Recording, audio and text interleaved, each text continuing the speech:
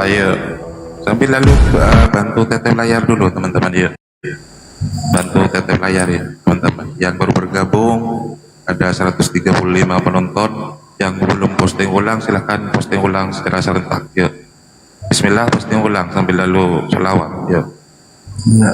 Gunakan jari jemari Anda untuk posting ulang sambil lalu baca sholawat teman-teman. Posting ulang yuk. Gimana ini? Ya apa ya? Apa yuk? Temanya yuk. Temanya apa ya? Aku juga bingung apa? Lupa pula aku. Apa ya?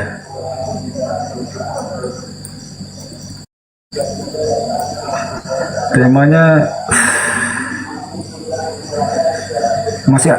masih berada peluang tentang Tritunggal. Ya ini ada fitnah terhadap utusan Tuhan. Oh, Utusan Tuhan dibilang Tuhan gimana yuk?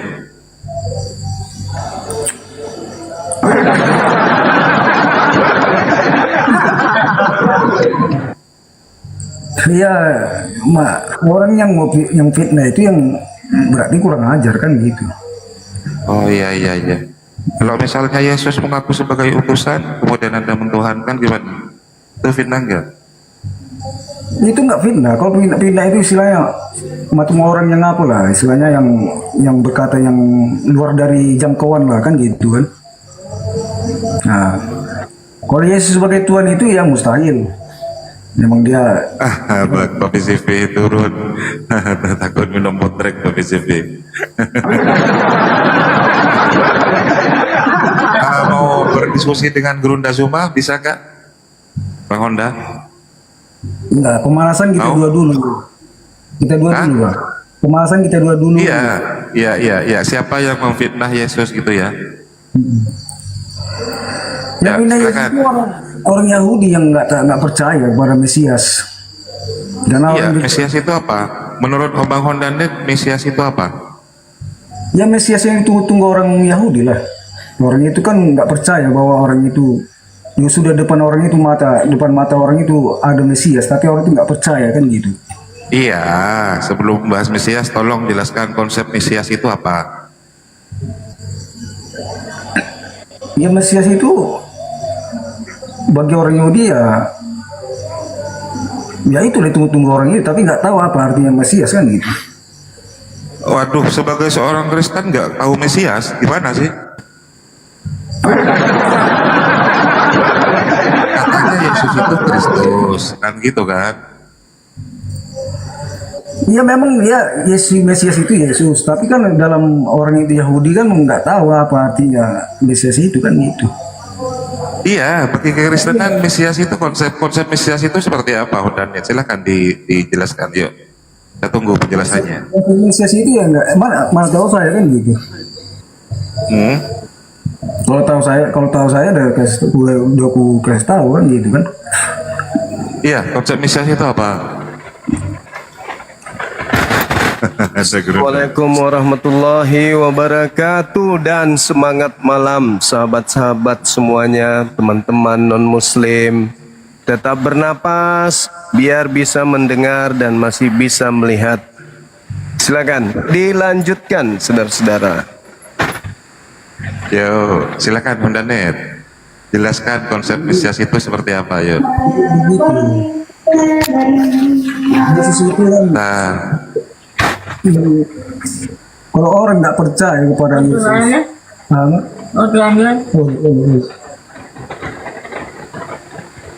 bagi orang Kristen, kau dengar baik-baik ya Kristen ya.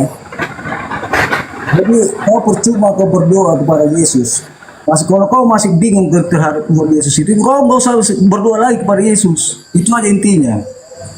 Kalau kau masih bingung dari Tuhan Yesus, kalau bingung kau lagi soal Yesus itu siapa sebenarnya Yesus, kau nggak usah berdoa lagi. Percuma kau berdoa, Tuhan Yesus ampunilah aku begini, begini. Tapi kau nggak tahu kau artinya Tuhan kan? Percuma kau berdoa sama Yesus, tapi nggak usah kau berdoa. Kau hanya nggak percaya kau sama Yesus. Itu aja sama orang Kristen gue bilang. berarti Yesus Mesias ya? Nah, Ya, berarti Yesus Mesias, betul? Iya betul. Silakan lanjut Gurunda. Assalamualaikum Gurunda. Yesus Mesias Gurunda. Nah,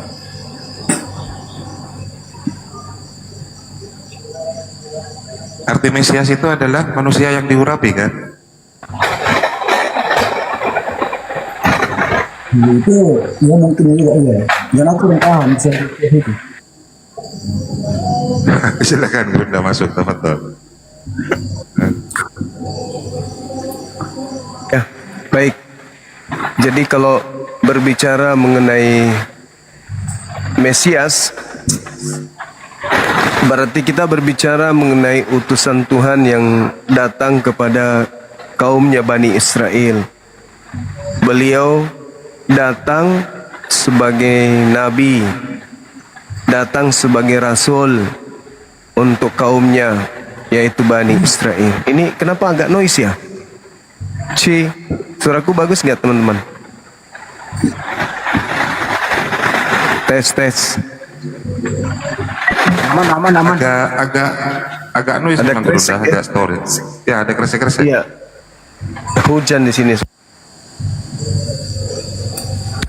Di Makassar ini hujan. Teman-teman, harap maklum. Ya, jadi kalau Mesias itu cakupan ajarannya ketika datang kepada Bani Israel, mengajarkan Bani Israel untuk kembali kepada hukum Taurat, menegakkan hukum Taurat, dan tidak menggantikannya dengan hukum-hukum yang lain, kecuali menggenapi. Artinya ketika Nabi Isa sebagai Al-Masih dalam pandangan Islam, beliau datang untuk mengajarkan kemudian Bani Israel untuk menegakkan apa yang menjadi aturan Tuhan kepada mereka. Seperti itu abang. Silakan.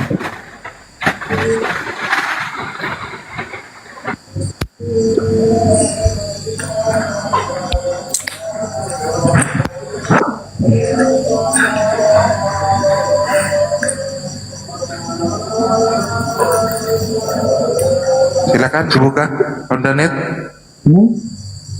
Silakan. Aku juga. Gimana ya? Suaranya agak noise Gurunda, suaranya Gurunda. Masih di sini hujan, soalnya hujan. Tapi masih terkendali kok, masih kedengaran dengan baik. Penting ya, sudah Gurunda, sudah. Iya, sorry. Saya nggak ada kuasa untuk menghentikan hujan. Cuman mungkin Ya, jadi- ehonya Gurunda, ehonya agak dikencengin dikit. Tes mai cik cak di ting diam makan kursi. Udah.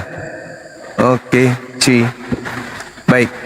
Nah, ini ada tadi siang tuh saya memberikan beberapa teman kita dari Kristen, saya kasih PR kepada mereka, siapa yang datang kepada Paulus yang bukan manusia tetapi ngaku Yesus, yang menyebabkan Paulus sebagai utusannya, sebagai nabi dan rasulnya, mengolok-olok Yesus yang adalah anak Maria. Dia juga mengaku Yesus, tapi dia katanya bukan anak manusia. Gitu bang, itu mungkin bisa dijelaskan ke kita siapa makhluk ini. Oke, saya mute dulu.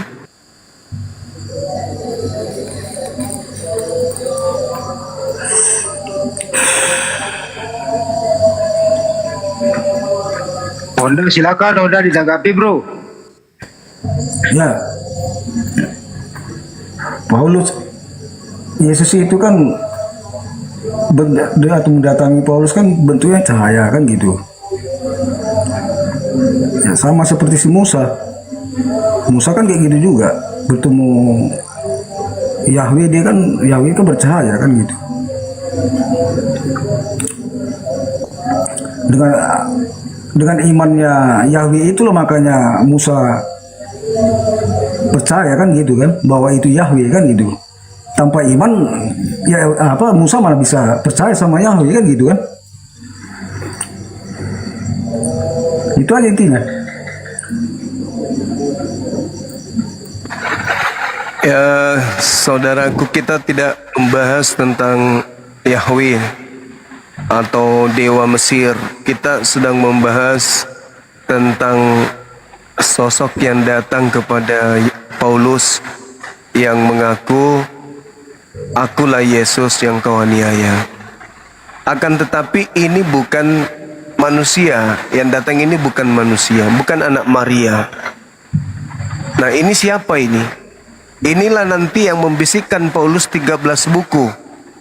Inilah yang nanti membisikkan orang-orang Kristen ke gereja hari Minggu.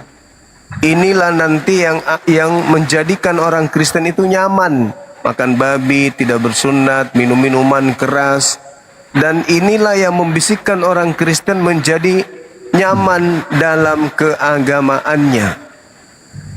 Sosok inilah yang datang kepada Paulus, yang kemudian mengajarkan pengikutnya untuk menyembah dirinya. Siapa dia yang ngaku Yesus tapi bukan manusia, gitu bang?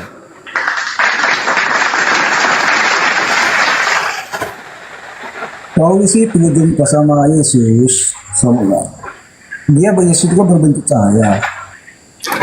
Paulus itu berkata dengan imannya dia berkata bahwa percaya dia, wah engkau kalau itu Tuhan kan gitu. Dibilang Paulus. Makanya Paulus berkata seperti itu dengan imannya kan gitu kan.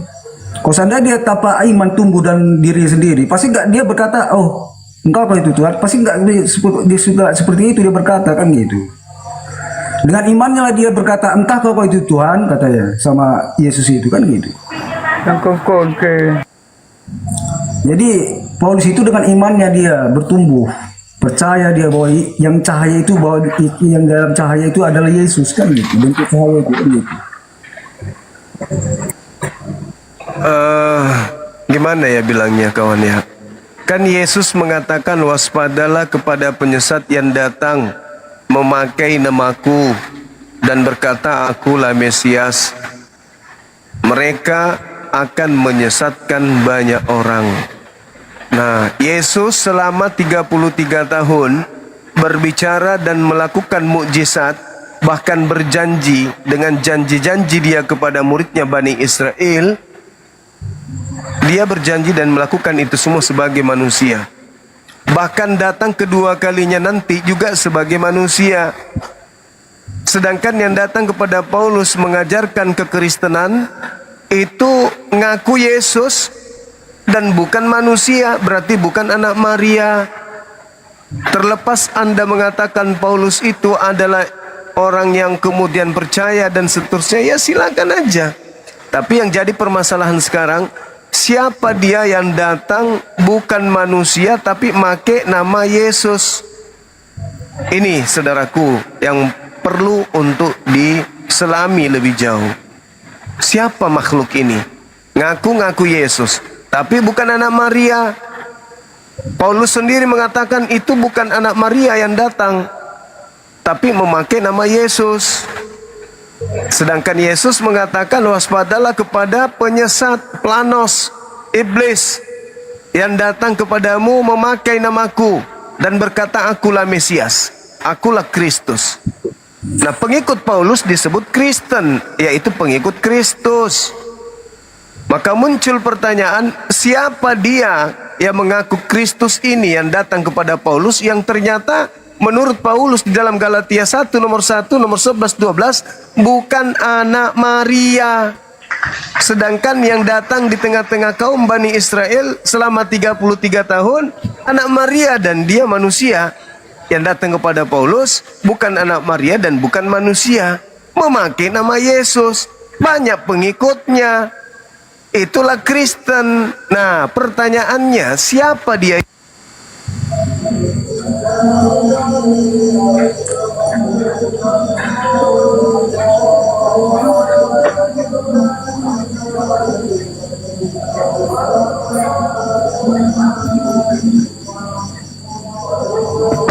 Putus Gurunda. Ya, silakan. Siapa dia, Guru Net? Siapa dia yang ngaku Yesus tapi bukan anak Maria? Silakan. Itu kan beda ayat itu bang, kan gitu. Kalau misalnya siapa Yesus ada di sana ada di sini, kan gitu kan yang abang bilang itu kan istilahnya kan Paulus itu kan nama istilahnya yang dibilang Yesus itu kan orang-orang yang apa?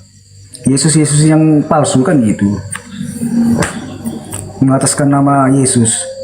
Jadi yang abang bilang tadi bukan anak Maria itu dan lagi apanya kan gitu, dan lagi apanya ayatnya kan gitu kan.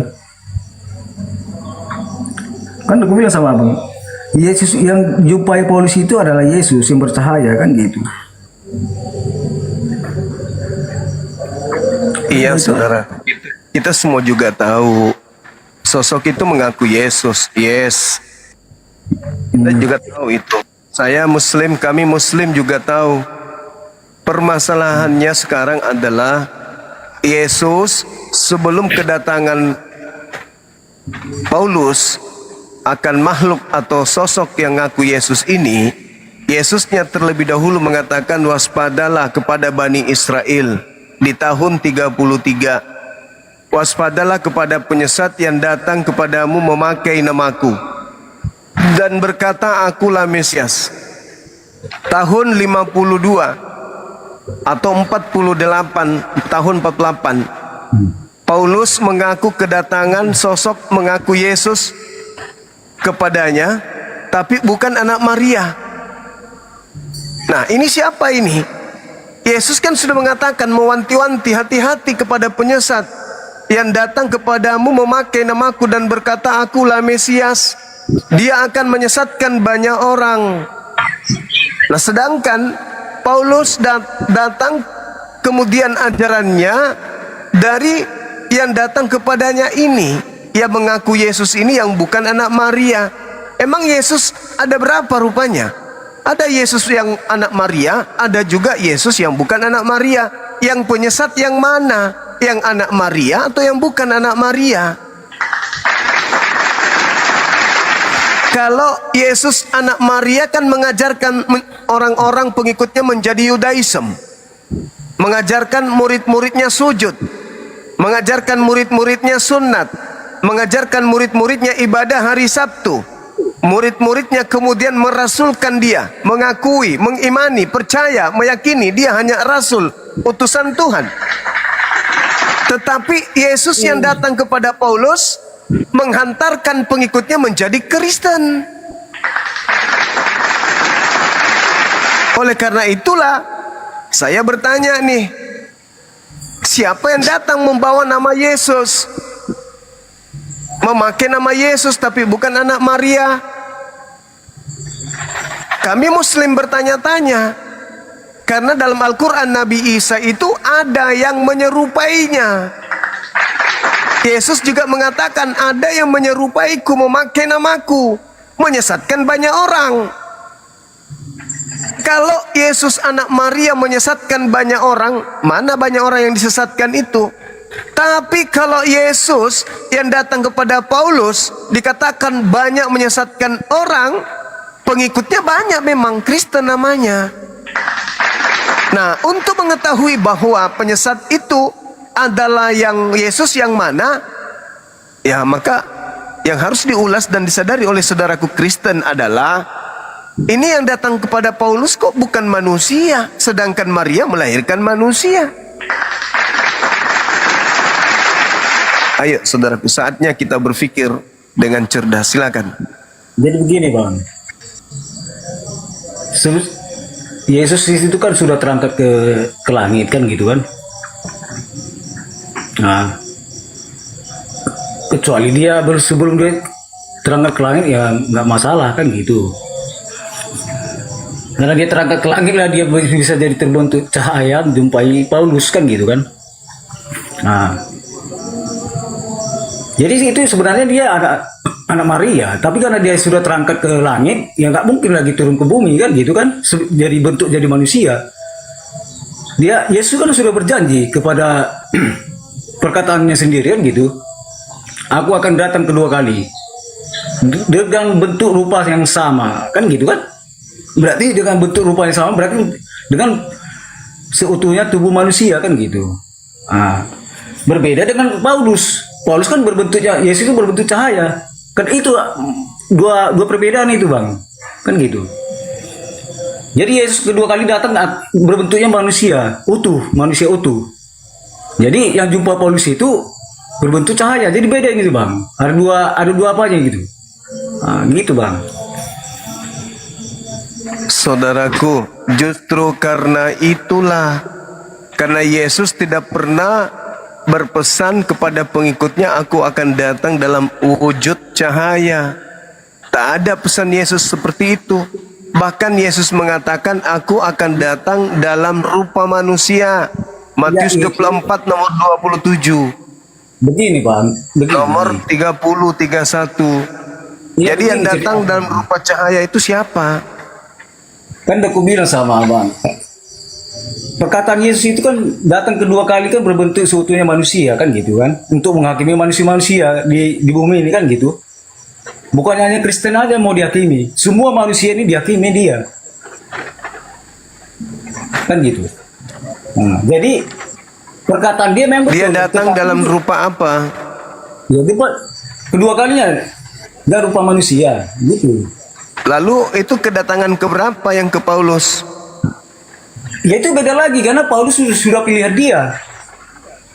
Kata siapa? Ya kata siapa?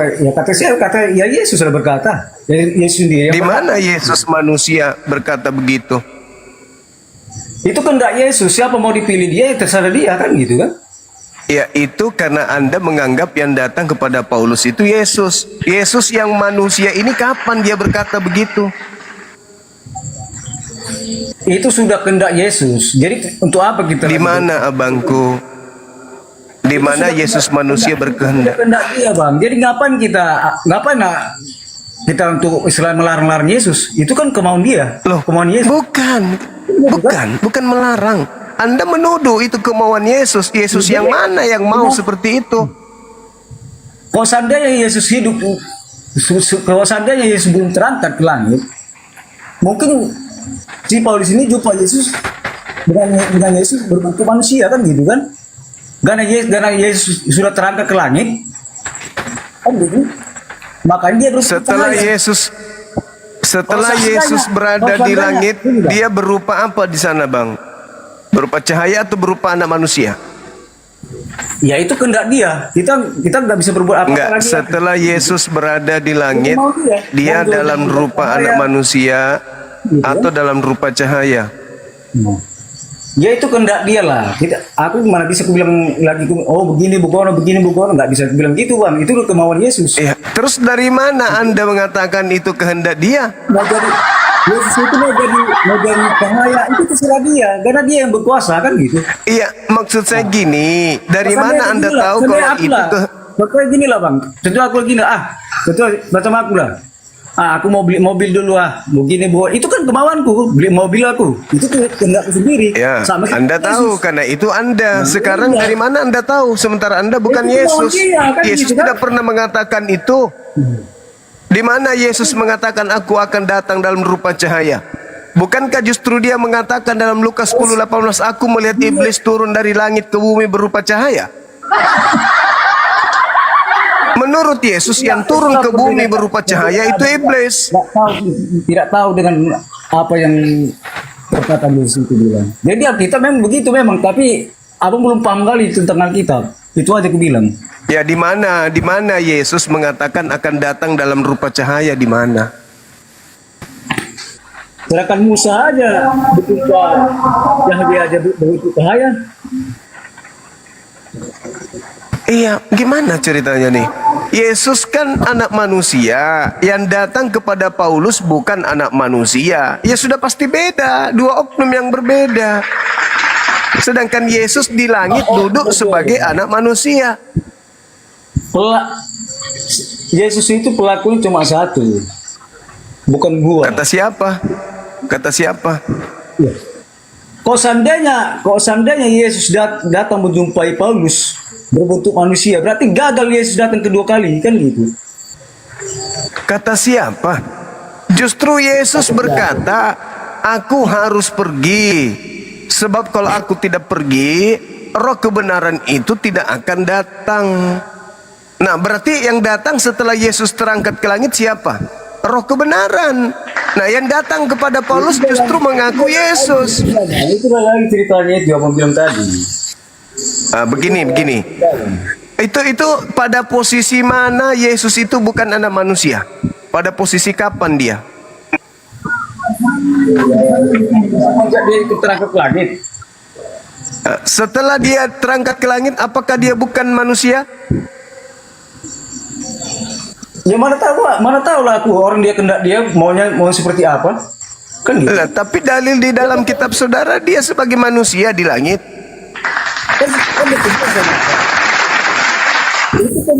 Yesus sendiri yang mengatakan Lukas 22 nomor mau jadi apa itu terserah Yesus, apa yang terserah.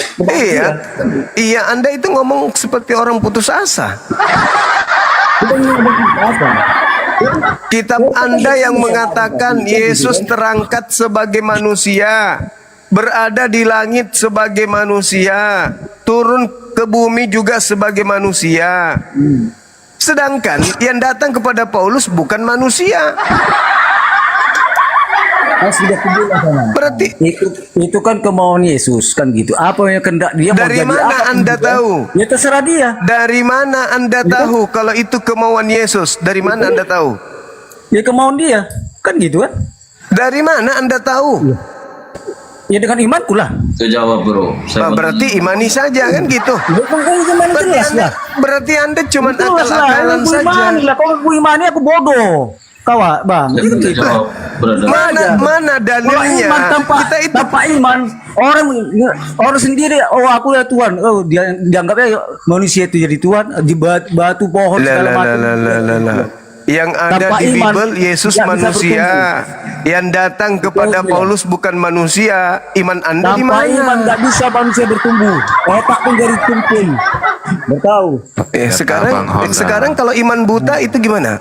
Iman buta gimana? Kok iman buta itu nggak tahu apa-apa? Lah sekarang anda tahu dari mana kalau itu Yesus sementara Yesus manusia? Karena aku imani bahwa dia bisa berbuat. Ya itu iman buta. Itu iman buta namanya, abangku. Bukan iman buta. Itu pikiran. I love you full. Thank you.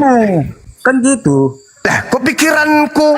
Jadi, Lukas 22, Lukas 22, 69. Samakan pikiranmu sama pikiran Yesus, kan gitu. Berbeda jauh, Lukas 22. Lukas 22 nomor 69. Sekarang juga Yesus sudah duduk di atas langit sebagai anak manusia.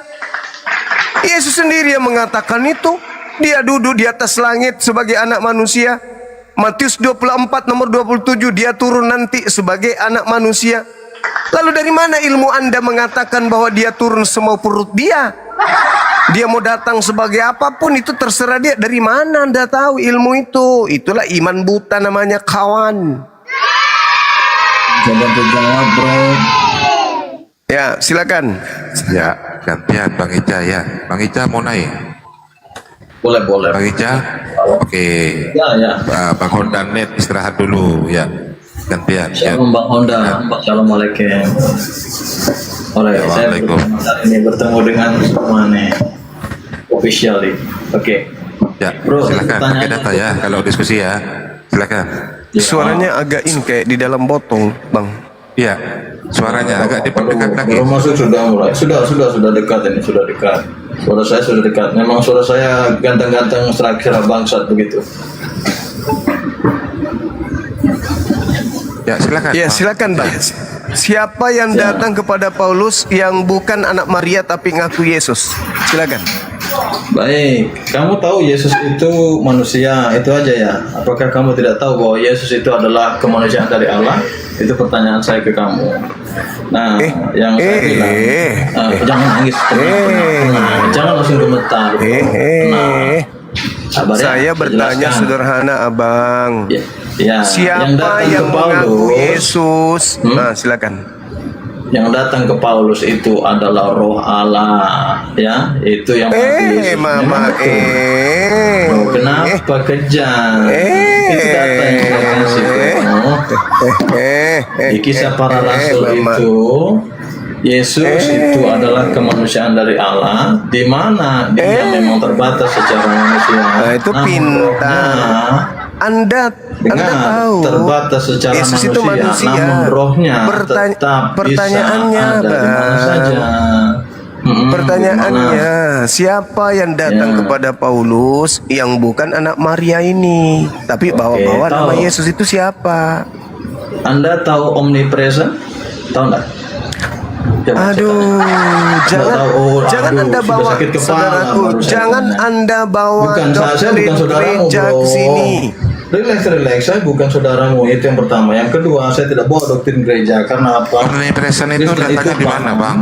Bang Ija, Bang Ija. Nah, sekarang saya jelaskan ya. Nah, data omnipresent yang saya sampaikan adalah Allah itu ada di mana saja dalam waktu yang bersamaan. Ya. Kamu itu Di saudara tempat bukan berbeda. orang bodoh, kamu itu orang cerdas, Jelas. kamu itu orang pintar. Kamu itu orang Terima pintar. kasih sudah mengakui. Terima kasih Iya, sudah mengakui. saya pintar ngeyel, pintar nipu, Ya, pintar itu dari mana? membodohi diri sendiri. Oh, tidak. Saya tidak membodohi diri Pertanyaannya kan sendiri. sederhana.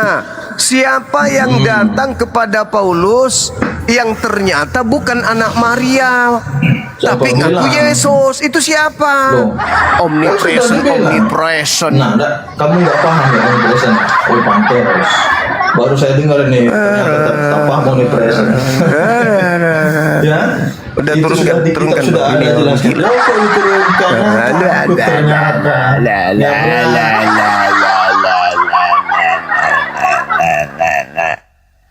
Jangan pakai jurus gereja di sini. Ini bukan gereja. Itu adalah bom-bom. Tapi dia juga adalah Suleha. Suatu hari juga dia adalah Jurais. Kadang-kadang juga dia adalah Masatilo. Suatu hari juga dia adalah Markona. Kadang dia juga adalah Subaida. Itulah agama yang tidak punya pendirian. Kenapa? Karena tidak berasal dari pencipta langit dan bumi. Asal ngomong, asal congor, asal kentut. Qala rabbi bima aqwaitani la uzayyinanna lahum fil ardi wa la ughwiyannahum ajma'in. Iblis berkata, karena engkau menentukan diriku adalah pada golongan sesat, maka aku iblis sungguh akan menjadikan kejahatan terasa indah bagi orang-orang kafir di bumi, dan sungguh aku akan menyesatkan mereka semua orang-orang kafir ini.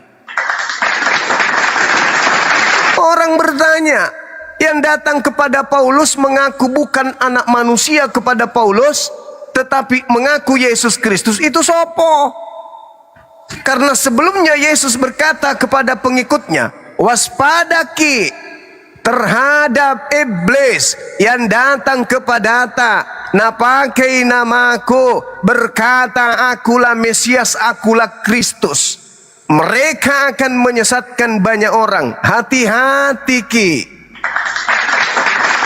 Selepas Yesus kemudian sudah terangkat, diangkat, tiba-tiba saja ada orang setelah puas membunuh, bahkan ingin membunuh seluruh pengikut Yesus sampai dia harus ke Damsyik. Apa yang terjadi? Datang kepadanya kemudian sosok makhluk goib. Siapakah engkau Tuhan? Tuhan kok diajak bicara kayak bicara sama burung beo? Ya, akulah Yesus yang kau aniaya. Oh, settingannya luar biasa, paman. Yang datang kepadaku, kata Paulus, bukan manusia. Bukan manusia yang mengajarkan aku 13 kitab. Galatia, Filipi, Efesus, Korintus, Tesalonika, Filemon, Roma. Bukan. tetapi Yesus Kristus. Kagetlah orang berakal sehat. Sejak kapan Yesus bukan manusia, Cak Kangkung? Kedatangannya di akhir zaman aja datang sebagai anak manusia. Lawang kok ini datang kok bukan manusia? Maka kita bertanya, kasih jawaban yang akurat. Kalian bukan orang bodoh, kalian orang pintar. Akan tetapi ada yang menyelubungi kalian, ada yang melimuti kalian, ada yang mencengkeram kemudian akal kalian, sehingga kalian susah untuk sampai kepada kebenaran itu. Kenapa enggak mau jujur? Yang datang kepada Paulus itu sopo? Berdasarkan nasihat Yesus, waspadalah kepada penyesat yang datang memakai namaku, Yesus Kristus. Sederhana kok. Itu kalau mau sehat.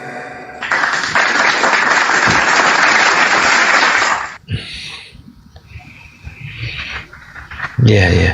Silakan. Ya silakan Bang Ondanet dulu. Silakan dibuka mute-nya. Sambil lalu saya undang teman-teman Bang Ondanet yang Kristen. Silakan Bang Ondanet. Santai aja Bang Ondanet.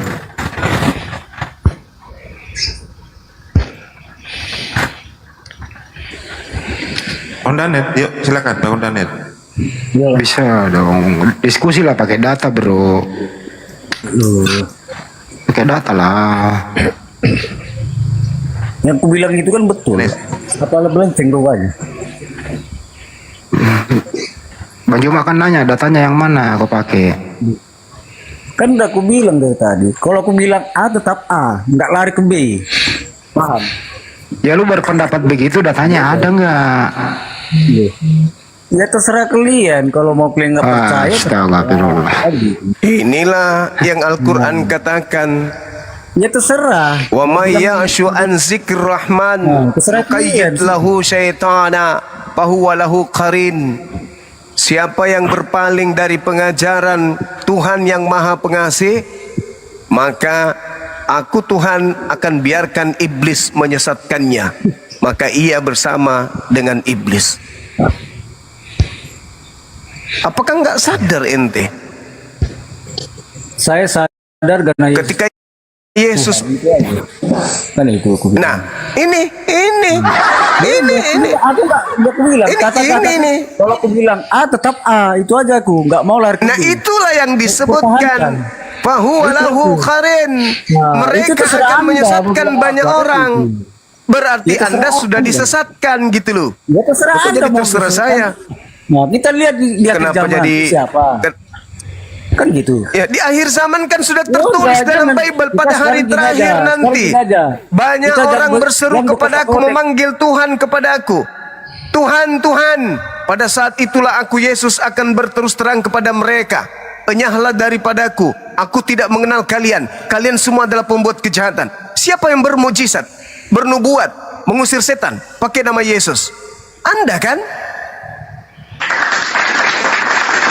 Kenapa Anda harus tunggu akhir zaman? Kenapa tunggu hari kemudian? Kan Yesus sudah ada menulis, tertulis dalam kitab saudara.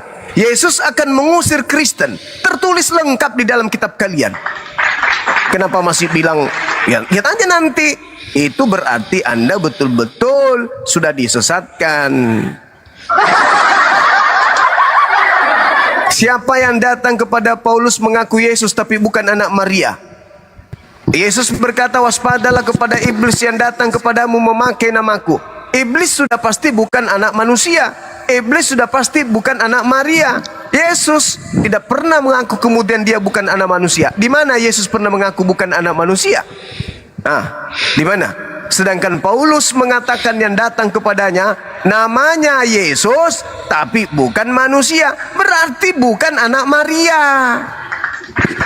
Berarti Yesus lain. Oke, baik Bang Suma, aku jawab ya. Silakan. Ya. Jadi yang datang sama Yesus, sama Paulus, Yesus yang datang sama Paulus itu sama dengan Yesus yang datang sama Sufi Altul, sama Yusuf Roni, sama Amran Amrin, Itulah Yesus yang datang kepada mereka semua yang sudah murtad dari Islam, ya. Itulah Yesus yang datang kepada mereka. Bisa paham? Itu Yesus yang mana itu? Sudah, itu Yesus. Karena Yesus yang mana? Kan Coba. Yesus anak Maria yang manusia itu Pernah sana dengar dulu. nggak? Pernah dengar nggak Yesus kesaksian anak Sofia Maria, Yatu? dengar. Yesus anak Maria mengatakan bahwa waspadalah kepada iblis, planos, penipu, pembohong, penyesat, antikristus yang datang kepada kalian memakai namaku dan berkata akulah Mesias. Mereka akan menyesatkan baiklah. banyak orang. Bang Suma, aku jawab. Ya. Penyesatan apa yang didapat oleh Rasul Paulus ketika Yesus datang? Penyesatan, oh apa? jelas, Apa? bagus. Penyesatan apa? Penyesatan yang mengatakan Semua bahwasanya hukum Tuhan itu sudah tidak berlaku. Hukum Tuhan yang datang kepada Yesus, yang datang kepada Musa, semua tidak berlaku. Maka penyesatan yang dilakukan kemudian Paulus duduk di tempat yang kudus untuk kemudian memproklamirkan ajaran makhluk yang datang kepada yang ngaku Yesus itu. Apa? Hukum mana, Membatalkan Bang Suma? seluruh hukum Tuhan. Hukum mana? Hukum yang mana? Semua hukum-hukum Ada Tuhan hukum dihapus moral. oleh Paulus. Ada hukum moral yang tetap masih jalan. Mulai ngaco. Ada hukum moral yang tetap masih jalan. Paulus yang mengajarkan Jangan membunuh, kemudian jangan untuk mencuri, mematikan semua berzina. apa yang ada di dalam kitabnya orang Yahudi. Kamu jangan berbohong di sini. Paulus mengatakan di Efesus 5 nomor 12, dengan Gantian, matinya Bang. Yesus, dia telah membatalkan hukum Taurat beserta segala ketentuan, ketetapan, perintah yang ada di dalamnya. Adapun 10 hukum yang kau katakan itu masih berlaku, kalau kau pun memaksakan itu, berarti kau melanggar kemudian ajaran Paulus pendiri agama lu. Itu yang pertama. Yang kedua, kalaupun hukum itu masih ada, emang pernah hukum 10 itu diperuntukkan untuk orang Kristen? Itu hukum hanya untuk Bani Israel dan Bani Yehuda. Tak ada untuk orang Roma dan Yunani, orang Belanda, orang Indonesia, nggak ada. Ayo, sekarang saya ulang lagi. Siapa yang mengaku Yesus yang bukan anak Maria, bukan anak manusia, yang datang kepada Paulus memakai nama Yesus? Silakan.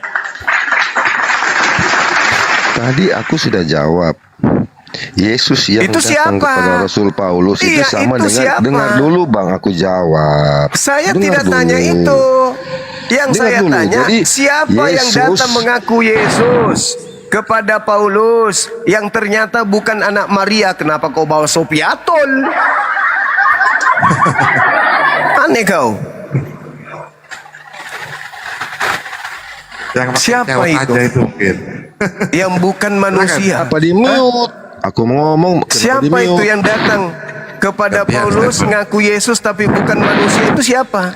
Nah, itu Yesus yang sama dengan datang kepada Sofiatul, datang sama Yang nggak Yusuf Roni, urus. datang Yang sama nggak urus, Hamrat bukan Amrin, itu yang saya dan tanya. kepada mereka yang datang masih kepada banyak lagi. gereja-gereja, yang datang kepada seluruh orang Kristen, yang datang kepada yang murtad-murtad, memang sama dengan yang datang kepada Paulus, tuyul. Tapi bukan itu yang saya tanya. Yang saya tanya. Itu jawaban saya. Itu jawaban saya. Yang saya tanya, siapa yang Sama. datang kepada Kristen? Yesus yang datang. Saya rubah. Siapa yang datang Yesus kepada yang seluruh datang orang kepada Kristen Paulus. yang bukan manusia mengaku-ngaku Yesus, itu siapa? Siapa yang datang kepada orang-orang Kristen yang kau sebutkan itu? Seluruhnya termasuk saudara. Yang bukan manusia tapi memakai nama Yesus, itu siapa? Jawab.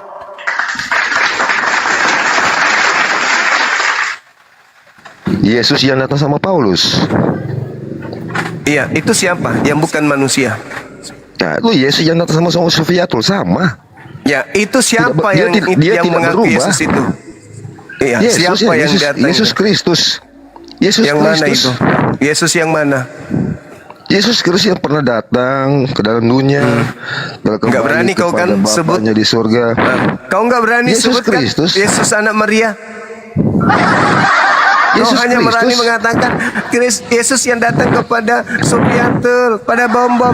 Gak berani kan kau mengatakan Yesus Iya, yang datang kepada Sama Maria. yang datang sama Paulus, sama juga yang datang sama Sofiatul, Hamran Amrin, Ah, Yusuf. itu yang tidak Tony. berani dia teman-teman. Dia tahu diri, dia tahu Bukan diri. nggak berani. Tepuk tangan, Saya tepuk saya tangan. jawab dengan benar, dengan Tepuk jujur. tangan, tepuk tangan. Saya jawab Karena dengan kenapa? benar dan jujur. Yang melakukan pengajaran kepada kaumnya Bani Israel itu anak manusia. Sedangkan yang datang kepada mereka-mereka ini bukan manusia, tapi Cepat memakai atau nama lambat, Bang Yesus. Suma, cepat atau lambat, dia akan datang juga sama kamu. Percaya. Dia akan datang juga sama kamu. Percaya. Selalu datang kepada saya. Atau ada Selalu datang. orang-orang yang di sini, dia akan Selalu jumpai datang mereka. mengajak saya supaya saya melakukan dosa besar. Selalu datang Ya. supaya saya Dia menyembah akan kepada datang makhluk jumpai kuburan. Selalu datang supaya saya makan babi. Selalu datang supaya saya ke gereja. Selalu datang. Tapi kuludahin mukanya. Karena saya tahu dia adalah iblis. Pertanyaan saya sederhana kok. Yang datang kepada Maria manusia. Yang datang kepada Yusuf Saya sudah tukang kayu jawab. manusia. Yang datang kepada murid-murid 12 manusia. Yang datang mengajarkan Injil manusia. Yang datang disunat pada hari ke-8 manusia. Yang datang netek kepada ibunya Maria manusia. Yang berusaha bunuh oleh orang-orang Yahudi manusia. Manusia. Yang mengajarkan aku dan Bapa adalah satu manusia. Aku ditunjuk oleh Allah, diberi kekuatan untuk menghakimi manusia. Aku bisa membangkitkan orang mati manusia. Aku tahu kok dia manusia. Tapi yang datang kepada Kristen, yang diibadahi, yang disembah oleh Kristen hari Minggu itu bukan manusia. Yang datang kepada Paulus bukan manusia. Yang datang kepada Ananias bukan manusia. Yang datang kepada Markus bukan manusia. Yang datang di Pulau Patmos bukan manusia. Yang datang ke Damsik bukan manusia. Berarti dua Yesus yang berbeda. Memang bukan manusia, Bang. Bukan. Dia Tuhan. Dia bangkit menjadi tubuh rohani, tubuh kemuliaan. Dan dia suatu waktu cepat atau lambat dia akan datang sama kalian. Percaya. Tengoklah teman-teman, tengoklah. Yang keluar dari kubur bukan manusia, tetapi Tuhan. Tepuk tangan. Terima Dengar kasih. perkataanku. Yang datang kepada Satu orang saat Kristen adalah makhluk yang keluar dari kubur. Kata Yesus yang manusia kepada kaumnya. Ketika kemudian dia ditanya, apa kata Yesus kepada kaumnya? Angkatan jahat ini, ahli Torah, orang Farisi, bertanya kepada saya dan meminta satu tanda, tetapi tidak diberikan satu tanda apapun kepada orang-orang jahat selain tanda Yunus 3 hari 3 malam dalam perut ikan. Demikian juga anak manusia 3 hari 3 malam dalam perut bumi. Artinya angkatan jahat atau orang-orang jahat diberikan tanda, Bang. anak manusia keluar dari kubur. Jadi ya. Terima kasih Anda sudah jujur kawan. Anda sudah mengakui bahwa yang keluar dari kubur itu Tuhan Anda. Terima kasih. Terima kasih. Sekali lagi terima kasih yang setinggi-tingginya kepada saudara Stephen sudah mengakui bahwa yang keluar dari kubur yang adalah simbol untuk orang jahat kau katakan sebagai Tuhanmu. Selamat, selamat, selamat, selamat, selamat. Selamat, selamat, selamat. Masuk ke dalam golongan orang-orang jahat yang menerima tanda anak manusia keluar dari kubur. Na'udzubillah summa na'udzubillah. Masolang generasi. Kita saksikan malam ini, saudara-saudara sekalian, saudara Stephen ini mengaku bahwa Kristen menyembah manusia yang keluar dari kubur. Katanya sih begitu, tetapi sayangnya anak manusia ini dikatakannya Tuhan dan Paulus mengatakannya bukan anak manusia. Lalu kemudian itu adalah tanda untuk orang-orang jahat. Jadi, saudara-saudaraku, kita harus mengakui bahwa apa yang disampaikan Stephen, bahwa Kristen bukan menyembah pencipta langit dan bumi, melainkan menyembah makhluk yang keluar dari kuburan. Tepuk tangan.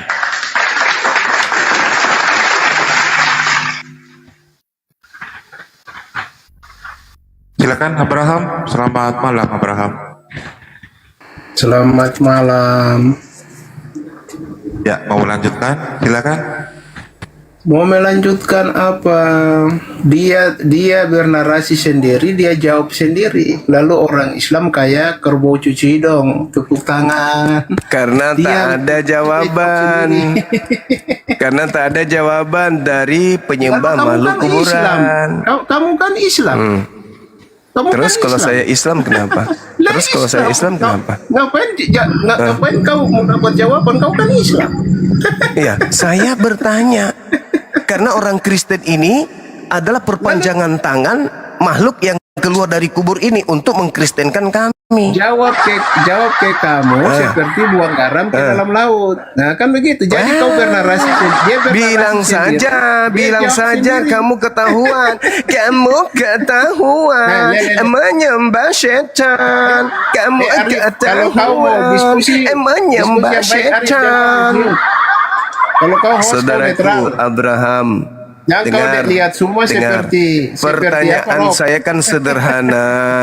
Ya, apa Siapa pertanyaanmu? yang datang kepada Paulus yang mengaku Yesus tapi bukan anak Maria, itu siapa? Oke. Apa pertanyaanmu? Hah? Kau tanya saya, nanti saya jawab. Siapa? Ya, Itu pertanyaan siapa itu? saya. Siapa yang datang kepada Paulus memakai nama Yesus tapi ternyata dia bukan anak Maria, itu siapa? Oke, saya jawab ya. Pertanyaanmu salah. Karena tidak pertanyaanmu siapa yang datang kepada Yesus. Coba bisa diam kalau saya mau tanggapi. Kepada Bisa diam Paulus, tuyul. Ken- Siapa Oke, yang datang ya kepada sudah Paulus, dengar sini, pendiri dengar dulu, agama dengar. Kristen? Ya sudah, saya sudah dengar. Saya mau jawab. Mengaku Yesus tapi ternyata bukan anak Maria, itu siapa? Jawab. Arif gak ada narasumber yang pintar dari dia kah? Coba kasih yang lain yang pintar. Boleh. Bilang aja mau nangis. Ada tisu nggak di situ? Hah? Berdiri standar 2 lagi. Ada karung basah Udah banyak, kau karung duduk aja basah. situ. Duduk aja. Ngapain kau Dia berdiri standar 2? bertanya, kita mau jawab, dia batasi jawaban kita. Iya, saya Masih nggak ada- batasin. Jawab sekarang. Ya, makanya kau sekarang diam. jawab. Bisa kau diam. Jawab. Ya, Jawab. diam. Enggak sabar Jawab dia. Dia dong. kejang-kejang. Dia ini kan takut Iya, dengan jawab. makanya kejang-kejang dia. diam. Jawab dong. Bisa Ah, diam enggak? Mau enggak mengerti bahasa Indonesia? Jawab. Ketika kamu sudah bertanya kau diam. Nanti saya jawab. Yang datang kepada Paulus adalah Yesus. Selesai. Apa lagi? Tertawa sendiri. Makhluk itu memang ngaku Yesus. Tidak ada bilang makhluk di situ. Jangan kau tambah-tambah. Di mana di situ dibilang Ya, makhluk? jadi apa itu kalau bukan makhluk apa? Ya, itu kan asumsi kamu. Nggak ada di kalau situ bukan kata makhluk apa? Kamu tambah-tambah makhluk. Saya kan bertanya. Lincah bicara mulutmu aja. Lincah bicara mulutmu. Nggak ada kata makhluk. di situ. Kristen menangis, teman-teman menangis dia. Orang sudah jawab Nangis. Yesus yang datang. Siapa yang datang? Yang Yesus. mengaku Yesus, yang mengaku Yesus itu tapi bukan anak Maria, itu siapa?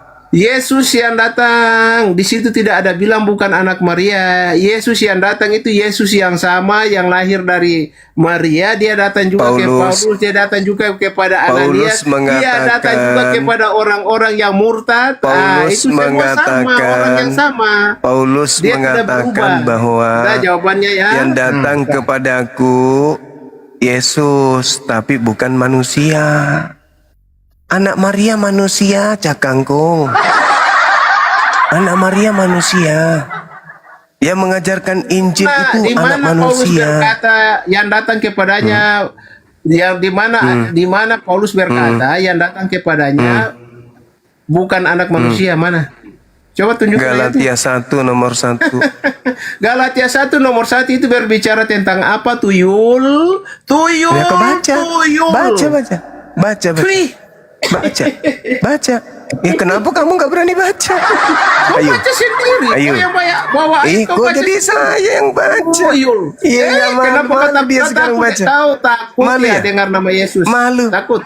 Malu dia teman. Ngapain saya mau baca Alkitab saya? Alkitab saya itu. Oke, Tidak perlu kalau gitu saya lagi, baca. saya tahu. Kalau kamu yang baca. Kita baca.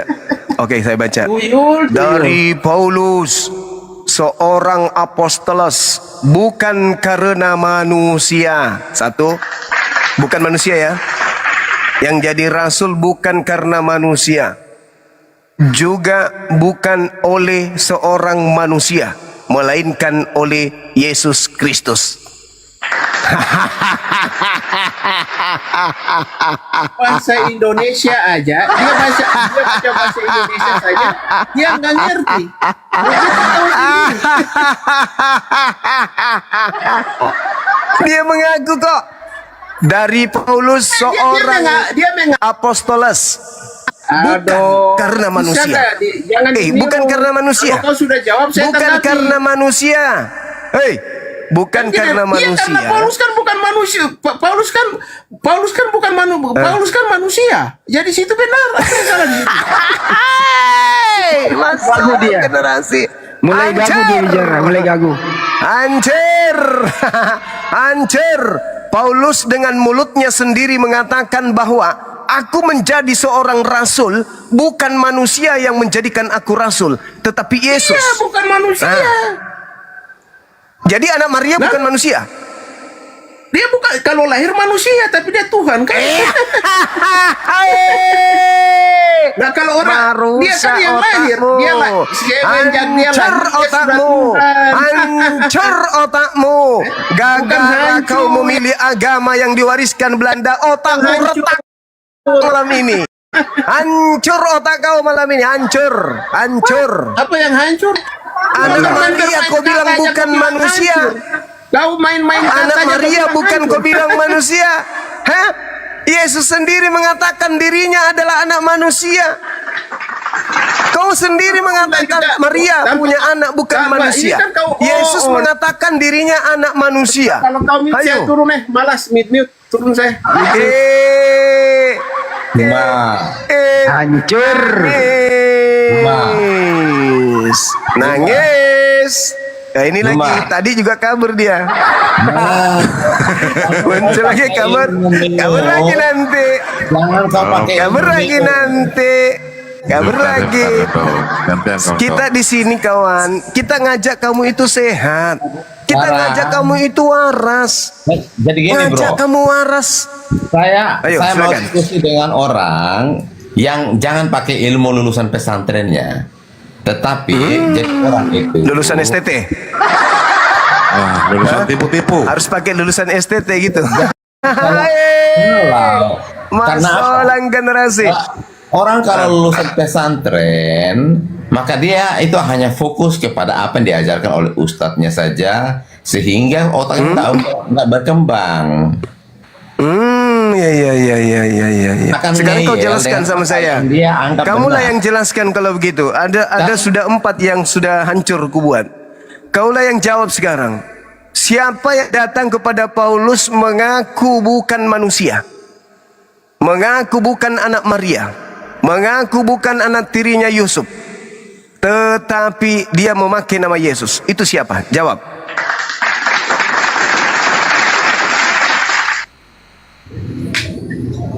Yang datang, nggak ada yang datang sama Paulus. Paulus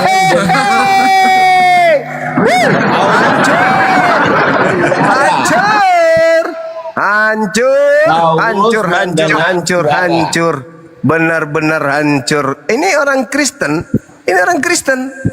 mereknya Kristen, pengikut penjajah. Ditanya Sopian, kita nggak menghujat. Ditanya Sopian, malah diajarkan kesesatan. Tidak ada yang datang kepada ini bisa. Coba tengok. Mayoritas Tengoklah kan. nggak ada penjajah. Tengoklah kan, tengok. Kalau nggak ada Belanda, kau kira kau mau mayoritas di Indonesia? Tengoklah kan. Gantian Tengok. kondom. Indonesia, Nusantara ini sudah mayoritas Islam sebelum datang pembawa agamamu, Cung. Kembali kepada tema. Makhluk siapakah ia yang datang kepada Paulus mengaku Yesus tapi dia bukan anak manusia? Siapa itu? Jawab. Kamu buat DEDEH, bro. Kamu buat Nggak sanggup. pertanyaan paham. Enggak sanggup. Kamu enggak Ini sanggup. bukan masalah nggak sanggupnya, pertanyaanmu bodoh. Ya pertanyaannya yodoh. Makanya saya Wah, bilang, bahaya ini. jangan pakai ilmu Bahaya ini, pesantren bahaya. kalau diskusi. Bahaya ini, bahaya.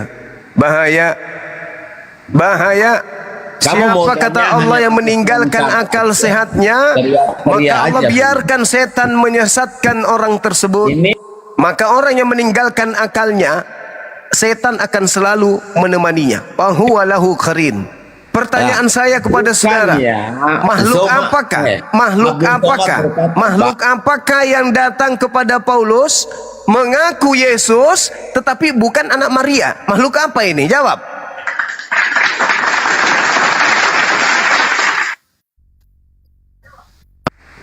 Jawab dong. makanya jangan suka Jawab mute. dong. Jawab. Makanya jangan ngomong kalau orang lagi ngomong. Silakan. Oh. Kalau modal kalian berdiskusi hanya bisa mute. Kalau hanya untuk menipu orang-orang hanya janganlah ke sini. Pergilah ke gereja, di sana orang pada manut. Jangan ke sini. Kalau kau hanya curhat itu ngapain ke sini? Ngapain? Kau ini bikin malu Islam Ngapain aja. kau ke sini?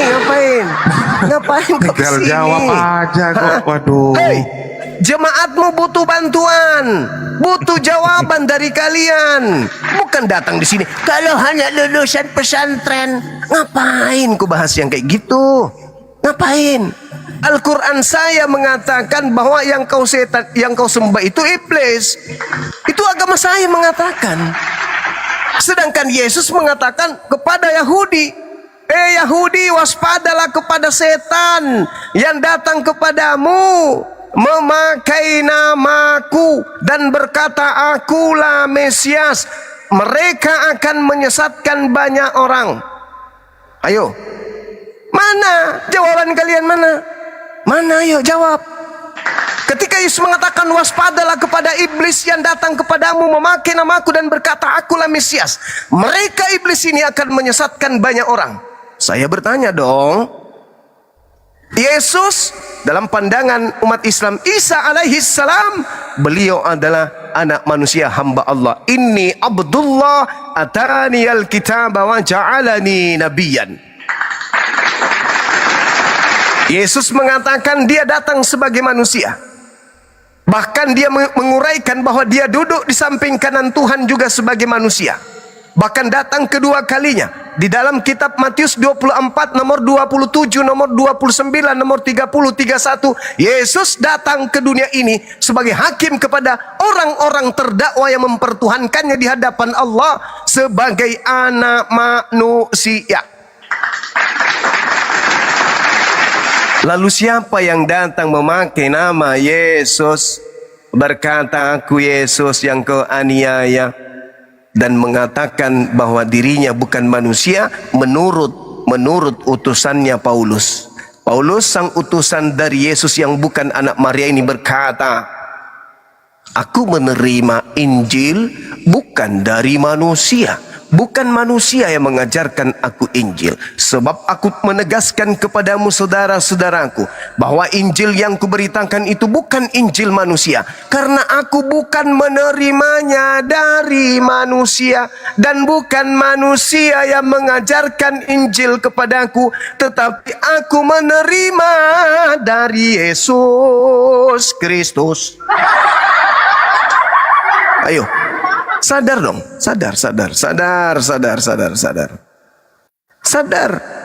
Paulus mengakui bahwa Injil yang diterima 13 kitabnya itu bukan dari manusia tetapi dari Yesus. Yesus yang bukan manusia berarti Yesus lain. Yesus yang bukan anak Maria, Yesus yang bukan Mesias untuk kaumnya Bani Israel. Makanya nanti ketika kalian bertemu di padang mahsyar, Matius 7 nomor 21, 22, 23, apa kata Yesus? Pada hari terakhir nanti banyak orang akan memanggil aku Tuhan, Tuhan. Bukankah kami ketika di bumi bermujizat pakai namamu, mengusir etan pakai namamu, bernubuat juga pakai namamu. Pada saat itulah Yesus berterus terang kepadanya, enyahlah daripadaku, aku tidak mengenal kalian. Kalian semua adalah pembuat kejahatan. Tralalalala.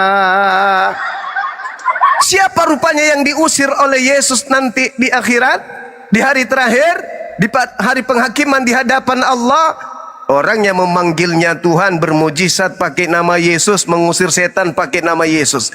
Menurut pengetahuan kita nih, siapa mereka ini? Hindu? Bukan. Buddha? Bukan. Yahudi? Bukan. Ateis? Bukan. Islam? Bukan. Tapi mereka adalah yang ke gereja hari Minggu. Siapa mereka itu? Kristen. Belum sadar juga, belum ngeh juga, belum. Kenapa bisa demikian? Karena kalian adalah kelompok orang-orang yang tidak mau beriman kepada Allah. Wa may ya'shu an zikrir rahman nuqayyid lahu syaitanan fahuwa lahu qarin. Siapa saja yang berpaling dari pengajaran Allah yang Maha Pengasih melalui Al-Quran, maka aku biarkan setan menyesatkannya, maka setan selalu menemaninya. Kenapa lisan kalian dengan otak kalian itu tidak pernah kompak, tidak pernah kemudian tos, tidak pernah cesan, nggak pernah peace antara otak kalian dengan mulut kalian? Kenapa? Karena di antara mulut kalian dengan otak kalian ada iblis di situ, tidur, duduk sambil minum kopi. Yesus mengatakan dirinya anak manusia kok.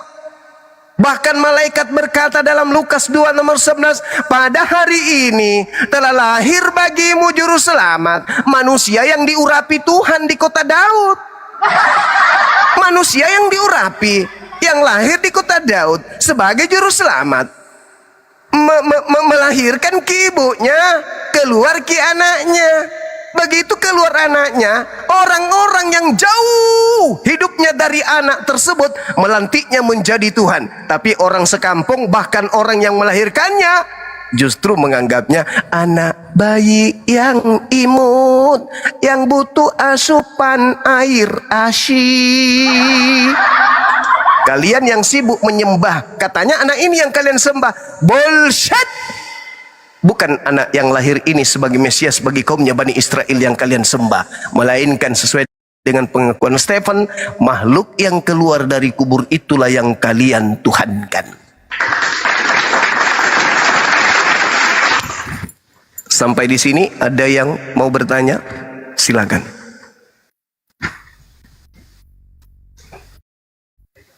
Sahabat-sahabat yang ada di bawah, yang lulusan alumni atau yang masih aktif sebagai santri dan santriwati Pondok Pesantren Nurul Junaidi Alawo, assalamualaikum warahmatullahi wabarakatuh. Berkah hidup antum dan keluarga beserta dengan guru-guru kita. Amin ya rabbal alamin.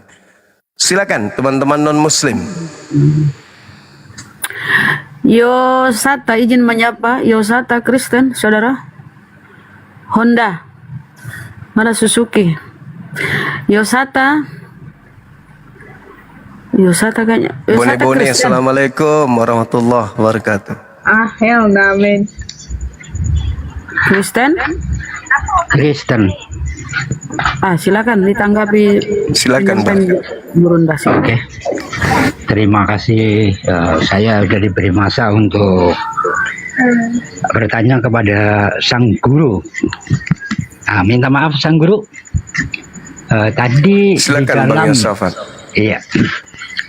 di dalam bercerita semua, kenapa Tuan Guru membahas Injil selalu atau Bible? Pertanyaan yang sangat bagus. Kenapa kemudian kami membahas Bible? Karena Bible, ya, saya jawab Bang. Karena Bible ini yang digunakan kemudian oleh sekelompok manusia untuk mengajak manusia mematikan akal menyembah kepada ciptaan Tuhan. Dan orang-orang yang punya kemudian kepentingan, yaitu mereka yang mengkitabkan Bible, itu diperintahkan oleh makhluk yang keluar dari kubur menjadi suatu kewajiban. Bahkan mereka mengatakan itu adalah amanat agung. Apa itu? Dia katakan bahwa pergilah ke seluruh dunia, jadikan seluruh umat Islam menjadi pengikutku. Maka kami menolak itu abangku. Ketika Anda datang membawa produk, menjajakan produk Anda mau berikan gratis, kami semakin curiga. Ini barang gratis Bang, kami semakin curiga. Kecuali Anda jual mahal, yaitu kami harus belajar dari nol, belajar siang dan malam, baru kemudian kami bisa menawar harganya berapa. Tapi kalau barang itu Anda katakan sesuatu yang sangat luar biasa, tapi Anda berikan dengan cuma-cuma, maka kami akan memeriksa barang tersebut. Makanya kami tidak percaya. Kami tidak percaya Bang dengan ajaran yang dibawa oleh penjajah, kemudian kami diajarkan untuk menjadi pengikutnya, penganutnya. Na'udzubillah summa na'udzubillah. Kami berlindung kepada Allah dari menyembah makhluk yang mati dengan kutuk. Pondasi yang kuat. Kami berlindung kepada Allah daripada menyembah kepada makhluk yang terkutuk di atas tiang salib.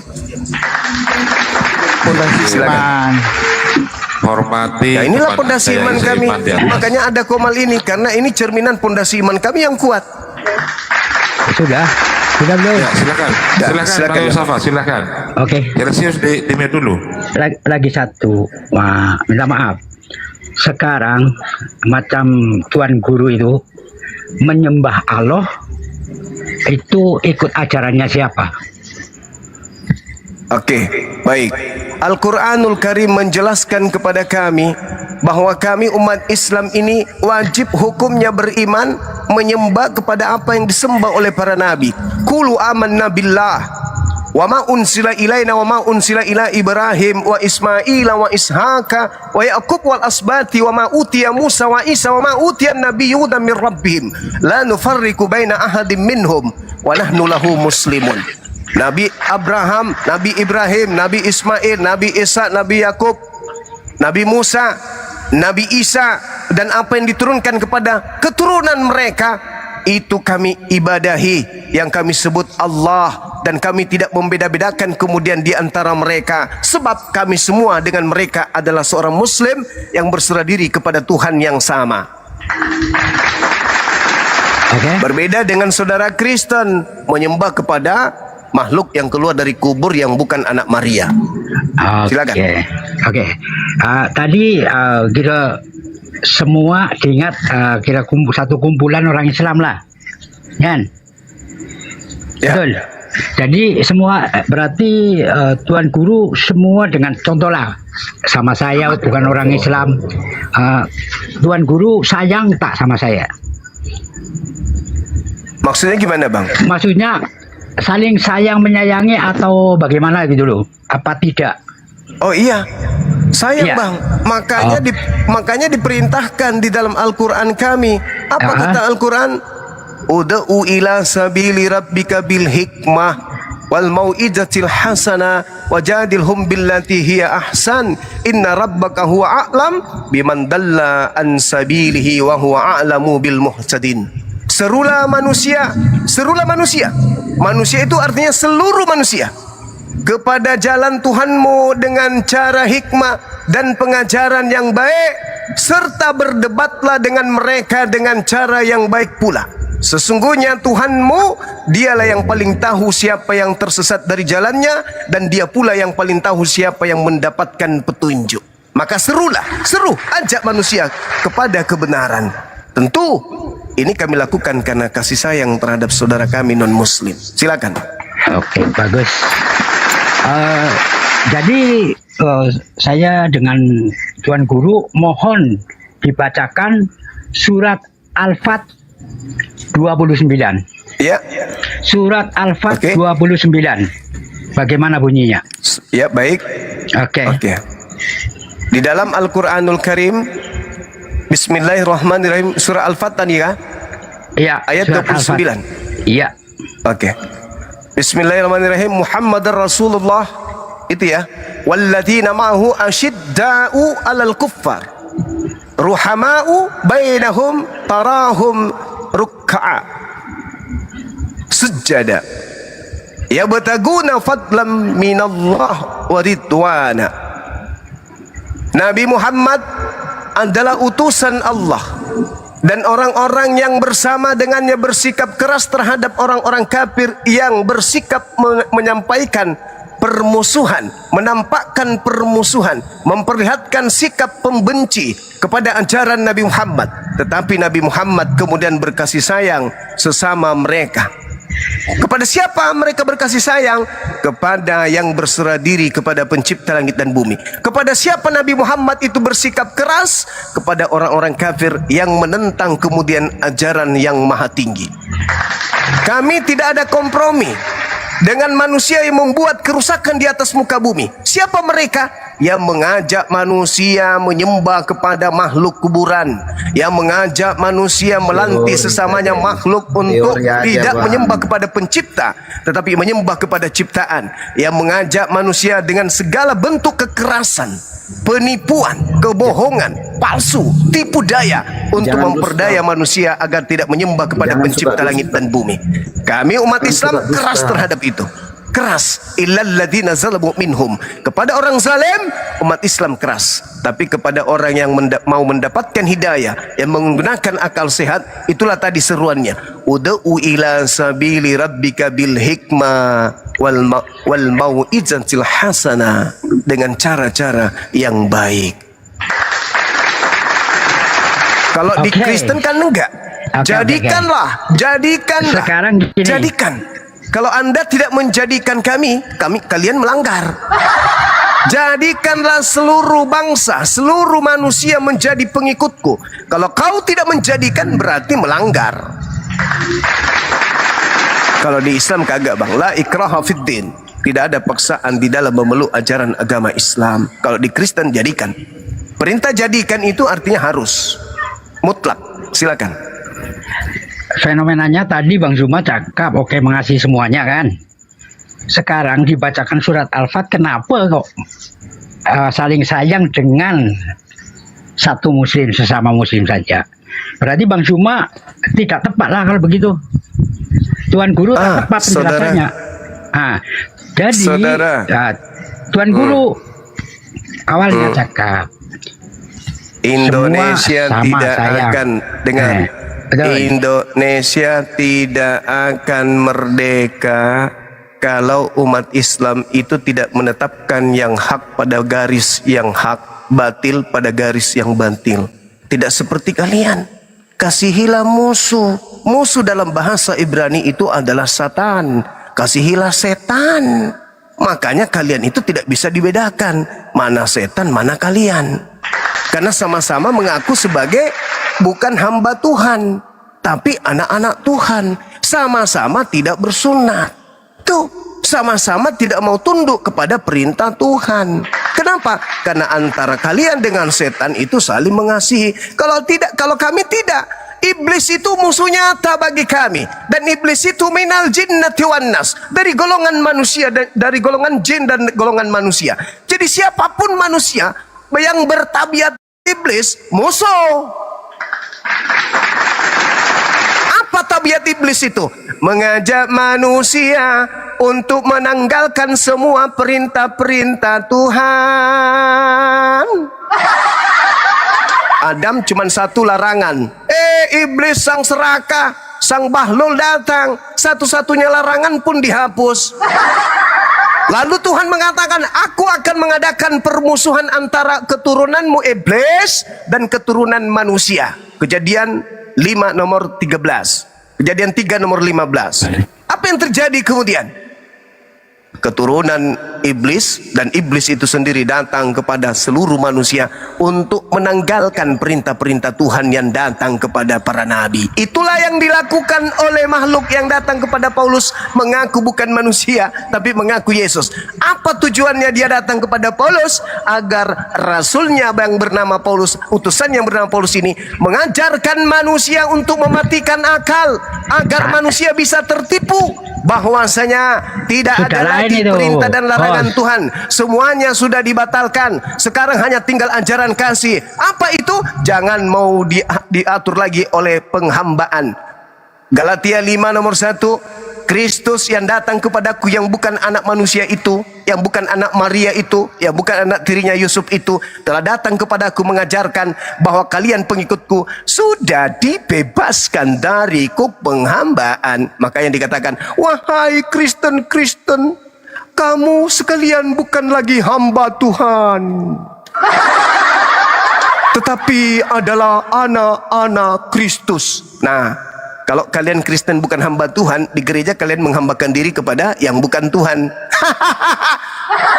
Menghambakan diri kepada bukan Tuhan itu apa namanya, Cahayu? Menghambakan diri kepada selain kepada Tuhan itu apa namanya, Cahayu? Hamba setan. Waspadalah kepada setan yang datang kepadamu memakai namaku dan berkata, akulah Yesus Kristus.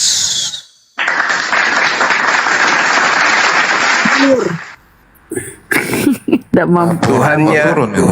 Tuhannya Yahudi berapa kali kemudian menyatakan diri melalui tabir, melalui wahyu, melalui malaikat.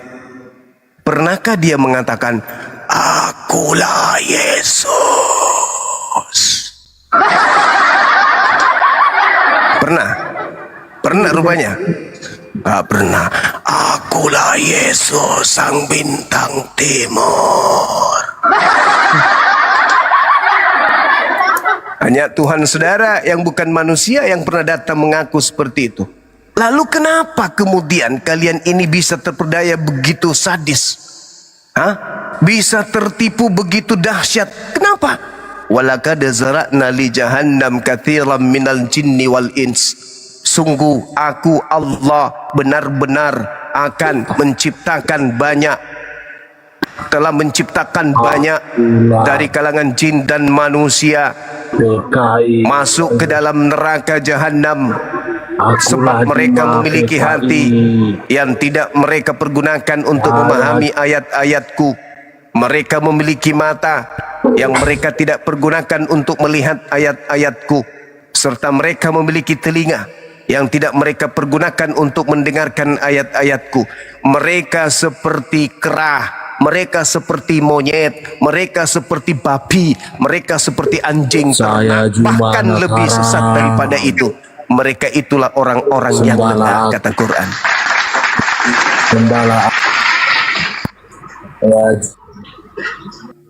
Begitu saudara. Jadi kembali lagi, kalau masih ada saudara Kristen yang ingin belajar, yang sedikit ingin belajar tentang kebenaran, ayo silakan dijawab. Siapa yang datang kepada Paulus mengaku Yesus tapi bukan anak Maria? Silakan. Saya Juma manusia penyesat. Manusia penyesat. Mau diskusi apa enggak? Mau diskusi apa enggak? Saya Juma manusia Ayo. Sebelum saya ngantuk. Ayo. Aduh, diskusi lah. Ayo. Aku kalau udah ngantuk tinggalkan tidur ini. Saya Juma manusia. Jangan perlihatkan keputusasaannya. Jangan. Kalian kudu tuntut gereja, pendeta, pastor kalian untuk hadir di sini. Assalamualaikum kalian harus Bang Juma semuanya. Waalaikumsalam warahmatullahi wabarakatuh. Mau tanya Bang Juma. Boleh, tapi jangan ngeyel ya. Apa doa anti santet Bang Juma? A'udzubillahi minasyaitonirrajim. Aku berlindung kepada Allah dari godaan syaitan yang terkutuk. Habis itu baca 3 qul. Itu aja. Baca sebelum maghrib, dan baca setelah Adanya sholat subuh. 4 orang ini mau santet katanya. Terus punya fotoku katanya. Aku sudah sering disantet, udah sering pun. Tadi subuh, aku tidur di lantai 2. Lalu aku melihat ada seorang wanita yang pakai jubah dengan wajah yang menyala, duduk tepat di samping saya berbaring, dan saya tahu itu adalah mimpi. Biasanya itu Dinda, santet-santet kayak gitu biasa. Iya, biar Mereka cepat pasti mati kata dia. Iya. Nanti kalau kita perlihatkan ini bukti santetnya, oh itu penyakit katanya, penyakit ini. Padahal memang mereka berupaya untuk menghentikan kita. Padahal harusnya mereka berterima kasih loh. Kita ini siang malam mengajarkan mereka untuk menanggalkan dogma doktrin demi untuk melihat cahaya. Lihat dulunya cahaya itu. Kalau gelap gulita baru kembali ke doktrinnya. Kan kita nggak paksa dia untuk masuk Islam. Gunakan akal sehat ajanya. Itu aja pun. Kita nggak memaksa dia untuk harus Islam, enggak kan? Kita hanya mengajak mereka untuk berpikir, siapa sih yang pernah menanggalkan kemanusiaan Yesus ini? Siapa dia yang tidak menganggap Yesus manusia? Dan siapa dia yang menganggap pencipta langit dan bumi pernah menjadi manusia? Kan kebalik-balik. Pencipta langit dan bumi dianggap jadi manusia. Yang manusia justru dianggap bukan manusia. Lucu kan? Aku menerima Injil bukan dari manusia tapi dari Yesus. Nah, manusia dibilang bukan manusia. Yang manusia, yang bukan manusia dibilang jadi manusia. Kebalik kan? Efesus 2 nomor 6. Mengosongkan diri si Theos, mengambil rupa manusia, jadi manusia. Terus ada yang manusia lahir kemudian menjadi bukan manusia. Inilah yang dikatakan dompala ulu gimpe, cipe ulu.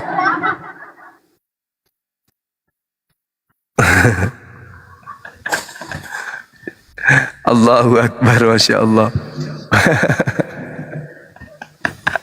Ulu cipe. Hai, mantrasa. Assalamualaikum Ustaz Alif. Waalaikumsalam warahmatullahi wabarakatuh. Ya, Masya Allah. Lanjut, guru udah lagi on fire. Aduh, lawannya ini lagi. Iya, Pak. Pakarnya naik. Kenapa, Bob? Dilarang bertengkar ya. Tidak ada yang bertengkar. Iya, Yesus Kristus menyatakan begini. Jikalau Sebentar Bob, izin, ini Mbak Dia ini udah berkali-kali minta naik. Ada mungkin yang penting. Silakan Mbak Dia. Dia. Assalamualaikum.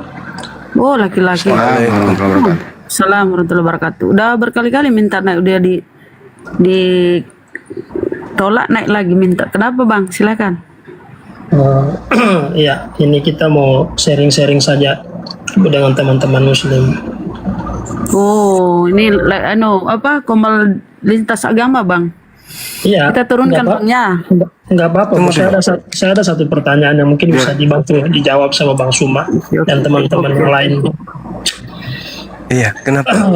Ini terkait dengan adanya syubhat ya, atau penyamaran lah, bahwa seperti ini Bang Suma, tidak sedikit dari sebagian kaum muslimin itu yang terlalu berani masuk ketika pembahasan masalah Islam ataupun yang berkaitan dengan Nabi kita Muhammad SAW. Saya bawa kasus contoh saja. Ada satu statement yang dilontarkan dari saudara-saudara kita dari agama sebelah yang mengatakan, kenapa Nabi Muhammad sebelum menjadi nabi istrinya itu satu, dan ketika diangkat dan diutus menjadi rasul, dia meminta perempuan. Harusnya kan begini, teman-teman yang kemudian pemahamannya kurang terkait dengan hal ini, Jangan dia kemudian masuk membawa statement yang kemudian itu tidak by data. Anda mau bertanya apa menjadi narasumber, Bang? Iya, saya ingin bertanya. Maksud saya begini. Ini coba diluruskan kepada teman-teman, terkhusus seperti Bang Suma yang saya anggap begini. Saya banyak melihat ini edukasi-edukasi seperti ini perlu kayaknya disebarkan oleh teman-teman yang memiliki pemahaman tentang agama. Terus pertanyaannya apa, Bang? Pertanyaan saya, ya mungkin bisa tertuju kepada Bang Suma. Jadi di samping dia menjelaskan tentang terkait akidahnya kita, dia juga harus banyak membuat literasi terkait Pertanyaannya subat-subat apa, yang Bang? beredar. Pertanyaannya apa, Bang? Pertanyaannya Izin, apa? Bang Juma. Gini, Bang dia ya, izin Bang Juma ya. Kalau masalah penghujat, Bang dia, kalau mereka bertanya tentang itu, tinggal tanya mereka menggunakan hukum apa. Di zaman dulu itu hukum apa yang digunakan? Hukum dari Tuhan itu nggak ada larangan itu, batasan itu. Jadi hukum apa yang mau digunakan? Apa literasi yang dia bawa untuk menegakkan hukum itu dilarang, nggak boleh lebih itu? Hukum Tuhannya nggak ada larangan itu. Tinggal suruh mereka tunjukin mana hukum Tuhannya, larangan itu mana hukum Tuhannya. Kalau mereka nggak bisa jawab ya sudah, berarti sebatas itu ilmunya. Ngapain diladenin kalau penghujat, Bang? Penghujat itu nggak ada tempat di muka bumi ini, Bang. Mereka cuma sampah, ngapain diladenin? Iya, jadi jawabannya seperti itu ya. Iyalah, jawabannya seperti itulah, Bang. Mau pakai hukum apa? Kalau pakai hukum Tuhan yang mana? Dulu terapan hukum Tuhan yang mana yang ada batasan begitu? Nggak ada hukum Tuhan batasan begitu, Bang. Nggak ada batasan, Bang. Tuhan nggak pernah membatasi itu. Nggak ada, Bang. Nah, kalau khususnya kita lah yang Muslim, oke lah mungkin kita tahu soal itu. Nah, maksud saya para pendakwa ini itu memperbanyaklah literasi khususnya terkait dengan statement-statement yang Mungkin dia baru di lintas agama ya teman-teman. Sebenarnya gini, Bunda Rahma, tadi kan saya buka live, naiklah si Joseph Bang Juma. Dia ngajak diskusi lah. Aku bilang, bukan ku nggak mau, aku ini udah kerja sekarang. Aku bilang, ini lagi di luar. Kalau mau diskusi ayo. Mau bahas apa sebenarnya? Aku bilang kan. Ayo kita bahas akidah. Aku tanya lah. Nanti dulu, akidah itu bahasa dari mana kau ambil? Kau tahunya akidah itu artinya apa? Aku bilang. Kau jawab dulu. Kalau kau jawab, baru kita lanjut. Dia nggak bisa jawab, malah marah-marah, tantrum kemana-mana. Jadi herdernya yang menghujat. Jadi nggak usah diladenin yang begitu. Ngapain ya? Orang di mereka aja nggak paham apa yang mau dibahas. Ngapain diladenin? Lucu. Nggak ada tempat buat menghujat. Ngapain diladenin? Iya, benar juga itu Bang Dinda. Yang terjadi kemudian atas mereka mencari-cari kelemahan Nabi Muhammad SAW, tujuannya itu untuk melemahkan iman kita. Tapi kita umat Islam itu udah paham kali apa hikmah dibalik Nabi Muhammad SAW memiliki lebih dari satu istri. Umat Islam udah paham itu. Kenapa mereka nggak berpikir gitu ya? Bagaimana Salomo yang memiliki wanita 1000, bagaimana Daud 600, bagaimana kemudian Nabi Yakub memiliki banyak wanita dan seterusnya. Kalau mereka tidak memiliki banyak wanita, lalu siapa yang akan mereka tuhankan? Sedangkan Tuhan mereka yang mereka sebut Yesus itu adalah anak dari keturunan hasil poligami. Siapa yang akan menulis kitab Daniel? Siapa yang akan menulis kitab Amsal? Siapa yang akan menulis kitab pengkhotbah? Kalau orang tua mereka itu tidak poligami, kitab-kitab itu berasal dari anak-anak hasil poligami.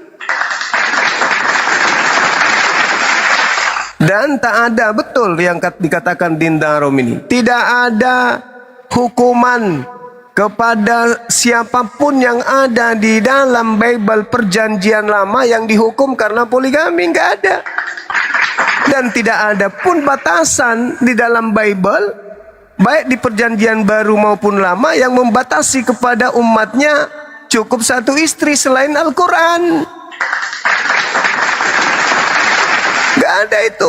Dan pada kesimpulan akhirnya adalah apapun hujatan yang muncul karena Nabi Muhammad memiliki banyak istri, tidak menghantarkan umatnya dikawinkan dengan sesamanya laki-laki. Sehina apapun kemudian penilaian mereka terhadap Rasulullah banyak istri, tidak menghantarkan kemudian orang-orang Islam banyak duit. Ternyata ketahuan akhir-akhir ini mereka yang mayoritas beragama Kristen telah melakukan sesuatu yang sangat mungkar di hadapan pencipta langit dan bumi dan di hadapan manusia. Apa itu? Pasti adik-adik semua tahu yang lagi viral. Tahu nggak tuh? Ada elit global yang melakukan sesuatu penistaan. Mereka kemudian ternyata adalah pelaku PDF. Apa agamanya? Bahkan mereka sampai makan daging manusia. Apa agamanya? Apakah mereka pengikut Nabi Muhammad yang mereka hujat, yang mereka nistakan? Na'udzubillah tsumma na'udzubillah. Ya, mereka hanya ingin menjatuhkan derajat keimanan kita dan keimanan kita kepada baginda Rasulullah Muhammad sallallahu alaihi wasallam. Padahal Nabi Muhammad sallallahu alaihi wasallam menikahi wanita-wanita yang mulia ini supaya wanita-wanita pada saat itu bisa kemudian mengakses pengetahuan agama dengan mudah. Nabi Muhammad adalah Islam yang baik Juma. Nabi Muhammad adalah Nabi yang sangat menjaga kemudian kehormatan wanita. Nabi Muhammad adalah Nabi yang sangat menjaga kemudian terjadinya hubungan antara laki dengan perempuan. Maka Nabi Muhammad memperistrikan Ummul Mukminin, istri-istri beliau itu supaya istri-istri ini bisa memberikan penjelasan pengetahuan Islam kepada wanita-wanita di sekelilingnya. Pasalnya, tidak semua wanita di masa itu berani belajar langsung kepada Nabi Muhammad. Tidak semua wanita yang ada pada masa itu bisa mendengarkan langsung pengajaran mengenai semua urusan agama kepada Nabi Muhammad. Maka persoalan-persoalan tertentu mereka cenderung malu untuk menanyakannya kepada baginda Rasulullah Muhammad sallallahu alaihi wasallam. Sedangkan suaminya pun tidak mungkin kemudian diberikan praktek-praktek tentang kewanitaan oleh Rasulullah Muhammad sallallahu alaihi wasallam. Maka Nabi Muhammad memiliki banyak wanita yang sah sebagai bini beliau, Ummul Mukminin, yang berfungsi untuk mengajarkan risalah keislaman sebagai tonggak hukum yang akan menghapuskan hukum-hukum jahiliyah di atas muka bumi melalui wanita-wanita yang halal baginya. Jadi di sisi mereka ditaklif, diajarkan bagaimana kemudian taklif ini kemudian terkait dengan pelajaran atau materi agama. Di sisi lain mereka sungkan belajar langsung atau bertanya langsung kepada Nabi Muhammad atas persoalan-persoalan wanita terkait dengan agama di hadapan Nabi. Maka mereka kemudian bertanya kepada istri beliau. Maka istri diperbanyak, dari kabilah ini ada, kabilah ini ada, kabilah ini ada. Supaya apa? Supaya menyatukan seluruh kabilah-kabilah yang ada pada masa itu. Kenapa beliau tidak menikah sebelum dia sebelum dia menjadi nabi? Ada urusan apa? Dia bukan maniak seks. Beliau bukan manusia yang jahat. Mereka bukan cenderung kepada wanita. Itulah justru bukti bahwa andai saja dia ini seperti apa yang dipikirkan oleh para misionaris, maka sebelum datang kemudian perintah mengajarkan Islam, beliau sudah melakukan kemaksiatan-kemaksiatan. Apa pasalnya? beliau tidak dibesarkan oleh ibunya. Beliau tidak dibesarkan oleh ayahnya. Selepas beliau ini hanya hidup di keluarganya. Sudah tentu pengajaran-pengajaran tentang apa yang tidak baik itu bisa masuk kepada beliau andai saja Tuhan pencipta langit dan bumi tidak mempersediakan dirinya untuk menjadi rasul penutup akhir kehidupan bumi. Sederhana kok itu. Jadi mereka ingin menjatuhkan derajat keimanan kita kepada beliau yang mulia. Tapi tidak akan pernah bisa. Kenapa? Karena kita ini adalah orang yang diajarkan untuk menghormati beliau. Apa yang dilakukan oleh Nabi Muhammad adalah agar dakwah beliau yang sangat berat, yang penuh dengan guncangan, menjadi ringan, menjadi mudah tersebar, disebabkan karena adanya kemudian tokoh-tokoh wanita yang berpengaruh menjadi bini beliau. Kita harus paham bahwa pada masa itu, masa 1400 tahun silam, itu tidak sama seperti zaman sekarang. Kala itu, pernikahan merupakan cara yang ampuh dan efektif untuk menyatukan kabilah-kabilah, membangun, menjalin, menyatukan persaudaraan, dan meradit cinta di antara mereka. Karena dengan itulah kemudian beliau Nabi Muhammad menikah lebih dari satu. Untuk bagaimana mempermudah misi dakwah, mempermudah agar Islam secepat itu menyebar ke seluruh penjuru. Kenapa? Allah membatasi usia beliau. Maka Islam kudu harus kuat sebelum beliau meninggalkan bumi. Islam kudu harus tetap kokoh sebelum beliau diangkat derajatnya menuju kehidupan berikutnya. Maka Islam harus segera ditanamkan kepada seluruh umat manusia melalui para istri-istri beliau, para sahabat-sahabat beliau. Ini yang perlu saudara-saudara Kristen pahami. Sedangkan pengajaran makan daging Tuhan, makan daging manusia, minum darah Tuhan, minum darah manusia, makan babi, makan anjing, makan seluruh apa yang bergerak di bumi ini, dan minum semua yang encer-encer, serta menuhankan makhluk yang merangkak dari kuburan, tidaklah kita dapatkan dari keluarga Yesus. Beliau punya ibu kandung, beliau punya ayah tiri, beliau punya saudara kandung, punya sepupu sekali, punya bibi, punya paman, punya opung, punya tulang, bersebaran lainnya, bersebaran itoknya. Tapi tak ada satupun itok dan lae-lae, paman-pamannya, kakek-kakeknya, nenek-neneknya, ponaan-ponaannya, sepupu-sepupunya, tetangga-tetangganya yang mengajarkan kemudian untuk melakoni ajaran seperti yang dilakoni oleh pengikut agama yang dibawa oleh penjajah masuk ke Nusantara. Takbir! Allahu Akbar. Allahu Akbar. Jadi percuma kalian menyusun kemudian siasat rencana untuk menjatuhkan derajat keimanan kami kepada beliau. Beliau manusia mulia, sangat mulia. Saking mulianya, beliau tidak pernah ego di dalam menyebarkan agamanya. Tak ada satupun nama di dalam Al-Quran yang dia sampaikan melalui lisannya mencatut nama ibu kandungnya. Tak ada pun satu nama ayahnya di dalam Quran. Tak ada satupun nama kemudian anaknya di dalam Al-Quran. Kenapa? Misinya bukan untuk kelompok. Misinya adalah untuk litubayyina linnas. Beliau tidak mementingkan keluarga beliau. Beliau tidak mementingkan pribadi beliau. Bahkan dalam Al-Quran beliau tidak pernah bercerita tentang hal pribadi beliau, kecuali yang diperintahkan oleh Allah untuk beliau ceritakan. Andai saja beliau itu adalah orang jahat yang tidak bisa dipercaya oleh pencipta yang mengutusnya, maka dia akan mencampur adukkan kemudian antara wahyu Allah dengan perkataan-perkataannya. Tapi faktanya, apa kata beliau? Jangan kau tuliskan apa yang berasal dari diriku sendiri, tetapi tuliskanlah, hafalkanlah apa yang kuterima dari Tuhanku.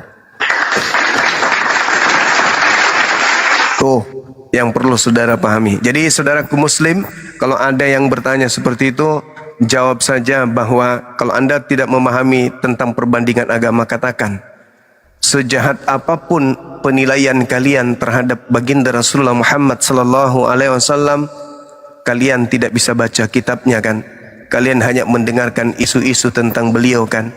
Sementara kami yang mayoritas di Indonesia ini memahami tentang beliau langsung dari kitabnya atau langsung dari guru-guru kami. Itu yang pertama. Yang kedua, sejauh mana kejahatan yang beliau lakukan tidak menghantarkan kemudian Nusantara ini dijajah oleh pengikutnya. Malah sebaliknya, pengikutnya lah yang mengusir penjajah dari Nusantara ini sehingga engkau bisa bebas menghujat beliau.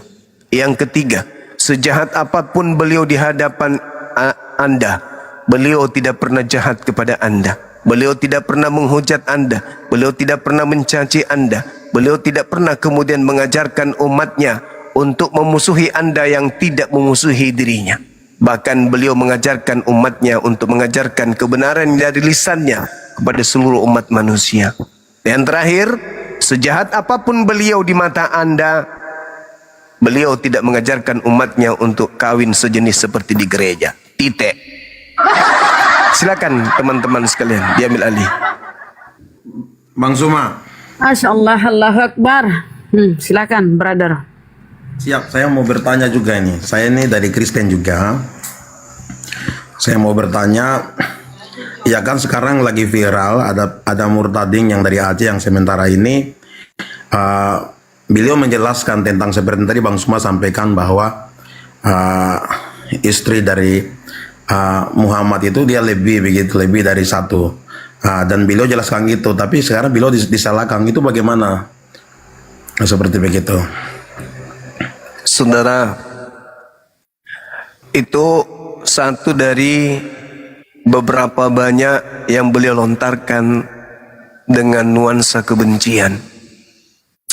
Tapi yang membuatnya tertangkap itu adalah ketika beliau mengatakan beliau membangun gereja di Aceh. Lalu beliau memakan babi dengan menggunakan ayat-ayat dalam Al-Quran dan juga ucapan-ucapan yang hanya ada di dalam Islam. Dan pada saat itu beliau dikenal sebagai seorang murtadin dan juga memang dia adalah penghujat. Saya beberapa kali berdebat sama beliau. Ada kurang lebih 5 apa 6 kali saya berdebat dengan beliau. Si mencerdaskan ini. Tapi ilmunya nggak ada, nihil. Beliau nihil ilmu. Sekira tersadarkan, Guru. Oke, siap. Iya, tersadarkan. Iya, tersadarkan, betul. Siap Bang, oke saya paham sekali. Terus apa satu yang saya mau tanya lagi, apa namanya, seperti yang Ustadz Abdul Somad sampaikan itu, apa kita di kaum muslim itu harus istrinya sampai 4 begitu, itu betulkah atau bagaimana meleset begitu? Justru di dalam Al-Quran itu hukum beristri itu fawahidah, cukup 1. Itu di dalam Al-Quran itu. Bahwa apa yang terjadi di dalam Islam jelas dikatakan oleh Al-Quranul Karim, fawahidah. Surah An-Nisa ayat 3. Cukup 1. Karena kamu tidak akan mungkin bisa adil. Kenapa kemudian Islam diberi kelonggaran? Kalau Islam itu dibatasi 4, agama lain itu tidak dibatasi. Tidak ada di dalam Bible, mulai dari data kitabnya orang Yahudi sampai kitabnya orang Kristen, itu tidak ada perintah kepada jemaat cukup 1 istri. Nggak ada dalilnya itu. Saya sudah 18 tahun mengkaji Bible. Saya belum pernah temukan ada perintah kepada jemaat Kristen cukup 1 istri, itu nggak ada. Kecuali di Islam. Fa in hibtum alla ta'dilu fawahidah.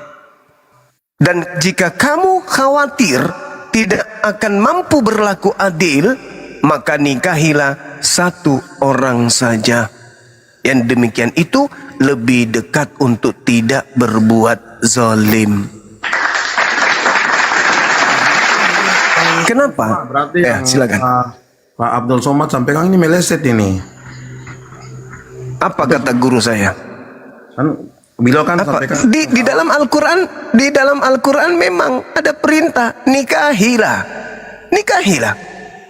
Fankihu ma tabalakum minan nisa mathna wa thulatha wa ruba' fa in khiftum alla ta'adilu fawahida. Nikahilah 2, 3 atau 4. Akan tetapi jika kamu khawatir tidak mampu berlaku adil, maka cukup 1. Oh, siap. Kata Quran, zalika adna alla ta'ulu kata Allah. Karena itu lebih dekat daripada tidak berbuat zalim. Siap. Berarti kalau kita kawin lebih dari 1, tapi kalau tidak bertanggung jawab itu kesalahan besar ya? Oh, nggak boleh. Nggak boleh dalam Islam menikah lebih dari 1 tapi nggak bertanggung jawab. Dosa besar itu. Oh, berarti bisa juga. Itu dosa besar. Dosa besar. Ya, Bang. Nah, kenapa ada potensi di Islam itu dalam keadaan darurat boleh menikah lebih dari 1, maksimal 4? Ya karena keadaan yang memaksa. Ada keadaan yang sangat-sangat memaksa. Contoh, ketika istri sakit keras, sementara suami ucoknya masih kuat, kayak tiang listrik. Kemana-mana berdiri tegak. Daripada beliau bermaksiat, maka solusinya apa? Nikah. Istri sakit, gak bisa ngapa-ngapain. Anda seorang laki-laki, kalau si ucok marah, kira-kira apa yang Anda lakukan? Benar juga, Bang. Iya, maka solusinya istri sakit. Dan banyak orang yang mengalami itu, istri sakit, tidak bisa lagi. Kasihan, bahkan penyakit wanita kan banyak tuh yang kemudian na'udzubillah kita berlindung kepada Allah untuk wanita-wanita kita yang kita cintai agar tidak demikian. Kena penyakit. Penyakitnya lagi di situ lagi yang kena penyakitnya. Ya, penyakit kurang duit, kurang bahagia, kenanya di bawah situ. Nah, itu dia. Makanya Allah memberikan solusi. Satu hal yang perlu saudara pahami, jika ada sebuah agama yang melarang kemudian umatnya lebih dari 1, itu sama dengan agama itu menghalalkan umatnya untuk berzina. Catat itu, Bang. Catat itu. Nah, sekarang begini, saya Bang Zuma punya 1 istri. Sebagai laki-laki, saya paling tidak tahan lihat wanita cantik. Maaf. Saya nggak bisa lihat wanita cantik itu. Alamak, aku pingin pingsan. Mama manrase bos Kalau saya melihat perempuan cantik, mama Masya Allah. Kalau lihat makhluk Allah yang terindah yaitu wanita. Abang, kalau saya keluar ninggalin rumah, lalu melihat seorang wanita, pasti ada ketertarikan sama dia. Itu jujur. Sehari bertemu, aman. 2 hari aman, 3 hari aman, 4 hari sudah mulai bawa berkas ke ruangan. Apalagi kalau dia sudah ngomong, selamat pagi Pak. Ya, pagi Dek. Maaf Pak, Rizka boleh masuk. Habis itu dia jalan. Mau dikemanakan hati ini sebagai seorang laki-laki? Istighfar terus. Astagfirullahaladzim, astagfirullah. Ya, biar bagaimanapun jatuh kepada kemunafikan. Akhirnya apa? Haus hilang, Bang. Kenapa? Lambung penuh dengan air liur yang tertelan. Nah, besok hari kita juga ganteng seperti abang saya ini, ganteng, cakep. Tiba-tiba perempuan itu juga ada tertarik. Wanita juga itu tertarik. Bagus kalau dia belum punya suami. Kenapa? Karena sudah kodrat kita sebagai manusia suka kepada lawan jenis. Wanita ini meskipun punya suami, pasti juga dia kagum. Apalagi kalau sudah ada kedip-kedip mata main di sana. Sudahlah. Istri di rumah 1. Tapi siapa yang bisa percaya kita tidak akan berkhianat? Apa yang terjadi? Libur panjang. Wah, liburan kita pergi sama staf kita yang cantik tadi. Berbunga enggak? Berbunga. Sampai celana kita yang kita pakai karena buru-buru, resnya yang harusnya di depan terpasang di belakang dia. Coba, gila nggak tuh? Ini gara-gara wanita. Begitu indahnya. Makanya di dalam kitab Kejadian, tidak baik seorang Adam seorang diri, maka diciptakanlah wanita sebagai penghiburnya, yaitu Hawa. Apa yang terjadi setelah keadaan itu muncul? Istri di rumah pasti percaya, karena di agamaku cukup wanita satu aja, pasti percaya. Terjadi yang disebut maksiat. Terjadi itu. Apalagi sudah ada pengakuan. Kalau kamu percaya kepada Yesus, dosamu ditebus. Wah, tinggal pengakuan dosa. Tuhan Yesus, maafkan ya, tadi aku hilap. Tapi boleh kan besok aku hilap lagi sedikit?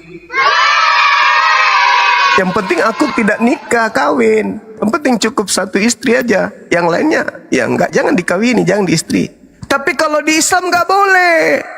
Begitu keadaan itu terjadi, saya harus jujur kepada bini. Berdasarkan dalil. Adil. Tidak adil rasanya memang kalau kita menikah sembunyi-sembunyi, itu enggak adil. Berarti kita menyalahi konsep. Kita harus izin. Suka tidak suka, rela ataupun tidak, izin sama bini. Sayang, ya paman, rasa-rasanya aku mau nikah lagi deh. Wah, istri ngamuk, berarti Anda tidak berhasil. Ya ayyuhalladzina amanu qu anfusakum wa ahlikum nar. Wahai orang beriman, jaga dirimu. Berarti Anda tidak berhasil mendidik istri kalau istri melarang kita menikah. Jagalah dirimu dan istrimu. Berarti kita berislam, kudu istri juga harus berislam. Berarti kita harus mengajarkan dalil ini. Ada masa di mana kamu harus menerima. Sama dengan, mohon maaf, bukan saya puji istri saya. Ini anak-anak saya masih dengar. Apa kata bini saya? Waktu saya izin menikah sama beliau, apa kata beliau? Abah, aku tuh sangat sayang sama Allah. Sayang sekali. Dan tidak mau berbagi. Enggak rela rasanya. Tetapi ada tetapinya. Apa itu, ibu? Aku lebih sayang Tuhanku. Maksudnya, kalau aku sayang Tuhanku berarti aku lebih cinta kepada aturannya daripada aturan syahwatku. Silakan, jika Abah masih mau menikah. Justru karena izinnya dia, aku nggak jadi, aku nggak tega, aku nggak rela jadinya. Ya Allah, aku peluk, aku nangis. Ya Allah, wanita yang sangat mulia. Ya, begitulah ceritanya abangku. Jadi sekali lagi, kesimpulan saya sebagai penggiat apologet agama, di dalam Lukas 18 nomor 29-30, Yesus membolehkan poligami kepada pengikutnya dengan tanpa batas. Matius 19 nomor 29, dalam original teksnya Yesus menjanjikan 100 istri kepada pengikutnya nanti di surga. Maka saya mengatakan bahwa sebuah agama yang membatasi laki-laki memiliki lebih dari satu istri itu adalah agama yang membolehkan perzinahan. Apa buktinya? Apa buktinya? Di dalam Bible dikatakan begini. Tidak boleh orang bercerai kecuali karena zina. Nah, ada solusi nih dalam Kristen.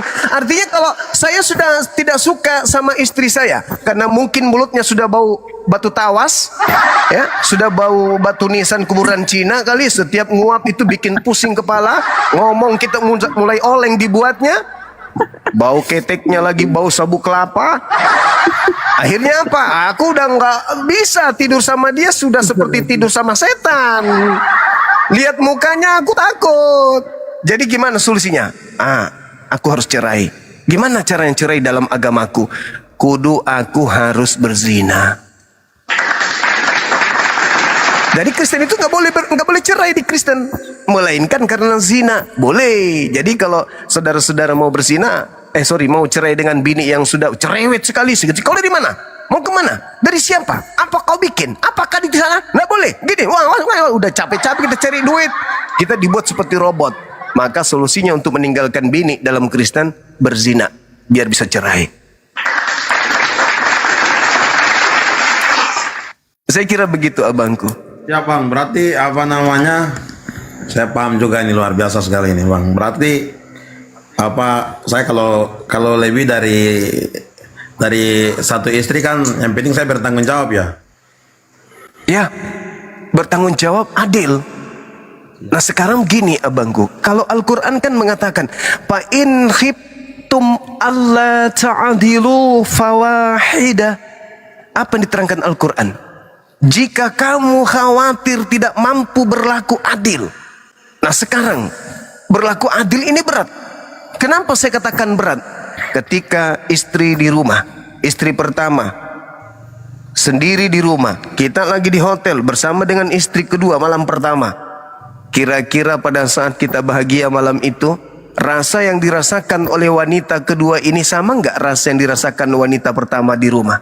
Kira-kira di malam pertama? Ya enggak. Ya pasti beda lah. Ya itu di Islam berat. Berat bang. Maka yang harus kita lakukan adalah mengajak istri kita lebih cinta kepada Allah daripada cinta kepada kita. Itu keren. Itu keren. Karena ada biasanya tuh orang apa ya bilangnya cinta mati sama suaminya, cinta mati. Tapi tidak jarang karena cinta justru mereka mempermalukan suami, mempermalukan istri. Sedikit-sedikit istri dimaki, depan teman-temannya dimaki. Katanya cinta, katanya sayang, tapi nggak dijaga perasaan.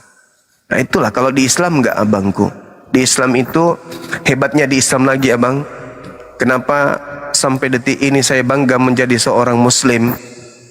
Di Islam itu meskipun diajarkan lebih dari satu istri, tapi di Islam diajarkan jannatu adni yadkhulunaha wa man salaha min abaihim wa azwajihim. Surga-surga Aden, surga Eden, mereka umat Islam memasukinya bersama orang-orang soleh dari leluhur mereka, orang-orang soleh dari istri-istri mereka, dan juga orang-orang soleh dari anak-anak cucu mereka. Jadi kami di Islam meskipun diajarkan lebih dari satu istri, tetapi kami hidup nanti di surga bersama dengan anak-anak, istri kami, keturunan kami dan seterusnya. Kami hidup bersama di sana. Sedangkan maaf sekali lagi abangku, saya belum pernah menemukan di dalam Bible tertulis ketika orang Kristen nanti mati mereka di surga bertemu lagi dengan berkasih sayang kepada anak istrinya. Itu tidak pernah saya temukan. Jadi apalah artinya di bumi hidup cuman 10 tahun, 20 tahun berumah tangga, 30 tahun, maksimal 40 tahun, 50 tahun, 60 tahun berumah tangga dengan bini, setia sehidup semati. Tapi begitu di kehidupan kekal kita tidak bersama lagi. Apa artinya? Di Islam, di kehidupan kekal, di mana di sana tak ada cemburu, tak ada iri hati, tak ada dengki, tak ada sakit gigi, tak ada ambeien, tidak ada kepala benjol. Semua tak ada penderitaan di sana, tak ada yang buruk. Kita bersama dengan orang-orang yang kita cintai. Masya Allah. Indahnya surganya Islam itu. Nah kalau di Kristen abang, ya silakan. Kalau yang 72 bidadari itu gimana lagi bang? Saya penasaran. Nah Masya Allah.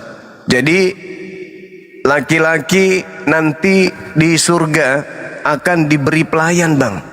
Diberi pelayan 72 bidadari.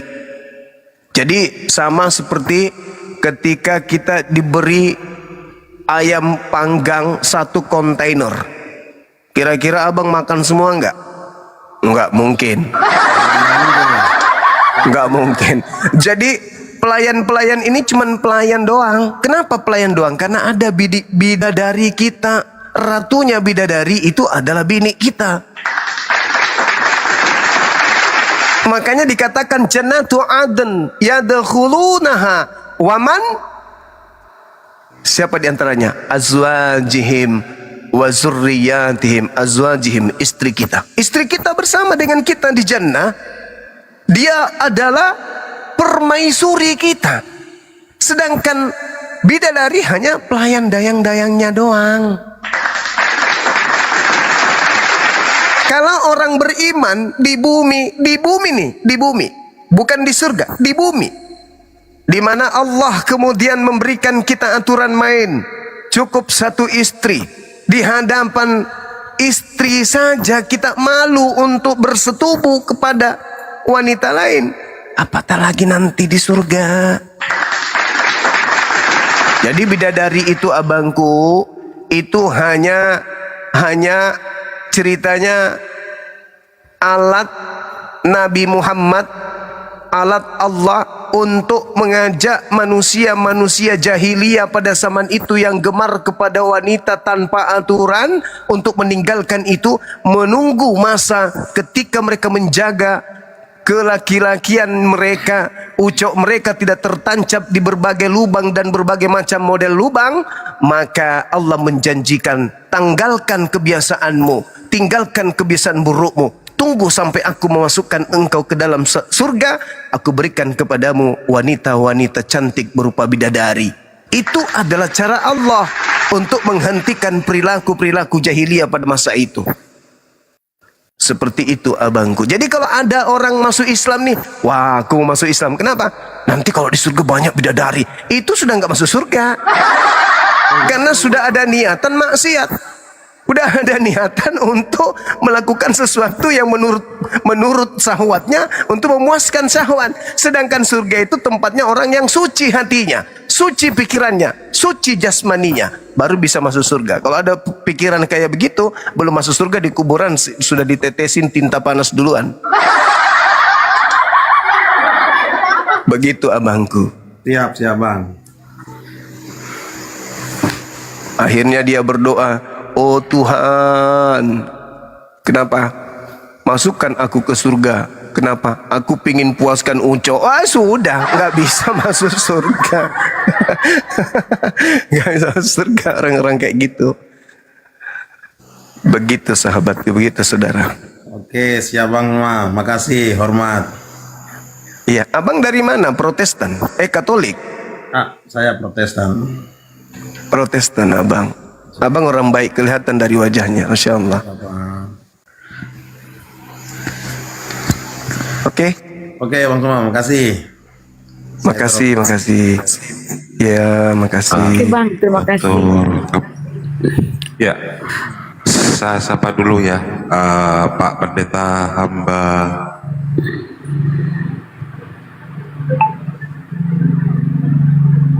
Hamba Kucluk. Kabur, Pak hamba kabur. Nickname-nya pendeta dengan jilat, kabur.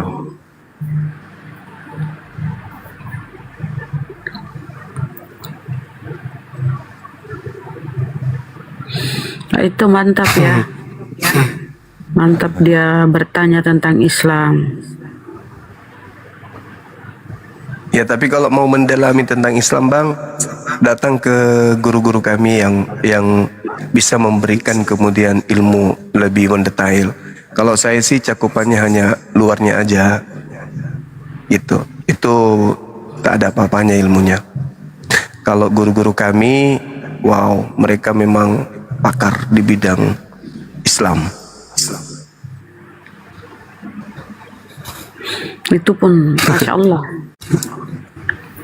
Dan beken Kristen, saudara? Dan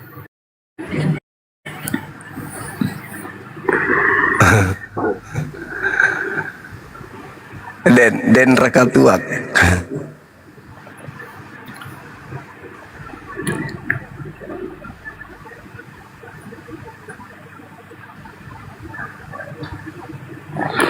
Ayo teman-teman Kristen, silakan bertanya, diskusi.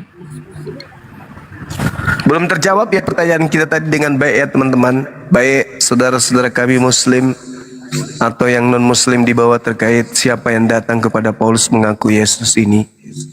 Kita belum menerima jawabannya. Tadi ada yang pusing sehingga dia mengatakan Yesus yang datang kepada Paulus adalah Yesus yang datang kepada Supiatul. Tanpa kau jelaskan seperti itu pun kita udah tahu, ya pastilah Yesus yang datang kepada Supiatul, yang datang di gereja pada saat kalian bernubuat mengusir setan bermukjizat, itu Yesus yang sama yang datang kepada Paulus. Tanpa kamu jawab begitu ya kami udah paham.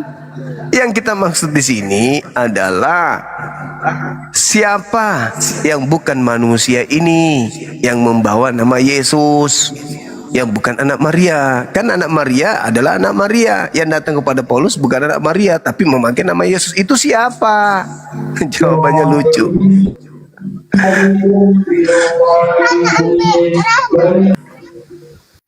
Agak tuh. Kalau 33 nomor 1 dia banyak ya. Iya Kanda. Nomor 1, nomor 11, nomor 12.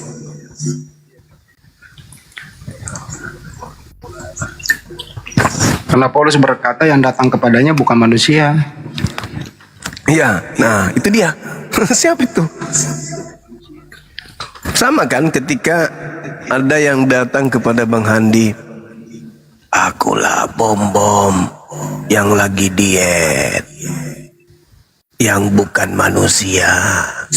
Nah, apakah itu murid saya yang datang kepada Bang Handi ngaku bom-bom? Ya, bukan, karena bukan manusia, ya kan? Ya, jangan-jangan yang datang ke Bang Hadi itu adalah bom-bom yang adalah angsa Bang Suma, angsa. Nggak usah gosip, kita diskusi saja. Iya, silakan. Bagaimana kalau kita ini aja diskusi saja daripada gosip orang tadi, kan sama tadi ajaran menggosip barangkali jadi sudah ada tema dari tadi, Bang. Ada beberapa saudara kita Kristen yang sampai ngamuk, dia mengatakan, aku bukan saudaramu. Kenapa bisa kau bukan saudaraku? Karena kau bertanya sesuatu yang menyudutkan aku dan membuat aku sulit untuk menjawabnya. kita buka tema lain saja. Kenapa berat, Bang, temanya? Bukan, ini tema penting. Tentang kita buka tema tentang Al-Quran aja. Saya ragu ini Al-Quran, penting. Al-Quran ini penting. Ini bukan penting itu, Abang dibahas. Bukan, Bang. Maksud saya begini, kita buka tema lain aja tentang kitab suci. Al-Quran itu hanya dulu, saya dulu diajarkan narasi sebentar kamu tanggapi. Untuk orang-orang yang berakal masalahnya. Iya, saya tahu. Al-Quran itu, Bang, kalau kita teliti 3/4 itu kayaknya diadopsi dari Alkitab ya, mulai dari cerita tentang kenabian. Iya. Muhammad saja hanya 4 kali disebut di dalam Al-Quran, Bang ya. Perlu Abang tahu. Musa sekitar 80 kali. Coba yuk periksa Al-Quran. Musa disebut di dalam Al-Quran 80 kali. Isa yang kalian sebut-sebut itu nabi, itu 69 kali. Ini saya ada studi kelayakan tentang itu, Bang. Saya tidak congor kayak kamu, Bang, cuma ngomongin orang sana sini. Itu data mau tidak menguatkan kebenaran. Dan yang kedua, dari mana? Ini kan jelas, Bang ya. Jadi inilah kenapa sampai ada dan kemudian kalian berkata Alkitab yang menciplak Al-Quran. Ini kan menjadi pertanyaan. Nah, sekarang begini, sekarang keabsahannya sekarang Al-Quran dipertanyakan. Al-Quran itu ditulis 100 tahun setelah wafatnya Nabi Muhammad. Iya kan? Nah, ini untuk peneliti, untuk ilmuwan ini menjadi masalah. Karena tidak sejaman dengan peristiwa penulisan. Loh, ini fakta, Bang. Saya nggak bicara dongeng seperti kamu. Nah, 100 tahun setelah peristiwa, sekitar tahun 700 lebih, baru Al-Quran ditulis. Nah, yang menjadi persoalan, apakah benar Al-Quran itu diturunkan kepada Muhammad? Ini yang menjadi persoalan, Bang. Jujur loh. Kalau kamu ini belajar sejarah. Saya punya data, Bang. Ndak ada data, Bang. Cuman congor. Nah, ini kita buktikan. Kamu periksa Al-Quranmu, Bang, semua. Di dalam Al-Quranmu saja Nabi Muhammad cuma 4 kali disebut di dalam Al-Quran. Nabi Musa 80 kali. Coba kau periksa. Udah. Enggak paham Al-Quran. Udah curhatnya, udah. Udah. Al-Quran. Kalian ini diajari, udah kalian belum tidak mau mendengar. Ini bicara ilmuwan, bukan bayi congor. Sudah belum? Kalau bayi congor, Bang. Ini masih berdasarkan keilmuan. Ini masih, ya silakan. Cuman silakan. Pakai data. Iya. Aku bernarasi, saya mau dengar kamu bernarasi. Bismillahirrahmanirrahim. Kitabun anzalnahu ilaika mubarakul liyadabbaru ayatihi waliyatazakkara ulul albab. Al-Quran adalah kitab yang diwahyukan kepadamu yang penuh berkah supaya manusia menghayati ayat-ayatnya dan orang-orang yang berakal sehat mendapat pelajaran. Jadi Al-Quran itu memang hanya untuk orang yang berakal sehat, bukan orang yang tidak berakal sehat. Ketika saudara datang membawa Al-Quran, Anda datang dalam keadaan belum sehat, masih menyembah makhluk yang keluar dari kubur. Manusia yang menyembah makhluk kuburan itu manusia yang belum berakal sehat. Anda kemudian sabar, gantian kita kan, gantian kita. Ini Al-Quran saya mengatakan begitu, mau ke mana? Al-Quran saya mengatakan waliyatazakkara ulul albab. Al-Quran saya mengatakan itu.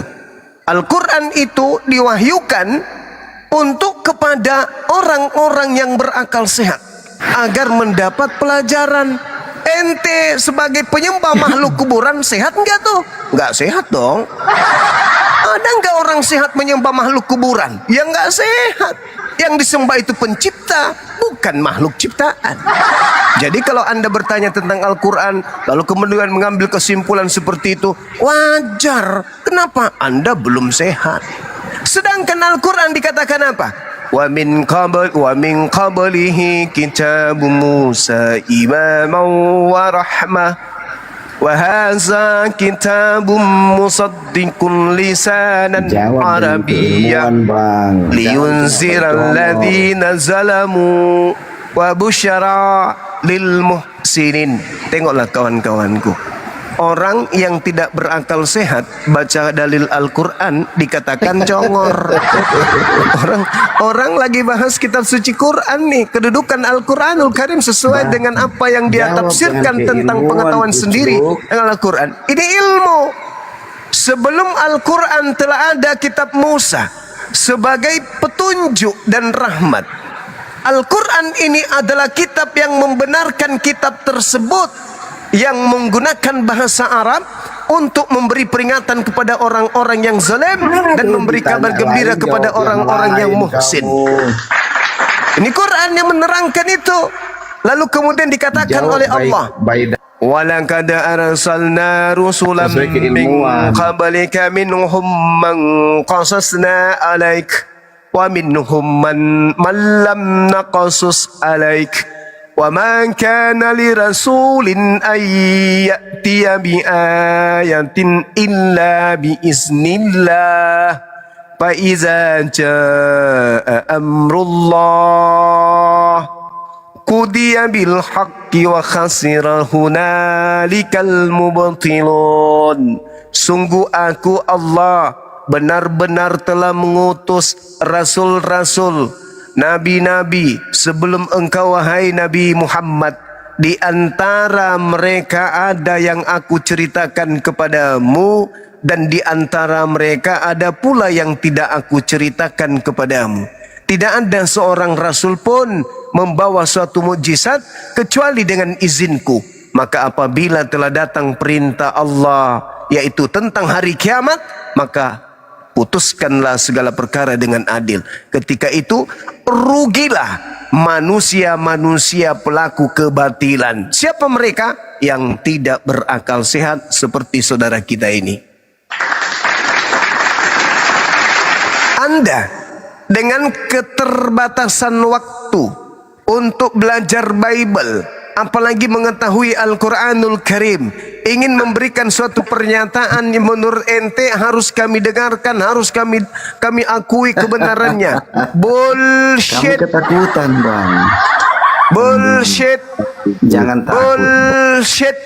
Saya sudah menjawab pertanyaan saudara. Kenapa di dalam Al-Quran itu banyak menceritakan tentang kisah-kisah lalu? Al-Quran mengatakan Kami benar-benar telah mengutus rasul-rasul sebelum engkau Nabi Muhammad. Di antara mereka ada yang kami ceritakan kepadamu. Lalu kemudian kitab yang datang kepadamu yaitu Al-Quran, itu adalah kitab yang membenarkan Al-Torah dalam bahasa Arab untuk memberikan peringatan kepada orang-orang yang zalim. Jelas itu. Al-Quran saya menguraikan itu. Al-Quran saya menguraikan itu. Jangan. Kemudian pertanyaan selanjutnya kepada saya. Dengar. Pertanyaan selanjutnya kepada saya. Nabi Muhammad sendiri yang mengatakan kemudian kepada umat Islam pada masanya, pada zaman beliau, khusus Al-Quran min arba'ah. Terima Al-Quran dari keempat sahabatku. Tuh. Terima Al-Quran dari keempat sahabatku. Berarti Nabi Muhammad sudah mengenal kitab Al-Quran. Nabi Muhammad sudah mengetahui tentang Al-Quran, karena seluruh rangkaian ayat suci Al-Quran itu terlontar dari lisan beliau. Iya, ditulis 700 tahun setelah Lalu kemudian, sabar dulu. Lalu bagaimana metode? Sabar.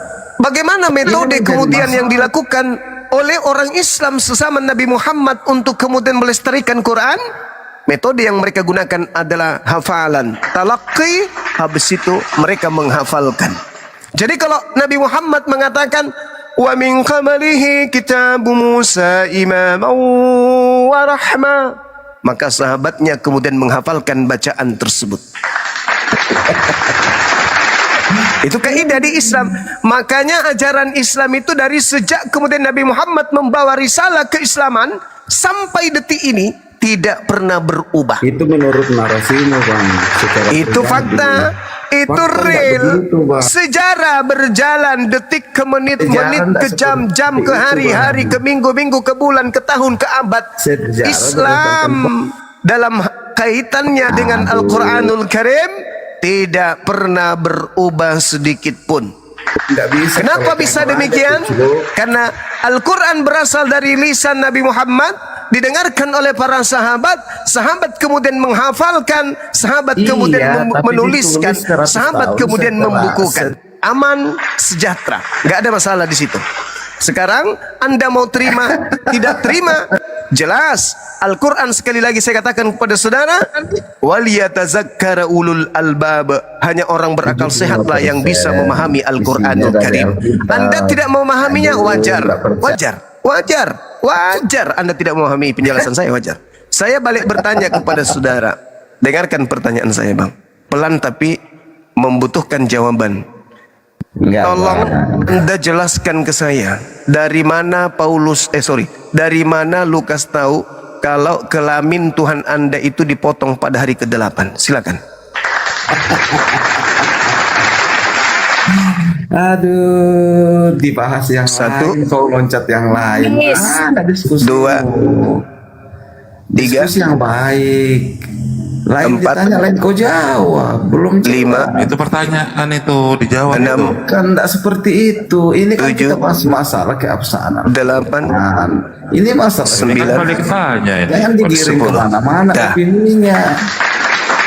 Saudara, di dalam catatan karangan penulis Lukas 2:21-22, Paulus punya murid bernama Lukas. Si Lukas mengarang cerita Tuhan lu nonotnya dipotong pada usia beliau 8 hari. Pertanyaan saya, ini berbicara mengenai historis sebuah kitab. Dari mana Lukas, murid Paulus, tahu kalau Yesus dipotong nonotnya di hari ke-8? Apakah Paulus hadir di sana? Apakah Lukas hadir di sana? Apakah Lukas melihat nonotnya Tuhan Anda? Apakah Lukas menerima cerita-cerita dari orang-orang? Ataukah Lukas mendapat cerita dari Yesus? Lukas, sini kau dulu ada mau kubisikkan telingamu. Apa Tuhan? Asal kau tahu keren tonji punya aku, Gang. Model jalan kote. Kenapa? Dipotong pada hari ke-8 saya dulu. Modelnya geriting-geriting lucu. Ada Yesus menceritakan tentang kelaminnya kepada Lukas? Ada. Ada. Apa katanya? Hah? Bisikkan ke saya kalau kau malu untuk menceritakan itu. Terus jangan-jangan Lukas bilang, mana Beng? Lihat Kak Bede. Ya tahu bagus nah, seperti lombok biji. Sorry, bukan lombok biji. Cocok nih, lombok biji, tapi uratnya. Bayangkan itu batangannya kalau uratnya saja seperti lombok biji, Paman. Ya ini pertanyaan toh, secara histori Lukas itu kitab yang digenggam oleh saudara penanya setiap minggu ke gereja. Isinya ada bercerita tentang Yesus. Maka saya bertanya, dari mana pengarang Lukas tahu kalau nonotnya Tuhannya dipotong pada hari ke-8? Ayo. Kejam lagi sebut kita uratnya. Kan duduk. Kan cuman cerita pengembangan, namanya juga orang membahas pembahasan toh. Kan ditanya. Mungkin Yesus yang tanya Ki. Lukas sini kau dulu, duduk kau dulu di sini Camone. Mau kak bisik kau. Apa itu Paman? Apa itu? Saya toh disunat pada hari ke-8. Kau ya? Kau orang Yunani kau toh? Kau orang Roma kau toh Lukas? Disunat tidak kau? Saya keren dipotong ya Gang. Bisa jadi, ini kan bukan saya menuduh. Bisa jadi Lukas mengatakan, coba Bedek lihat Kak. Mana coba gue lihat?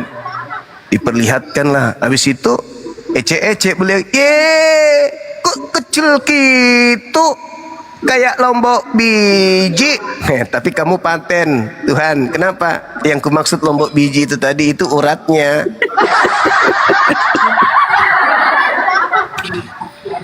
Iya toh, orang namanya sama seperti dia tadi tafsir bebas. Aku pun begitu. Ya boleh-boleh saja, ya kan? Kabur nih. Itu namanya eksegesis. Kabur kita sih. Iyalah. Nggak tega nuna. Silakan Ri. Gini loh, kenapa sih pembahasan agama antara Kristen dan Islam ini tak berkesudahan? Iya memang nggak bisa sudah bos. Iya karena Kristen itu ke-Islam-Islaman bos. Gimana? Kristen yang memulai. Coba Anda pernah melihat nggak orang Hindu sama Islam berdebat kayak gini? Pernah nggak? Orang Buddha dengan Islam pernah nggak berdebat kayak gini? Pernah nggak? Orang Yahudi dengan Islam pernah nggak? Nggak pernah. Kenapa? Mereka saudara-saudara kami Hindu, Buddha, Yahudi percaya diri dengan agama mereka, dan mereka tidak didoktrin untuk mengajarkan agama mereka kepada orang lain dengan cara tipu-tipu. Tidak seperti agama lu. Memang diajarkan. Filipi 1:18. Apalagi 1 Korintus 9 nomor berapa itu kawan-kawan? 21-22. Yang memang ada perintah. Siapa? Paulus yang memerintahkan, Paulus yang mengajarkan, beritakan. Meskipun Yesus diberitakan dengan maksud propasis. Anda tahu arti propasis dalam bahasa Yunani ini? Propasis itu artinya mengelabui, menipu, berpura-pura, berbohong. Maka aku Paulus tetap bersuka cita. Bagaimana? Ya justru karena itu. Agamamu, jangan agamamu memakai agamaku.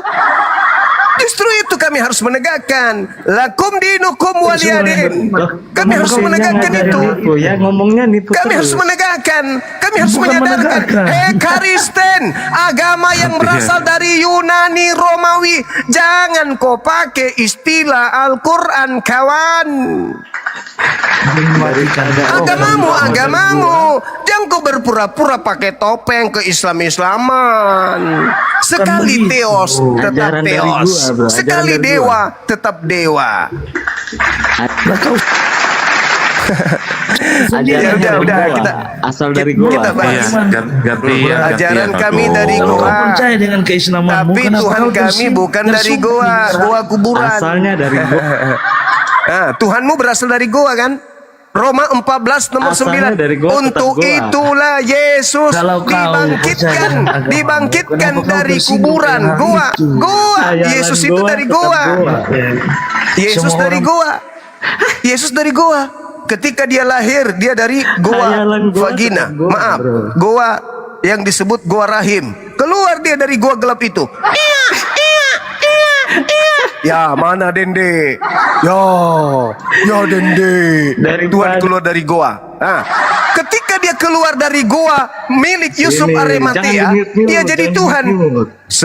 Sebelum dia masuk ke dalam goa, diletakkan dalam Anak goa kuburan tetap milik goa. Yusuf, dia Ajaran mayat. ibu tetap tipu. Begitu keluar dari goa milik Yusuf Arimatea, mayat tadinya jadi Tuhan.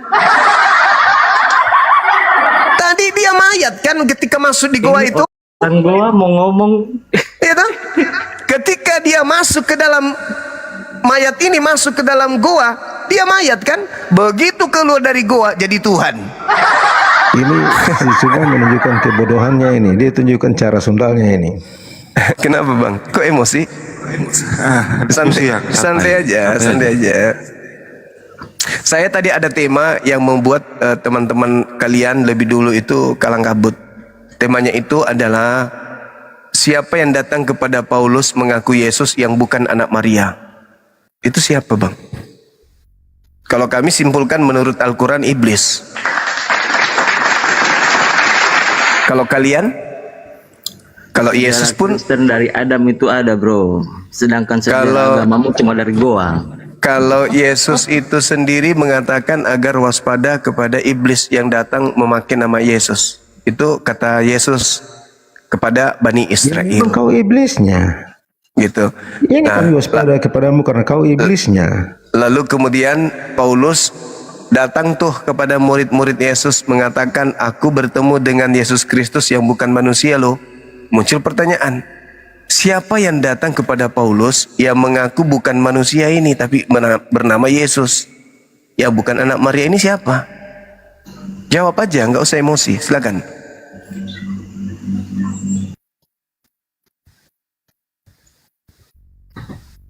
Hoi! Jangan emosi, santai. Kalau masalah Bibelnya ditanya, dia dongo. Kalau menghujat jago. Jangan ini. Jawab Jimmy, jawab. Jawab, silakan. Silakan. Saya tunjukkan kebodohan. Pertanyaannya sederhana. Aja dengar ceramahmu. Silakan jawab pertanyaan saya. Dengar ceramahmu Siapa yang datang kepada Paulus yang bukan manusia, bukan anak Maria, yang mengaku Yesus ini siapa itu bang? Pertanyaan sederhana lo itu. Intinya saja bro, agama Kristen itu dari Abraham itu sudah ada sejarahnya. Sedangkan kalian agama itu cuma dari goa. Ingat, dari goa. Itu saja. Agama Kristen mendapatkan cerita tentang Abraham dari mana? Itu intinya. Anda tuh berasal dari goa. Dari mana ceritanya? Goa yang gelap. Dari mana ceritanya? Siapa yang mengarang?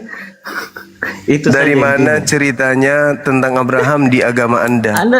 Tolong dijawab. Kamu dari tadi ngomongnya Paulus dapat dari Lukas, tahu dari siapa tentang Yesus waktu itu. Iya, saya bertanya kenapa Anda nggak jawab? Nabi Muhammad yang tahu dari gua, kamu percaya cerita Nabi dari sahabat, Muhammad cerita dari sahabat, menerima wahyu selama 22 tahun, hampir 23 tahun Nabi Muhammad menerima Al-Quranul Karim, dan hanya sekali menerima berada Al-Quran itu siapa saksinya? di dalam Saksinya itu siapa? di Nggak dalam ada goa saksinya. itu hanya sekali Tunjukkan aja. satu saksi saja bahwa Muhammad terima Al-Quran. Coba tuh. Gini saudara, kalau ilmu Anda masih nihil, jangan sekali-sekali bertanya tentang Islam. Kenapa? Karena apapun yang kami jawab sebagai jawaban dari pertanyaan, Anda hanya mengolok-ngoloknya, gitu loh. Kenapa? Karena pada dasarnya Anda bukan mau belajar, Anda cuma mau menghina. Padahal saya bertanya itu bukan mau menghina, saya cuma mau diluruskan aja.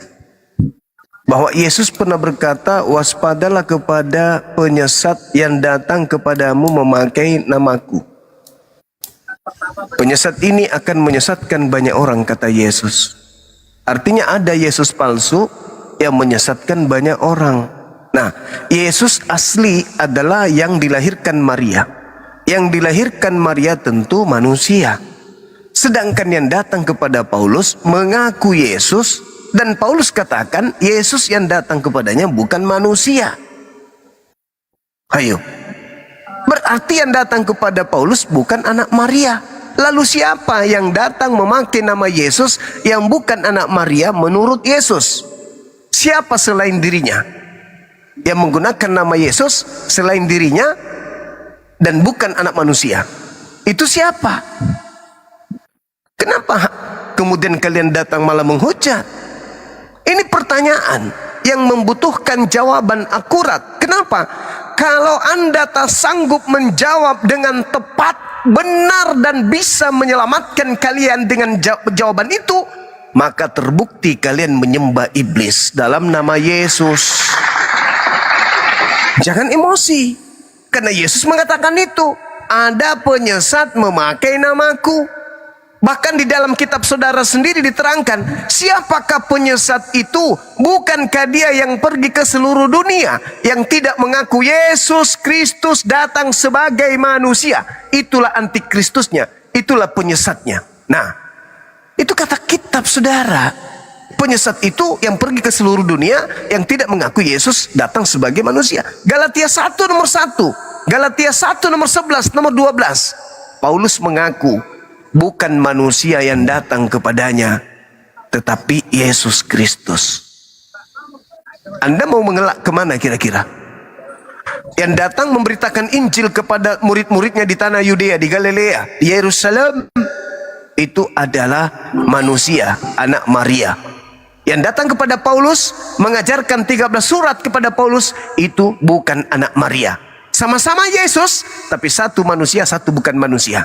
Kristen mengikuti bukan yang manusia. Yang diikuti oleh Kristen adalah yang bukan manusia yang datang kepada Paulus. Siapa itu? Siapa itu kira-kira? Yang kalian sembah setiap hari Minggu. Yang karena dia kalian makan babi. Yang karena dia kalian tidak sunat. Yang karena dia kemudian kalian menduakan pencipta langit dan bumi. Siapa makhluk itu? Tidak ada perintah Tuhan, tidak ada perintah Yesus anak Maria ibadah Minggu. Tapi bisikan makhluk itu yang mengajarkan kalian ke gereja hari Minggu. Itu siapa itu? Siapa itu? Memakai nama Yesus itu yang kemudian membisik hati kalian ke gereja tiap minggu. Itu siapa? Nah, harus kalian jawab. Jawab kepada kami. Apa jawabannya? Kalian ke gereja hari Minggu, tidak ada perintah Elohim, tidak ada perintah Yesus. Kalian berbondong-bondong mendapat bisikan di hati-hati kalian untuk ke sana menyembah kepada yang kalian sebut Kristus itu. Emang ada Yesus mengajarkan? Emang ada Elohim mengajarkan? Tidak ada kan? Tapi kenapa kompak? Karena Yesus sendiri sudah menubuatkan. Ya kan? Bukan demikian. Mereka akan disesatkan oleh Dia yang memakai namaku, Yesus Kristus.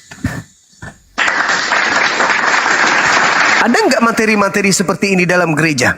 Nggak ada. Di sini baru kalian bisa dapatkan. Berarti komal ini adalah komal sebagai jalan untuk menyelamatkan kalian. Kenapa naik ke sini jadi penghujat? Kenapa naik ke sini caci maki? Kepanasan. Karena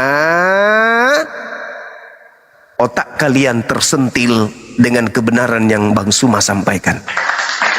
Dan iblis yang ada di dalam diri-diri kalian itu marah terhadap Bang Suma. Padahal materi ini sederhana. Materi sederhana. Kenapa nggak bisa dijawab? Suma, kamu bicara banyak, Suma. Nah itu pasti emosi kan? Pasti emosi. Suma, kamu bicara banyak. Naik pasti emosi. Karena apa? Ya, karena makhluk sesat. yang ada di dalam Kamu dirinya itu sesat, ngamuk. Suma. Kamu sesat. Kamu nggak usah. Aduh, gimana sih? Jangan diskusi dengan baik apa gimana ya? Yuk. Biarkan dia puaskan hatinya. Iblisnya lagi Suma, ngamuk. kamu sesat, kamu jangan dengar Suma, saudara-saudara. Jangan dengar Suma. Ini bukan dia yang berbicara, tapi makhluk yang ada di dalam dirinya yang ngaku Yesus itu yang menuntun kamu mulutnya juga- untuk berbicara. Kamu juga setan, kamu juga jadi setan kamu. Saya mengajarkan Yesus Kamu- itu Rasul, Nabi untuk Bani Israel. Beliau manusia Kamu mulia, jadi setan. menyembah kepada pencipta langit dan bumi. Masa Islam setan? Kamu jadi setan. Apa ajaran saya yang sampai Anda mengatakan saya setan? Adakah saya mengaku Yesus? Akulah Yesus. Sedangkan setannya menurut Yesus mengaku Yesus. Aku enggak.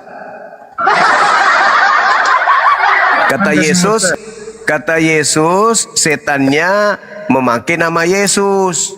Akulah Yesus. Nah, saya enggak mengaku. Saya enggak mengaku Yesus. Setannya kata Yesus memakai namanya dan berkata, akulah Mesias. Akan menyesatkan banyak orang. Sejak kapan saya mengaku Yesus? Di mana pernah saya mengaku Yesus? Di mana pernah saya mengaku Yesus? Semuanya. Iya bang, pasti bang, karena markasnya langsung saya obo-obo ini, yaitu hati mereka, Pesan pikiran semua mereka. oten, kesetanan oten, keluar Iyalah, setan itu. pastilah itu. Karena ini markasnya saya obo-obo. Ini berat. Sabar ya oten. Siapa? Jawab aja. Siapa yang datang mengaku bukan anak Maria kepada Paulus, mengajarkan 13 buku kepada Paulus? Siapa dia? Bukan anak Maria, tapi memakai nama Yesus. Itu siapa? Jujur, jangan ngamuk, jangan emosi. Itu hanya pertanyaan.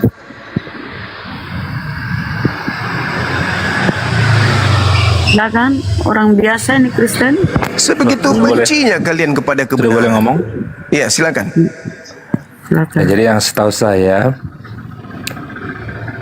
Paulus sebelum yang bernama Saulus, Iya Kristen Ustaz. itu adalah seorang pembunuh, pengikut Kristus. Lalu setelah bertemu dengan pemandangan ilahi, dia berubah, tidak jadi pembunuh lagi. Jadi pemandangan ilahi itulah yang merubah dirinya, karakter dirinya menjadi orang yang lebih baik. Jadi dengan itulah kami yakin bahwa pemandangan ilahi itulah dan Yesus itu sendirilah yang bertemu dengan dia langsung. Karena tidak akan ada hal yang tidak berhubungan dengan Tuhan yang merubah karakter orang dari pembunuh menjadi seorang yang baik, yang berubah 180 derajat. Itu mungkin yang saya bisa bagikan Bang Suma. Oke, baik saudaraku. Anda pernah membaca enggak nubuatan Yesus tentang seseorang pembinasa keji yang duduk di tempat kudus? Kenapa pembinasa keji ini bisa duduk di tempat kudus? Karena kenapa? Karena pembinasa kejinya duduk sebagai rasul. Dia pembinasa keji, tapi duduk di tempat suci. Untuk apa dia duduk di tempat suci? Untuk membinasakan manusia. Matius 24 nomor 15 itu jelas itu. Pembinasa kejinya itu duduk sebagai rasul. Untuk apa dia duduk sebagai rasul? Ya untuk membinasakan banyak orang. Lalu yang kedua, Anda baca Matius 12, nubuatan Yesus tentang pembinasa keji yang adalah angkatan jahat. Anda baca tuh, Matius 12 nomor 43 sampai nomor 45. Apa yang dikatakan di sana oleh Yesus? Ada orang bertaubat, lalu iblisnya keluar. Setelah dia bertobat, iblisnya keluar. Iblis ini keluar bukan tidak kembali. Iblis ini kembali lagi kepada orang yang bertaubat itu. Tetapi iblisnya bukan kembali sendiri. Dia mengajak 7 iblis yang jauh lebih jahat masuk ke dalam orang yang bertobat tersebut. Setelah masuk, maka orang yang tadinya bertobat jauh lebih jahat daripada semula. Nah, apa buktinya Paulus jauh lebih jahat daripada semula? Tadinya Paulus hanya membunuh jasad, membunuh murid-murid Yesus. Jasadnya yang mereka bunuh, tidak mereka ajak untuk menanggalkan otaknya. Tapi setelah duduk di tempat kudus, dia punya wewenang kemudian menulis apa yang dia mau tulis. Apapun yang dia tulis itu diimani oleh pengikutnya. Itu potensi yang dia punya. Nah, ketika dia sudah punya potensi itu, apa yang ditulisnya? Aku membinasakan pemikiran orang cerdas. Aku menahan kecerdasan orang terpelajar. Bahkan pengetahuan Tuhan aku tawan. Kenapa bisa demikian? Karena di dalam 2 Korintus 12 nomor 7, di dalam dirinya ada iblis.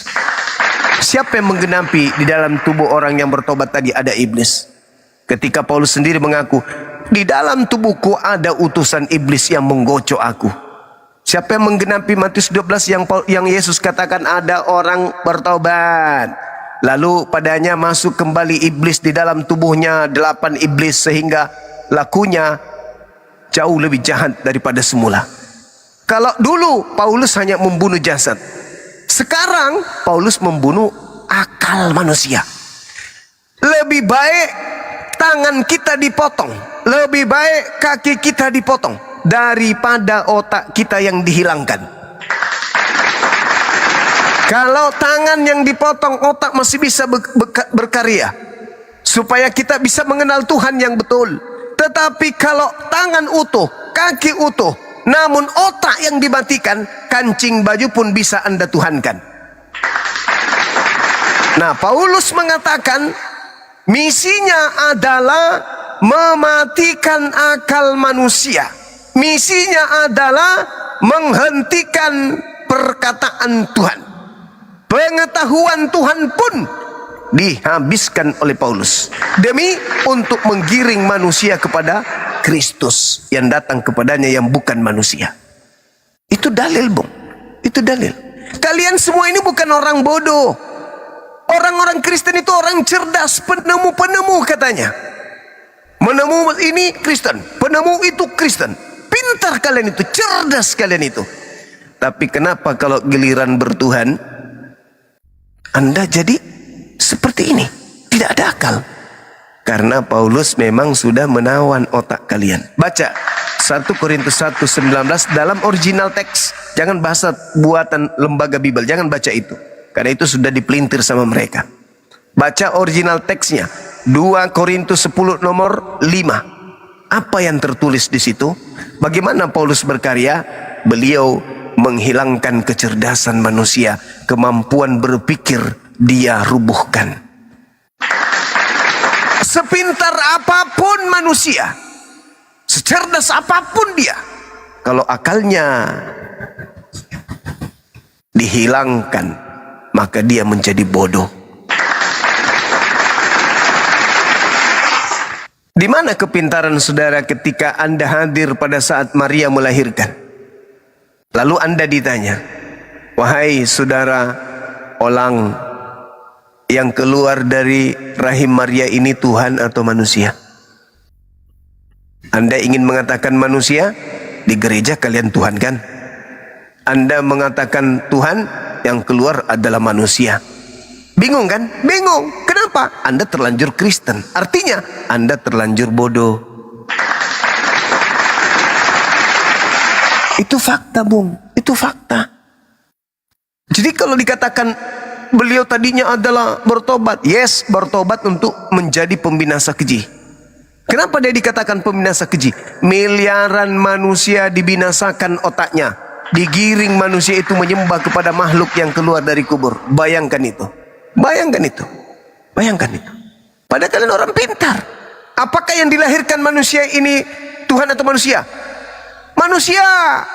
Apakah Tuhan bisa dibunuh? Tidak bisa. Apakah Tuhan bisa diludahin? Tidak bisa. Apakah manusia bisa Tuhan bisa ditampar? Tidak bisa. Apakah Tuhan itu bisa ditombak? Tidak bisa. Siapa yang kalian sembah? Yesus. Pernah nggak dia ditampar? Pernah.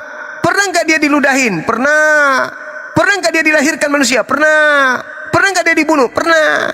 Apa nggak bodoh itu namanya? Kenapa Anda bisa sadari itu? Di saat sekarang diingatkan, disampaikan, sadar. Tapi kenapa Anda tidak ngangkat kaki dari sana? Karena Anda sudah terjerat kakinya oleh makhluk yang mengaku Yesus. Anda bukannya orang bodoh. Anda tahu yang disebut orang percaya adalah orang yang mengikuti perintah-perintah Elohim. Orang yang mengikuti perintah-perintah Yesus.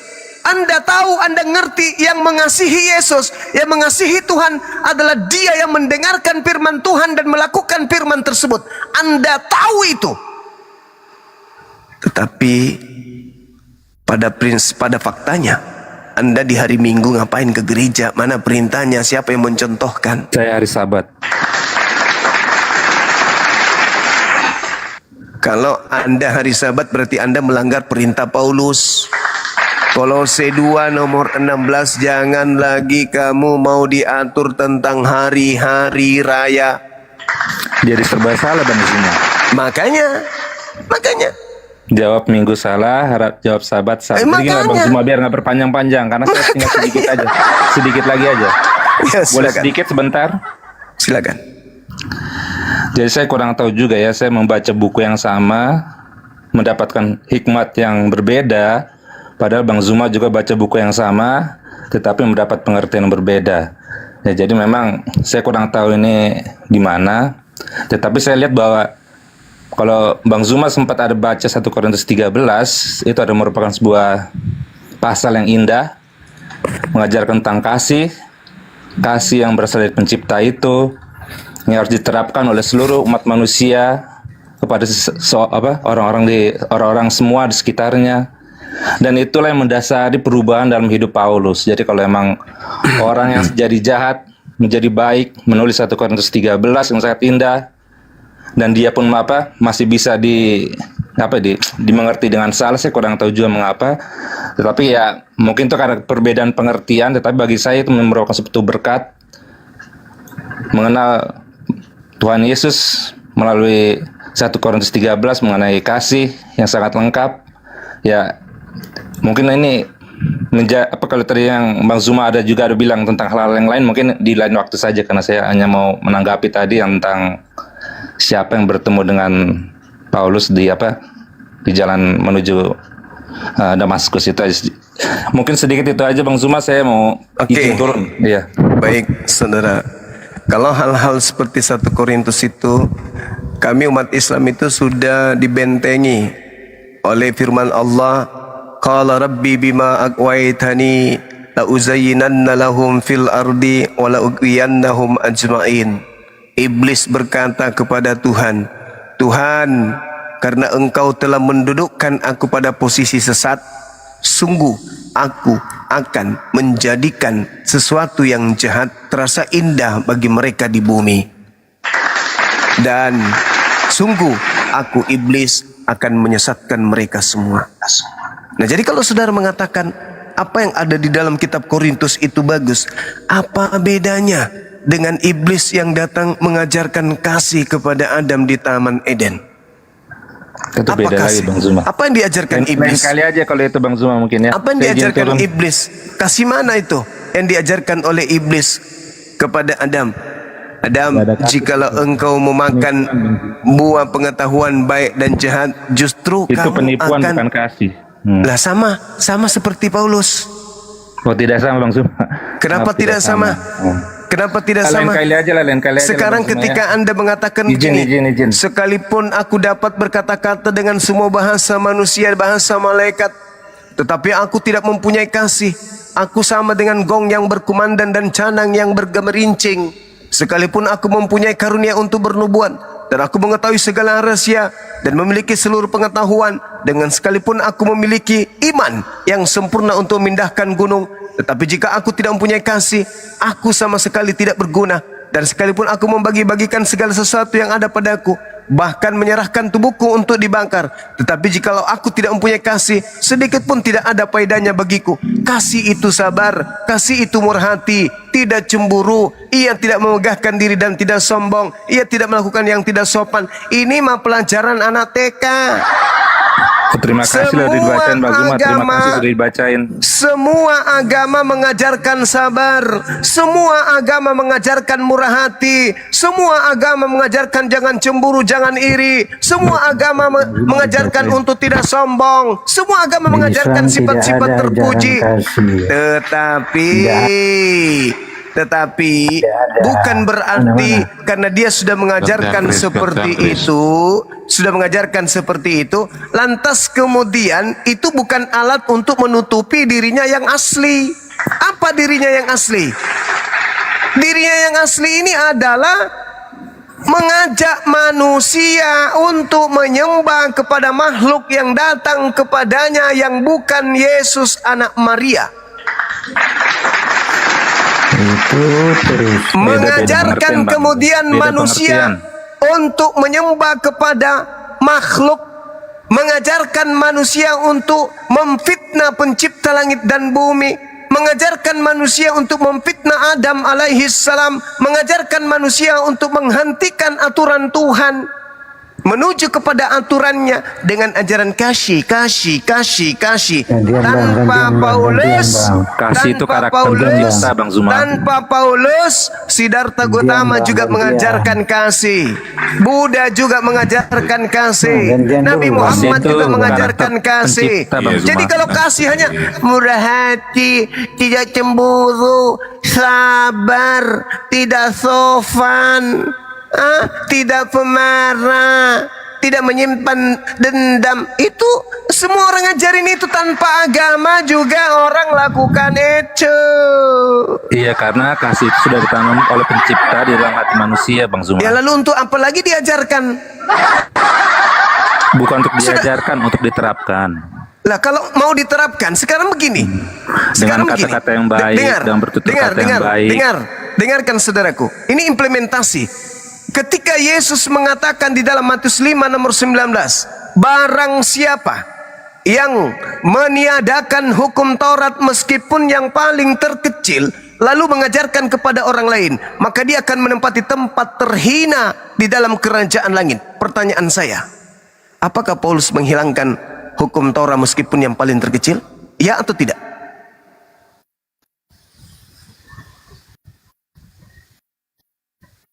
Itu yang kau sebut kasih. Kata Yesus, barang siapa yang meniadakan hukum Taurat meskipun yang paling terkecil dan mengajarkan kepada orang lain, maka dia menempati tempat terhina.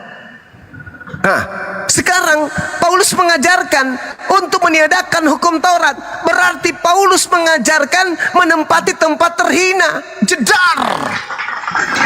Kasih itu merubah orang yang keras, Ayo udah terserah, menjadi lembut. terserah saudara. Silakan Anda bermanis-manis ria. Aku kasih lo samamu, aku sayang lo samamu. Tapi ingat, kamu jangan menyembah Tuhan lagi ya, sebab kamu bukan hamba Tuhan lagi, kamu anak-anak Tuhan. Mengajak manusia masuk ke dalam neraka itu Anda sebut kasih? Silakan. Karena Paulus memang sudah mematikan akal saudara. Beda pengertian, Bang Zuma. Beda pengertian. Emang Kristen bisa mengerti kalau tentang agama? Pakai apa? Bukankah Paulus sudah mematikan akal kalian? Kami mengerti pencipta, bukan agama saja, Bang Zuma. Pencipta itu bisa dibunuh nggak sama ciptaan?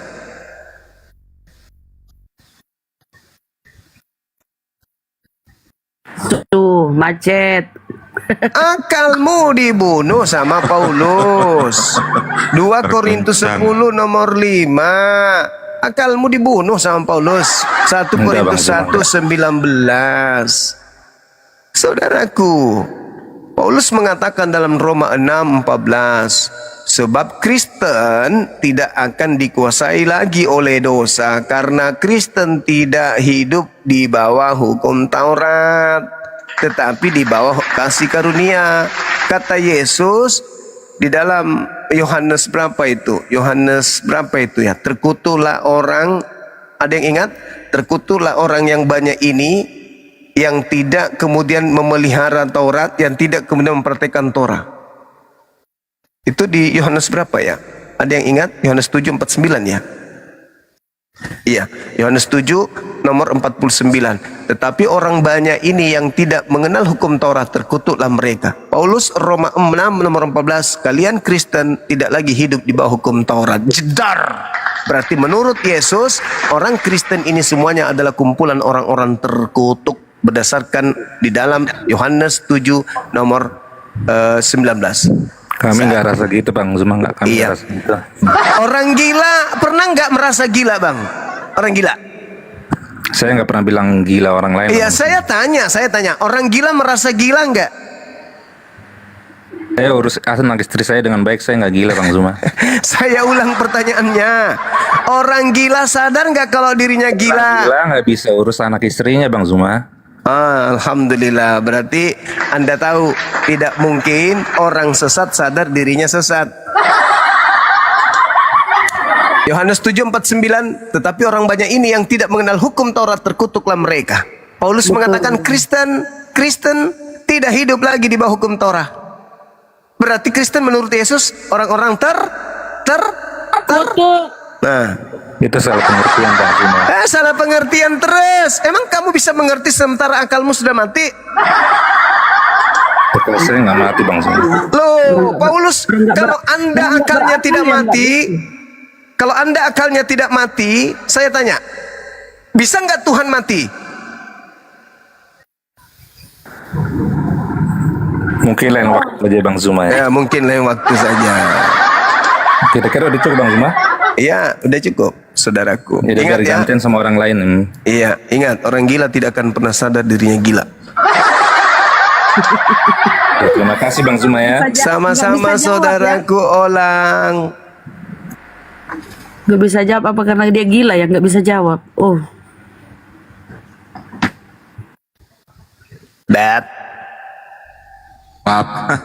Ya, Yuma.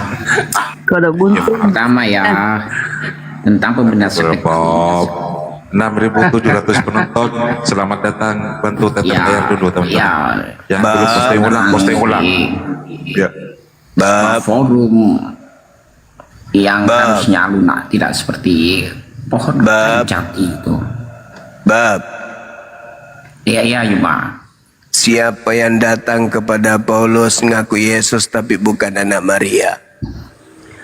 Ya, dia adalah Al-Masih atau Kristus itu. Kristus yang mana lagi? Bukankah Kristus itu cuma satu? Iya, segala sesuatu diciptakan dari Kristus. Kristus itu kan manusia. Itu harus kembali kepada sedangkan Kristus. Yang datang kepada Paulus Kristus yang bukan manusia. Dia sudah kembali kepada Kristus. Kembali kemana? Ya pada asalnya. Bukankah Yesus sendiri berkata dia berkembali kepada Tuhannya sebagai anak manusia?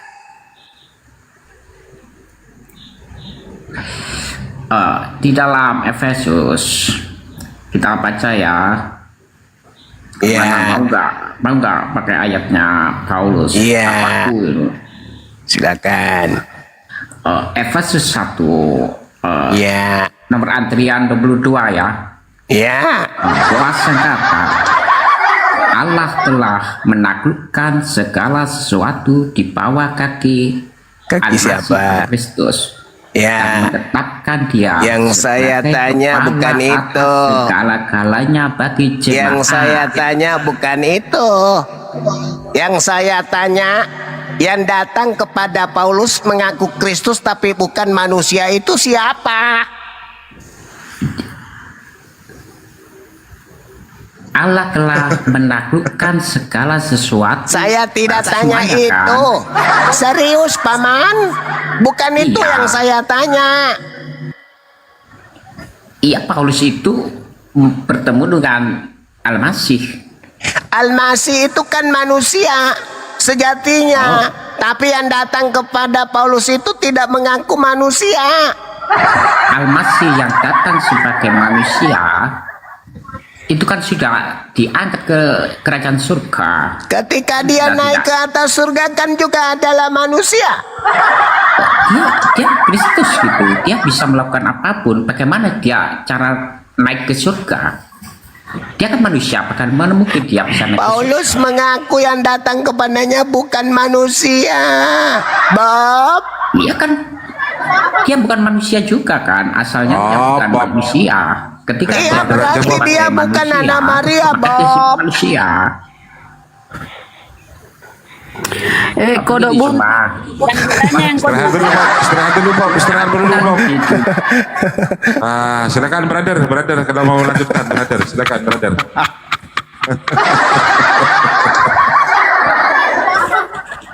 Bob. Iya, semua orang akan menjadi Al-Masih. Dalam satu keluarga Allah menginginkan semua orang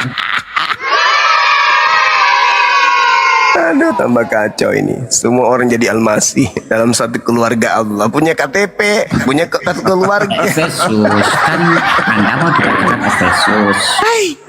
Masuk lah anggotamu Paulus. Gara-gara ikut tumbok Mekah sholat kok murusak otaknya anak-anak.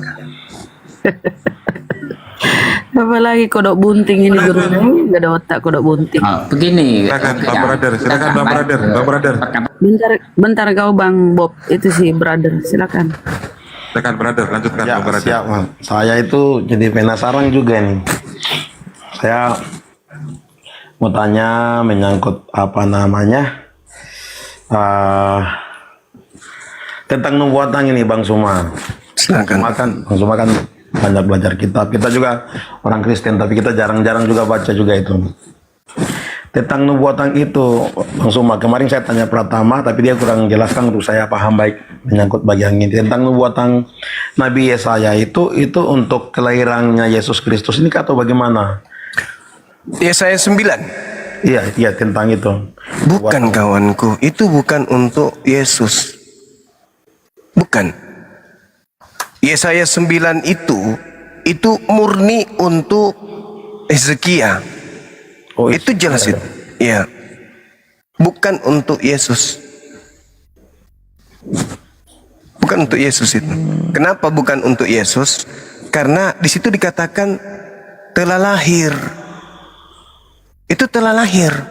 Ketika dikatakan telah lahir, berarti pada masa Yesaya 600 tahun menuliskan lebih dulu daripada kelahiran Yesus, kata beliau yulad, telah lahir seorang anak laki-laki. Telah berarti terjadi pada masa itu.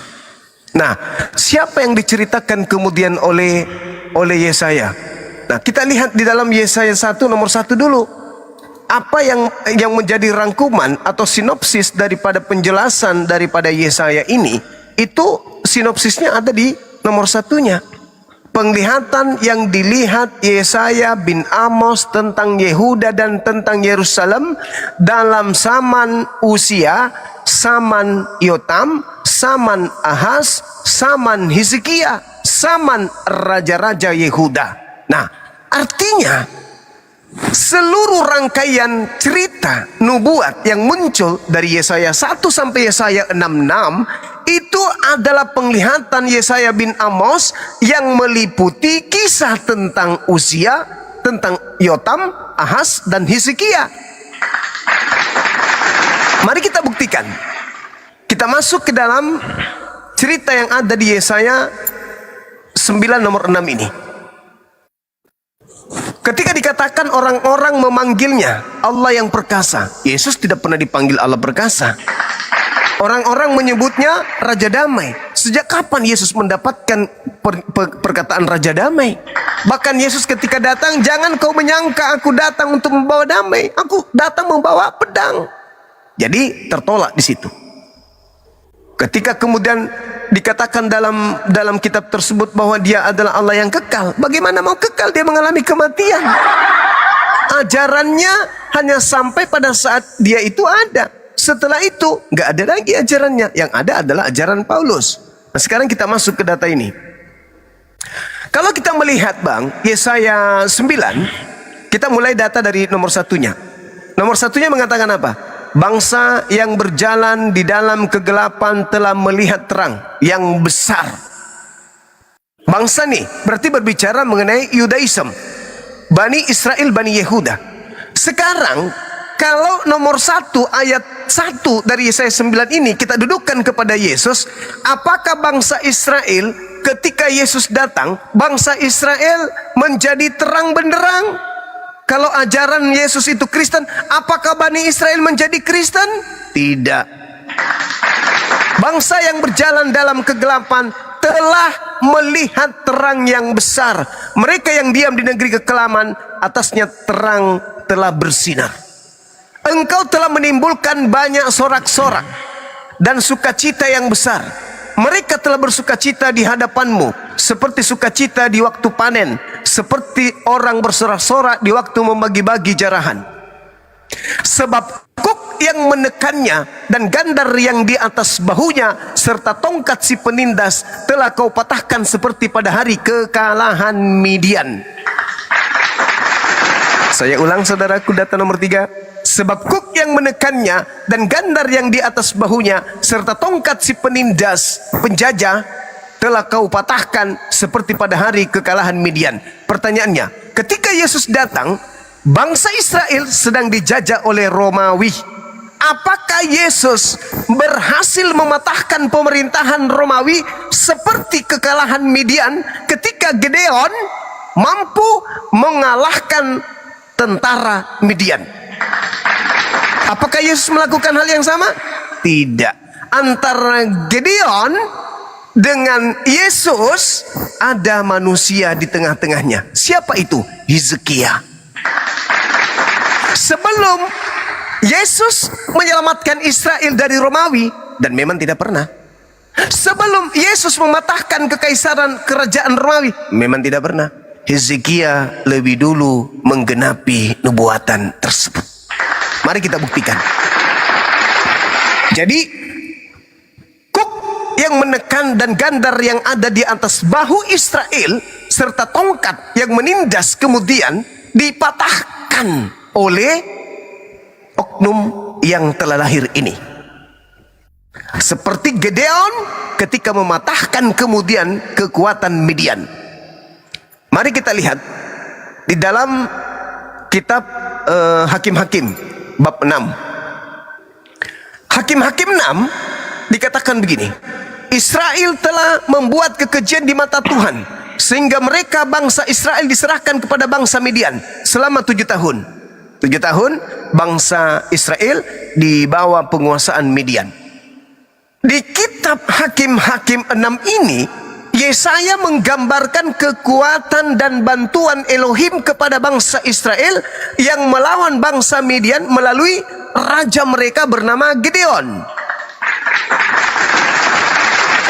Harus ada seorang raja yang tampil kemudian di bangsa Israel yang mengalahkan musuh mereka sama seperti Gideon mengalahkan musuh mereka yaitu bangsa Midian.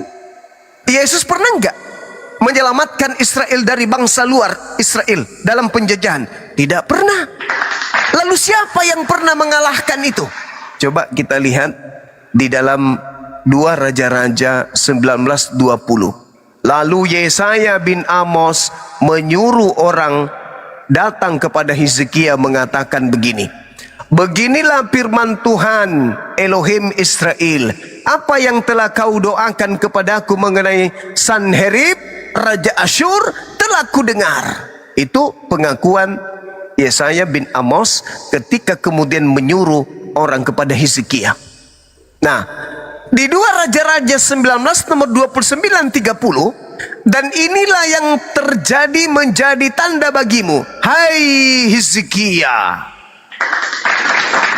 Dalam tahun ini orang makan apa yang tumbuh sendiri, dan dalam tahun yang kedua apa yang tumbuh dari tanaman yang pertama, tetapi dalam tahun yang ketiga menaburlah kamu, menuailah kamu, membuat kebun anggurlah kamu, dan memakanlah buahnya. Nomor 30.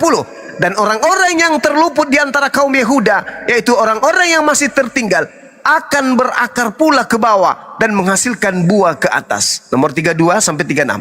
Sebab beginilah firman Tuhan mengenai Raja Asyur, musuh Israel.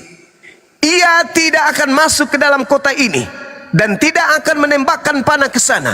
Juga ia tidak akan mendatanginya dengan perisai dan tidak akan menimbun tanah menjadi tembok untuk mengepungnya. Nomor 33. Melalui jalan dari mana ia datang, dari situlah ia pulang. Tetapi ke kota ini ia tidak akan masuk. Demikianlah firman Tuhan. Dan aku akan memagari kota ini untuk menyelamatkan kota ini oleh karena aku dan oleh karena Daud hambaku. Nomor 35. Maka pada malam itu keluarlah malaikat Tuhan, lalu dibunuhnyalah 185.000 orang di dalam perkemahan Asyur.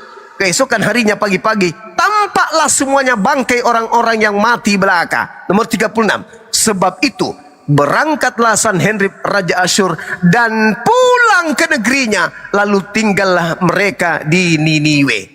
Jelas? Yesaya pasal 9 menceritakan keadaan yang buruk atas bangsa Israel di dalam kegelapan, persekusi yang hebat dari Raja Asyur, tetapi Elohim menolong bangsa Israel melalui siapa? Melalui siapa, Bang? Raja Hizkia. Jadi jelas sekali, Bung, kalau Anda membahas data Yesaya 9 ini, wajib hukumnya Anda membacanya dari data nomor 1, endingnya di mana? Endingnya di data nomor 3. Jadi jelas, melalui anak ini disebut Raja Damai. Mengapa disebut Raja Damai? Karena dia membawa kedamaian bagi Israel dari penjajahan Raja Asyur. Yesaya mengatakan kemenangan yang sama dengan masa Midian, ketika Midian kemudian terkalahkan oleh Raja Gideon. Apa yang terjadi dengan masa Midian? Bangsa Israel akan dimusnahkan oleh bangsa Midian. Tetapi faktanya, melalui tangan Gideon, dengan mujizat Elohim, hanya dengan 300 laki-laki, Raja Gideon berhasil membunuh 120 orang Midian hampir dalam waktu semalam. Jadi Yesaya ini itu menceritakan kemenangan bagi Bani Israel sama yang dialami ketika kemudian mereka memenangkan peperangan kepada bangsa Midian melalui Gideon. Yang terjadi pada masa Midian akan terjadi juga pada masa Yesaya 9 ini. Jadi demikianlah cerita itu. Apa itu? Raja Hizkia berdoa kepada Elohim untuk melawan Raja Asyur. Apa yang terjadi? Mukjizat hebat terjadi. Lagi-lagi pada waktu semalam 185 musuh dihancurkan dalam cerita yang sama. Jadi anak yang lahir pada saat itu adalah bayi Hizkia yang menghancurkan Raja Asyur dan memenangkan peperangan seperti kemenangan yang dialami Gideon ketika menghancurkan Raja Midian. Jadi tak ada Yesus di situ, nggak ada. Saya sedih kalau Anda mengatakan itu cerita Yesus. Yesus boro-boro sama seperti Gideon. Dia malah dibunuh kan sama sebangsanya sendiri. Sementara raja yang diceritakan di sini, seorang laki-laki yang diceritakan di sini adalah seorang laki-laki yang gagah perkasa yang mengusir musuhnya dalam semalam, dan itu hanya didudukkan oleh seorang kandidat tunggal Raja Hizkia. Sebagaimana kembali kepada sinopsis ringkasan cerita Yesaya bin Amos di dalam Yesaya 1 nomor 1. Jelas itu abangku. Jadi jangan mau tertipu oleh pendiri atau tokoh-tokoh dalam gereja. Mereka tidak paham Bible. Mereka hanya mencomot-comot agar manusia itu menyembah kepada makhluk kuburan tersebut dalam nama Yesus, sementara Yesus tidak pernah mengajarkan hal yang seperti itu. Saatnya Anda berpikir. Silakan. Berarti Bang Suma, bahaya juga ya kalau kita salah tafsir juga ini selaku pelaku-pelaku ini. Pendeta-pendeta. Zuma. Pasti itu. Kenapa lagi kau? Pembinasa kecil itu orang yang akan datang seperti Antiochus Epiphanes. Antiochus IV Epiphanes. Ciri-cirinya pengikutnya kamu lihat. Tuhan dan menempatkan berhalanya di mezbah suci. Apakah Paulus menempatkan berhala di mezbah suci? Yes. Paulus itu bukan. Yes. Kenapa muncul Protestan? Sabar. Kenapa muncul Protestan? Kenapa muncul pemikir-pemikir yang memprotes Katolik? Di mana Paulus adalah paus yang mereka lantik pada saat itu. Kenapa muncul sekelompok pemikir-pemikir dan mengatasnamakan sekte baru sebagai nama Protestan? Karena ajaran Paulus itulah yang kemudian menggantikan dewa Agnostos Theos dalam Kisah Para Rasul 17 nomor 23, yaitu Agnostos Theos, dewa-dewa yang disembah oleh orang Athena dengan nama Yesus. Itu fakta real tertulis di dalam kitab saudara, dan secara histori Katolik kemudian diprotes oleh sekte baru bernama Protestan. Sadari itu, Bang. hanya ada sampai hari gereja ini, pilihan. sampai hari ini mereka masih Hanya ada mempraktekkan gereja mencium-cium satu patung pilihan. Yesus. Sebagai- Di gereja-gereja mereka kalau Anda lewat itu Iya, kan diawali banyak dengan gereja, hanya satu patung-patung. yang dipilih sebagai mempelai dari anak Patung-patung muda. di depan Itu. gereja mereka itu Anda masih temukan. Dan itu adalah ajaran Paulus. Katolik tidak kalau Paulus tidak mungkin. Paulus itu berkiblat kemana? Sorry, Katolik berkiblat kemana? Ke Yesus. Nah, Vatikan. Wah, sudah. Dia Sudahlah. tidak menempatkan berhala di mesbah suci kan? Karena Berarti dia gereja mereka, gereja Katolik ini bukan mesbah suci. kan mesbah suci itu di Bethlehem. Di Nah, Yerusalem. kalau di Bethlehem berarti kan jelas itu hanya untuk mereka Yudaism. Sementara kalian, Iya, pembinasa keji itu akan menempatkan berhalanya di Bethlehem, di mesbah suci. Itulah kekejiannya, di antara kekejiannya. berhalanya itu Mengakhiri Anda katanya kesuciannya itu Tuhan. simbol. Itu simbol. Dia akan mengajarkan kemudian tentang berhala Bukan simbol, di sejarah Yerusalem, sudah menyatakan di Bethlehem. Rima, Itu betul. bahwa Antiochus pernah melakukan itu dan dia membunuh orang Yahudi yang tidak mau makan babi, mereka bunuh. Ya itulah Paulus. Paulus tidak membunuh, Rima. Kata Itu siapa? Kata siapa? Seseorang Justru kalau yang Anda baca pembinasa kisah kecil para Rasul itu akan 9 nomor mati 1 itu, seperti Paulus Antiochus. itu ke Damsyik, tujuannya apa? Untuk membunuh seluruh pengikut Yesus. Lalu kemudian dia kedatangan Sibilisisis. Akulah Yesus yang kau aniaya. Itu bukan anak manusia tuh yang datang kepadanya. Sementara kitab Anda sendiri mengatakan, siapakah iblis itu? Bukankah dia yang pergi ke seluruh dunia yang tidak mengaku Yesus datang sebagai manusia? Itu fakta. Syukran sahabatku. Itu fakta. Saudara. Di dalam Efesus itu sudah dijelaskan. Apa itu? Bahwa Paulus menyatakan ajaran Torah itu harus disatukan dengan ajaran Injil. Nah, ini yang kena Ya, nubuatan apa yang Anda 2 tahu tentang Petrus Injil? 2 nomor Itu aja. 1. Demikianlah nabi-nabi palsu tampil di tengah-tengah jemaat Elohim. Demikian juga di tengah-tengah kamu akan ada pengajar-pengajar palsu yang memasukkan pengajaran-pengajaran yang membinasakan. Pertanyaan saya, siapa yang mencampur adukan antara Torah dengan 13 kitab karangannya sendiri? Siapa yang memasukkan surah-surah ini ke dalam ajaran Paulus, ke ajaran Nabi Musa? Karena itu sesuai perintah di Matius. Perintah siapa? Ya. Perintah siapa? Yesus Kristus. Nah, Yesus yang bukan manusia kan? Iya kan? Iya, jelas itu.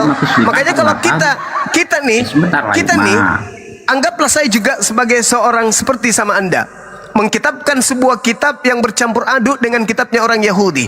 Kitabnya orang Yahudi kalau Anda baca Ulangan 4, jangan kau menambahi. Jangan kau menambahi. Sekarang agama mana yang mengambil kitabnya Yahudi lalu menambahkan surat-surat kepompong kepadanya? Kitabnya orang Yahudi disebut kitab Tanak. Tidak ada di situ Roma, Galatia, Filipi, Efesus, tidak ada. Tapi begitu ada Paulus, kitabnya orang Yahudi mengalami penambahan 13 buku. Itu pekerjaannya Sibilisis sang pembinasa keji. Begini cuma Torah itu ada yang dirubah oleh Yesus Kristus seperti di Matius 38 ya. Mata ganti mata. Beliau menggenapi, gigi ganti bukan gigi, merubah. Aku berkata, sebentar lah Yuma. Tetapi aku berkata kepadamu, jangan melawan orang yang berbuat jahat kepadamu. Lalu di 43 ini juga diperbarui oleh Yesus Kristus. Kamu telah mendengar perkataan, kasihilah temanmu dan bencilah musuhmu. Tetapi aku, Yesus Kristus, berkata kepadamu, kasihilah mereka yang menyeturuimu dan doakanlah orang-orang yang menganiaya kamu. Ini dirubah ini. Jangan kau melangkahi data-data sebelumnya dari Matius 5 itu. Anda, saudaraku, Anda boleh mengaku sebagai pelaku penggenapan daripada Taurat kalau Anda matanya dua-duanya buta. Jangan Anda pandai-pandaian mengambil ajaran kasih doang. Ajaran yang ada padamu adalah yang kasih-kasih, yang enak-enak di kuping aja untuk membinasakan manusia. Oh, ajaran Kristen itu ajaran kasih rupanya. Tunggu dulu. Kasih yang gimana Juma? Lah Kasih yang kamu kan hanya itu ada menjual Korintus, data Juma. 45. Kamu telah mendengarkan firman Tuhan. Kasihilah sesamamu manusia dan bencilah musuhmu. Tetapi aku berkata kepadamu, kasihilah musuhmu dan berdoalah bagi mereka yang menganiaya kamu. Itu kan yang kau ambil. Tunggu dulu. Sebelum kau mengambil data itu, langkai dulu data-data sebelumnya. Satu perikop itu Anda harus jalankan semua. Jangan cuma yang enak di kuping. Kasihilah musuhmu dan berdoalah untuk Oke, kita kau melangkahi. Tunggu dulu. Saya ya. Kata Yesusnya sebelumnya adalah, barang siapa yang memandang wanita serta menginginkan, maka dia sudah berzina di dalam hatinya. Apa kemudian ganjarannya? Mata lu harus dicungkil. Sebelum kau kasih kepada orang, terlebih dahulu kau jalankan dulu itu. Barang siapa yang memandang wanita dan menginginnya dalam hatinya, maka dia sudah berzina. Maka apa hukumannya menurut Yesus dalam penggenapannya? Matanya harus dicungkil. Kalau orang Kristen itu pengikut Yesus, tunjukkan gereja mana jemaatnya buta semua. Loh, kenapa bisa harus buta? Karena setiap hari Kristen kau lihat perempuan pasti mengingini. Nggak ada kemudian tidak mandul, nggak ada yang mandul. Nggak ada yang mandul. Mereka mengingini semua. Sekarang ku tanya samamu, saudara Bob, hati kan, saudaraku Bob. Sekarang ku tanya samamu, jujur, saudaraku Bob. Kalau kau memandang wanita cantik, apakah kamu bernafsu? Maka jika hatiku suci, maka aku akan melihat Allah. Allah yang akan menjadi kata Yesus, kalau kau mau menggenapi hukum Taurat, barang siapa yang memandang wanita dan mengingin dalam hatinya, maksudnya bernafsu dalam hatinya, maka lebih baik matanya dicungkil. Nah, sekarang di mana gereja yang bisa saya lihat orang cungkil mata? Ada. Itu syaratnya untuk menjadi pengikut Yesus. Penggenapan Yesus itu bukan mati di atas tiang salib. Penggenapan Yesus itu justru semakin berat. Berkata jahil harus dihukum mati. Itu pengataan Yesus. Coba. Mengasihi memang mengasihi, yang berat itu. Kasihilah musuhmu. Itu hal yang sangat berat.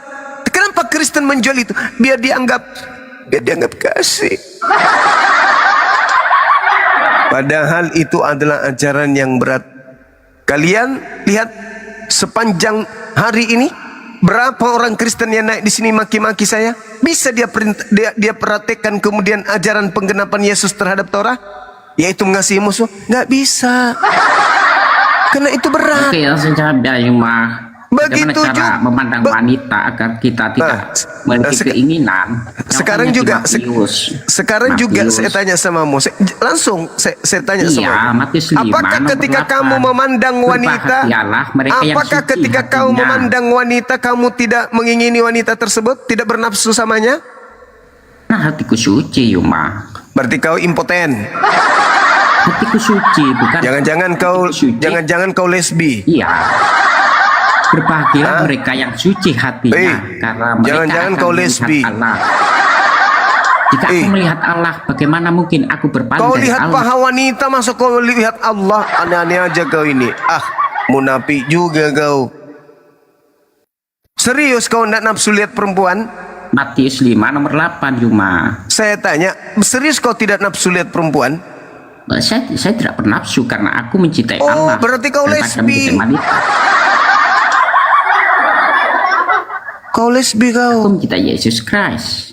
Tidak siapapun. Lesbi kau ini ternyata. Hei.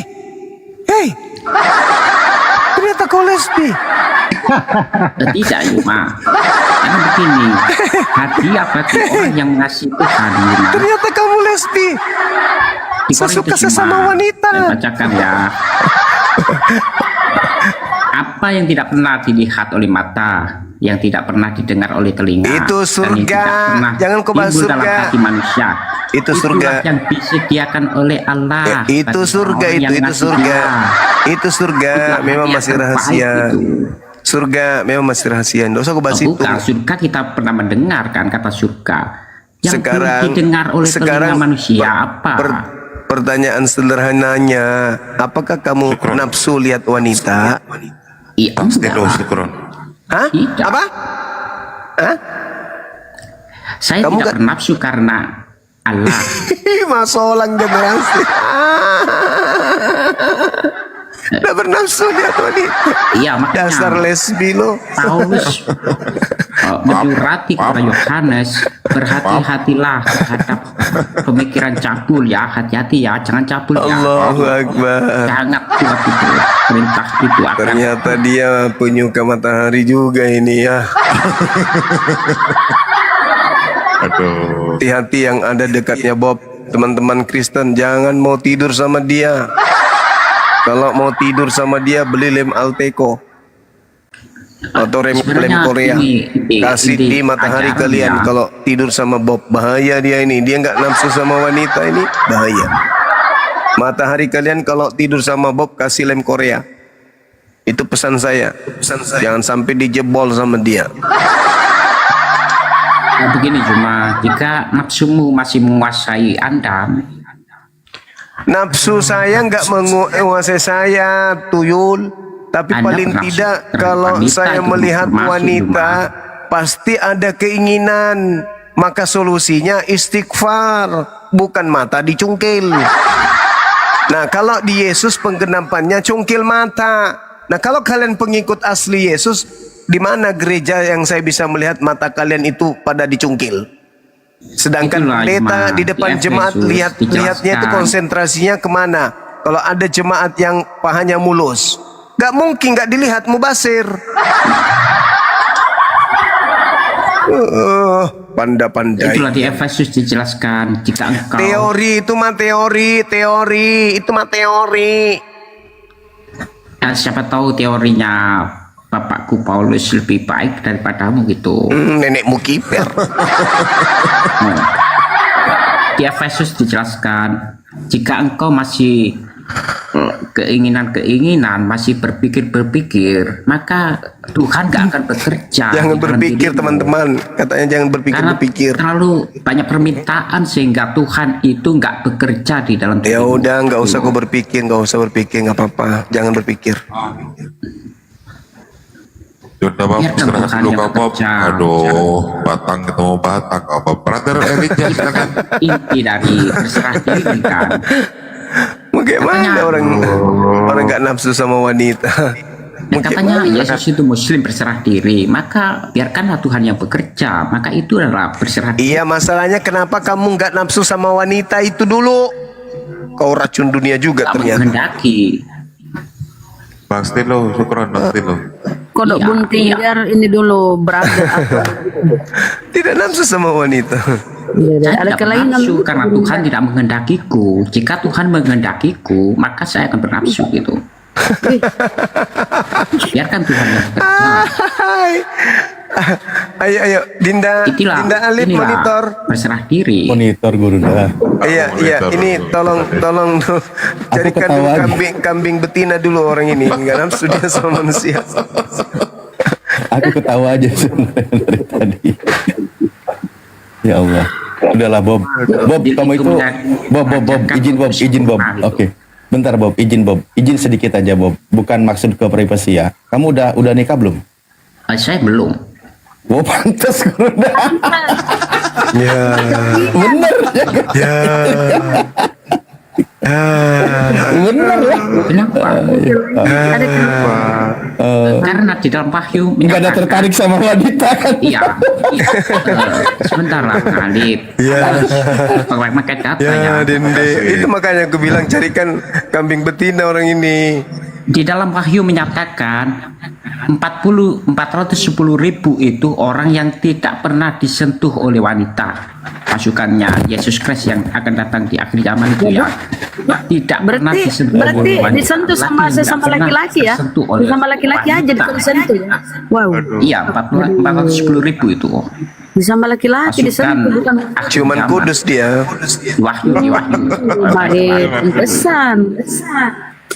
Ya Allah. Ini Bang Brother mau nanya dari tadi, Bob, buka mute Bob. Silakan Bang Brother, istirahat dulu kau Bob. Waduh. Brother Elijah.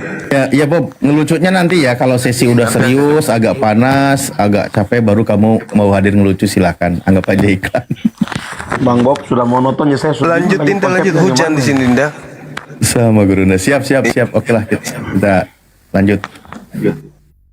Terima kasih, Masya Allah. Mantap tadi pemaparan guru kami ya, brother ya. Itu udah sangat jelas, saya yakin Anda juga paham. Silakan, masih ada yang mau ditanggapi atau dilanjutkan gimana?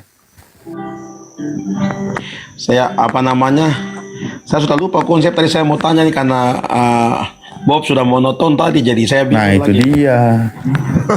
Iya, sebentar brother. Ada Waduh, istirahat dulu kau Bob. Ini mau bertanya Bang Brother. Silakan open cam kayak yang tadi itu Bang Saya Brother. sarankan Bob, lu minum dulu obat penurun panas. Habis itu baru ngomong lagi, kan dulu. Gantian ya. Saya jadi lupa lagi nih, aduh. Tadi saya sudah siapkan untuk mau tanya Bang Suma sudah. Karena Ya, Bos langsung jadi. Ya, silakan diterima Bang Brother. Gak apa-apa Bang Brother. Gimana Bang Hendi, tema ini saya ubah ke Milad Api 3 ya Bang Handi. Ustaz Alif izin. Ya silakan aja sambil ini kan kalau mau dibuat nggak apa-apa sekaligus kita sosialisasi, kitanya sambil diskusi dulu. Ya, mumpung penonton sekitar 7,3 tadi. Lanjut brother, pertanyaannya brother.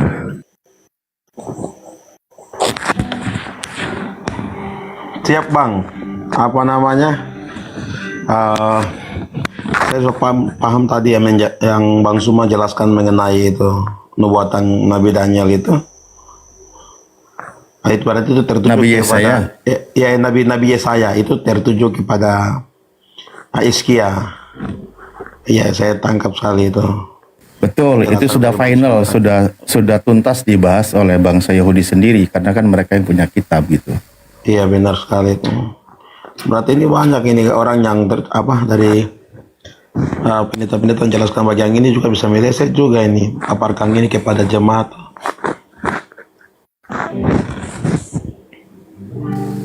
Ya, pada dasarnya kan begitu Bang, karena harus menggenapi, kan lucu, soalnya ada juga kalimat pernyataan dari Yesus bahwa harus digenapi apa yang tertulis tentang aku, kan gitu, di dalam kitab Torah Musa, kitab Nabi-Nabi, dan kitab Mazmur. Nah, ya kan? Nah, masalahnya adalah ketika dicari itu tidak ditemukan, maka dicarilah dicocok-cocokin, padahal nggak cocok. Seperti tadi yang dibahas, Raja Damai.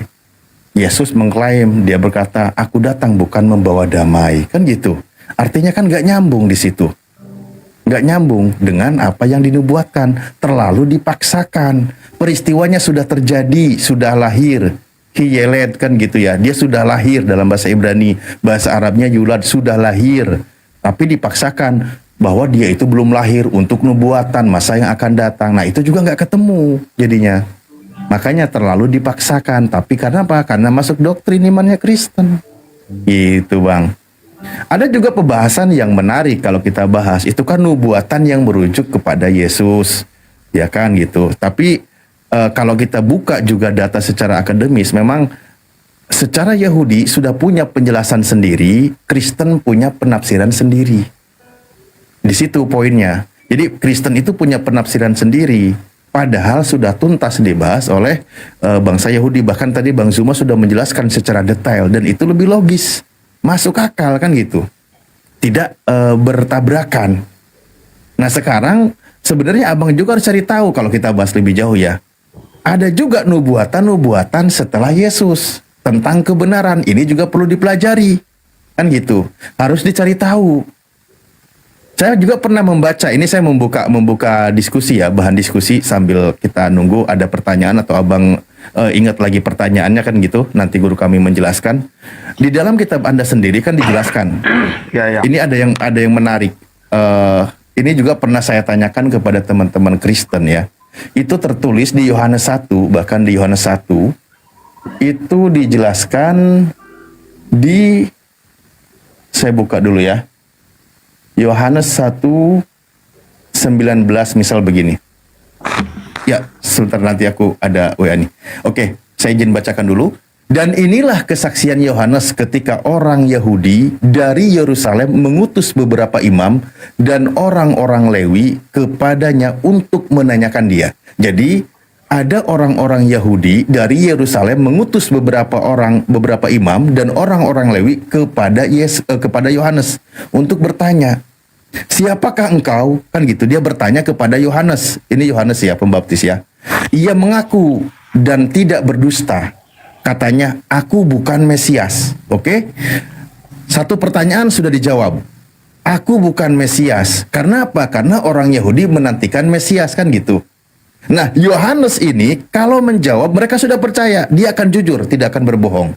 Nah, dia menjawab, aku bukan Mesias. Lalu mereka bertanya kepadanya, kalau begitu siapakah engkau? Elia? Kan gitu pertanyaannya. Dan ia menjawab, bukan. Nah, jadi satu tentang Mesias sudah ditanyakan, Yohanes bukan. Dua, Elia ternyata dia juga bukan.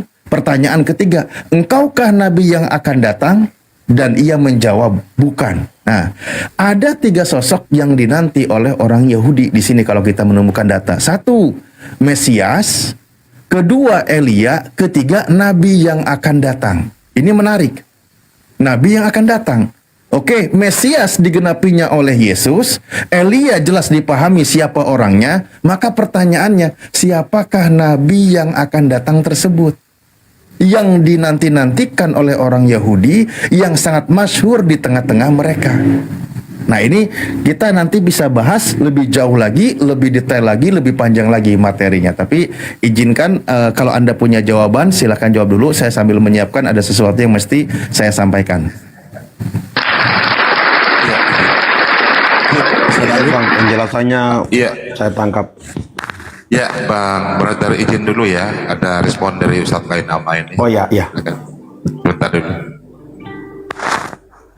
Bismillahirrahmanirrahim. Assalamualaikum warahmatullahi wabarakatuh. Mantap datanya, literaturnya mantap gitu, top banget itu, udah paling bagus udah data-data literaturnya top. Barakallah, Allah berkahi. Assalamualaikum warahmatullahi wabarakatuh. Waalaikumsalam warahmatullahi wabarakatuh. Waalaikumsalam. Lanjut Ustaz. Ustaz, Brother silakan lanjut. Sambil lalu bantu tetap layar dulu teman-teman, sudah masuk hari lain ini ya. Masya Allah. Di sini senior kita, guru kita juga di luar monitor, dia menyampaikan luar biasa apresiasi untuk Panglima kita, Bang Zuma. Masya Allah luar biasa. Dan juga saya izin sampaikan sebentar, sudah ingat pertanyaannya? Ya, Bang Alif, saya terima kasih banyak. Saya izin turun dulu karena di Papua sudah jam 3, Bang. Oh, siap kalau gitu. Baru jam 3, Bang? Belum jam 8? Ya, Bang, sudah jam 2 lewat ini di Papua. Mau sahur ya? Mau sahur, Bang Brother?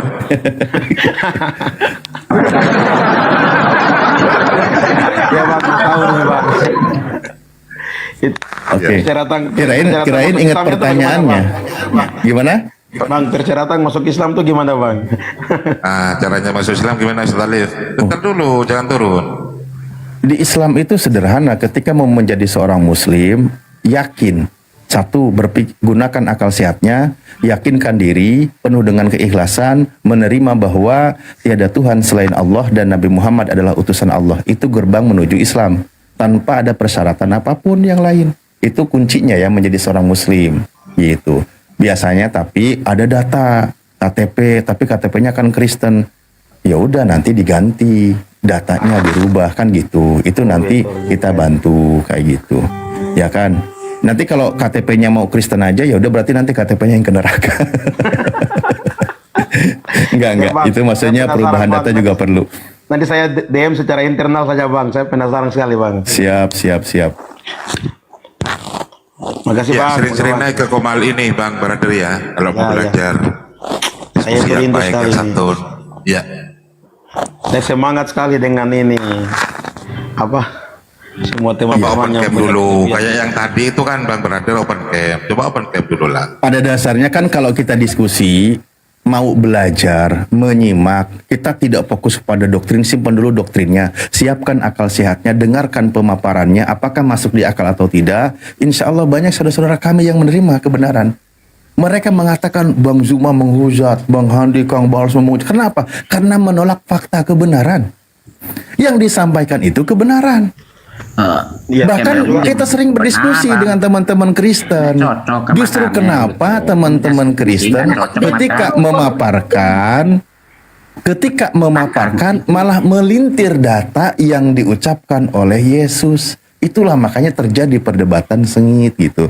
Jadi teman-teman kalau kita coba diskusi baik-baik, kita by data, simpan dulu doktrin imannya. Karena namanya diskusi itu kan tentang data. Kita ini diskusi Muslim, kami umat Islam, ada landasannya Al-Quran. Itu barometernya. Kalian juga Kristen, barometernya apa? Ucapan Yesus, pengajarannya. Itu yang mesti dipegang. Bukan doktrinnya yang dibawa di atas. Gitu Bob, kamu diem.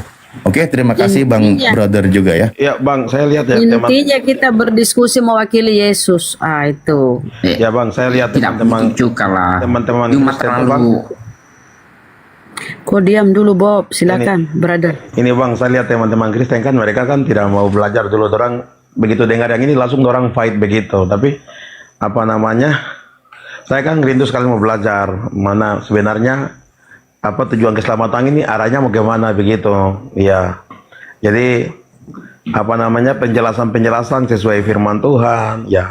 Saya juga tanya sama Bang Suma kan kuasai juga tuh tentang Alkitab.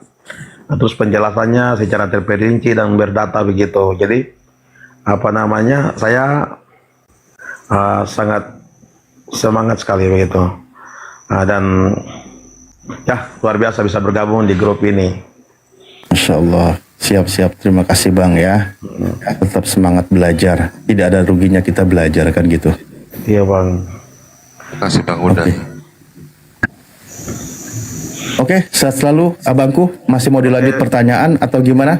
Bang, saya pamit mundur diri dulu. Di Papua sudah jam 2:30. Hati-hati brother dengan semua. Hati-hati kok. So sudah banyak yang mualaf bingung nanti nggak ada kawan gitu. Banyak yang tersadarkan Bob. Waduh. Sekelas pendeta aja sudah mualaf beberapa hari yang lalu. Jika memiliki roh Allah, maka dia mampu Izin dulu, Pak, izin dulu aku mau putar ini sebentar. Dari Kan sudah Bang Andi. Ya, dengerin ya.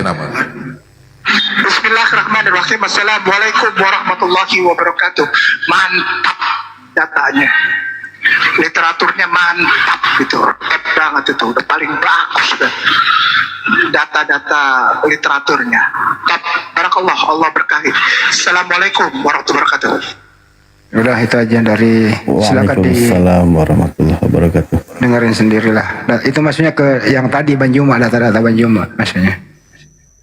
Loh, punya saya nggak kedengeran Ustaz tadi barusan. Kedengeran. Oh, Bang Hadi lagi jauh dari berangkat.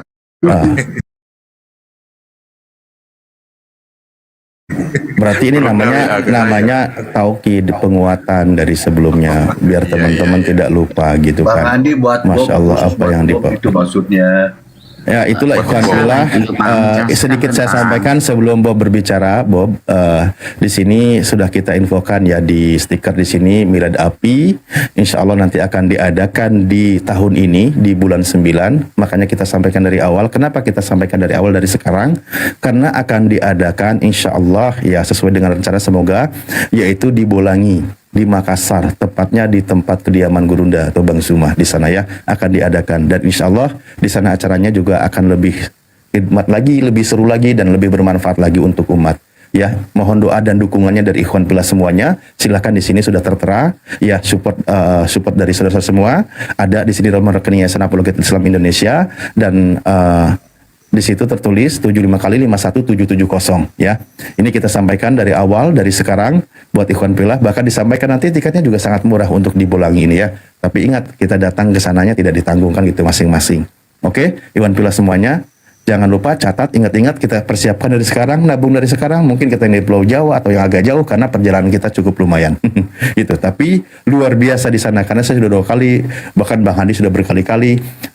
Tempatnya juga begitu indah dan juga nyaman untuk belajar, dan juga kita nanti lihat bagaimana disitulah API berdiri, Yayasan Apologet Islam berdiri, dan ada masjid di sana yang didirikan dari bagaimana dibangunnya berdasarkan pergerakan kita ini yang sekarang berjalan.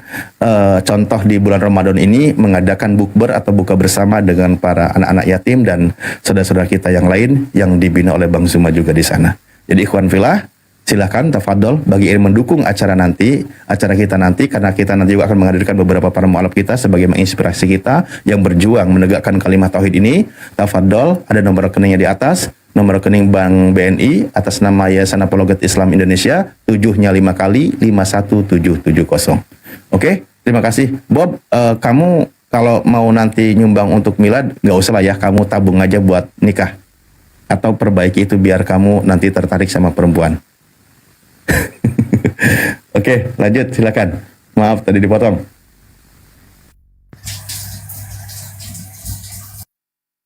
Sedikit ya.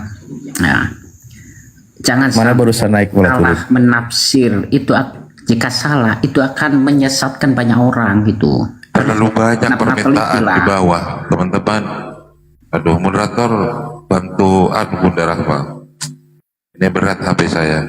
Iya Ustadz, ya. Udah padahal udah aku cancel ini yang muslim multi lagi. Karena aku tengok dulu kan profilnya yang muslim. Jadi kalau diskusi sama Bob ini kayaknya kalau pakai data itu mubazir deh.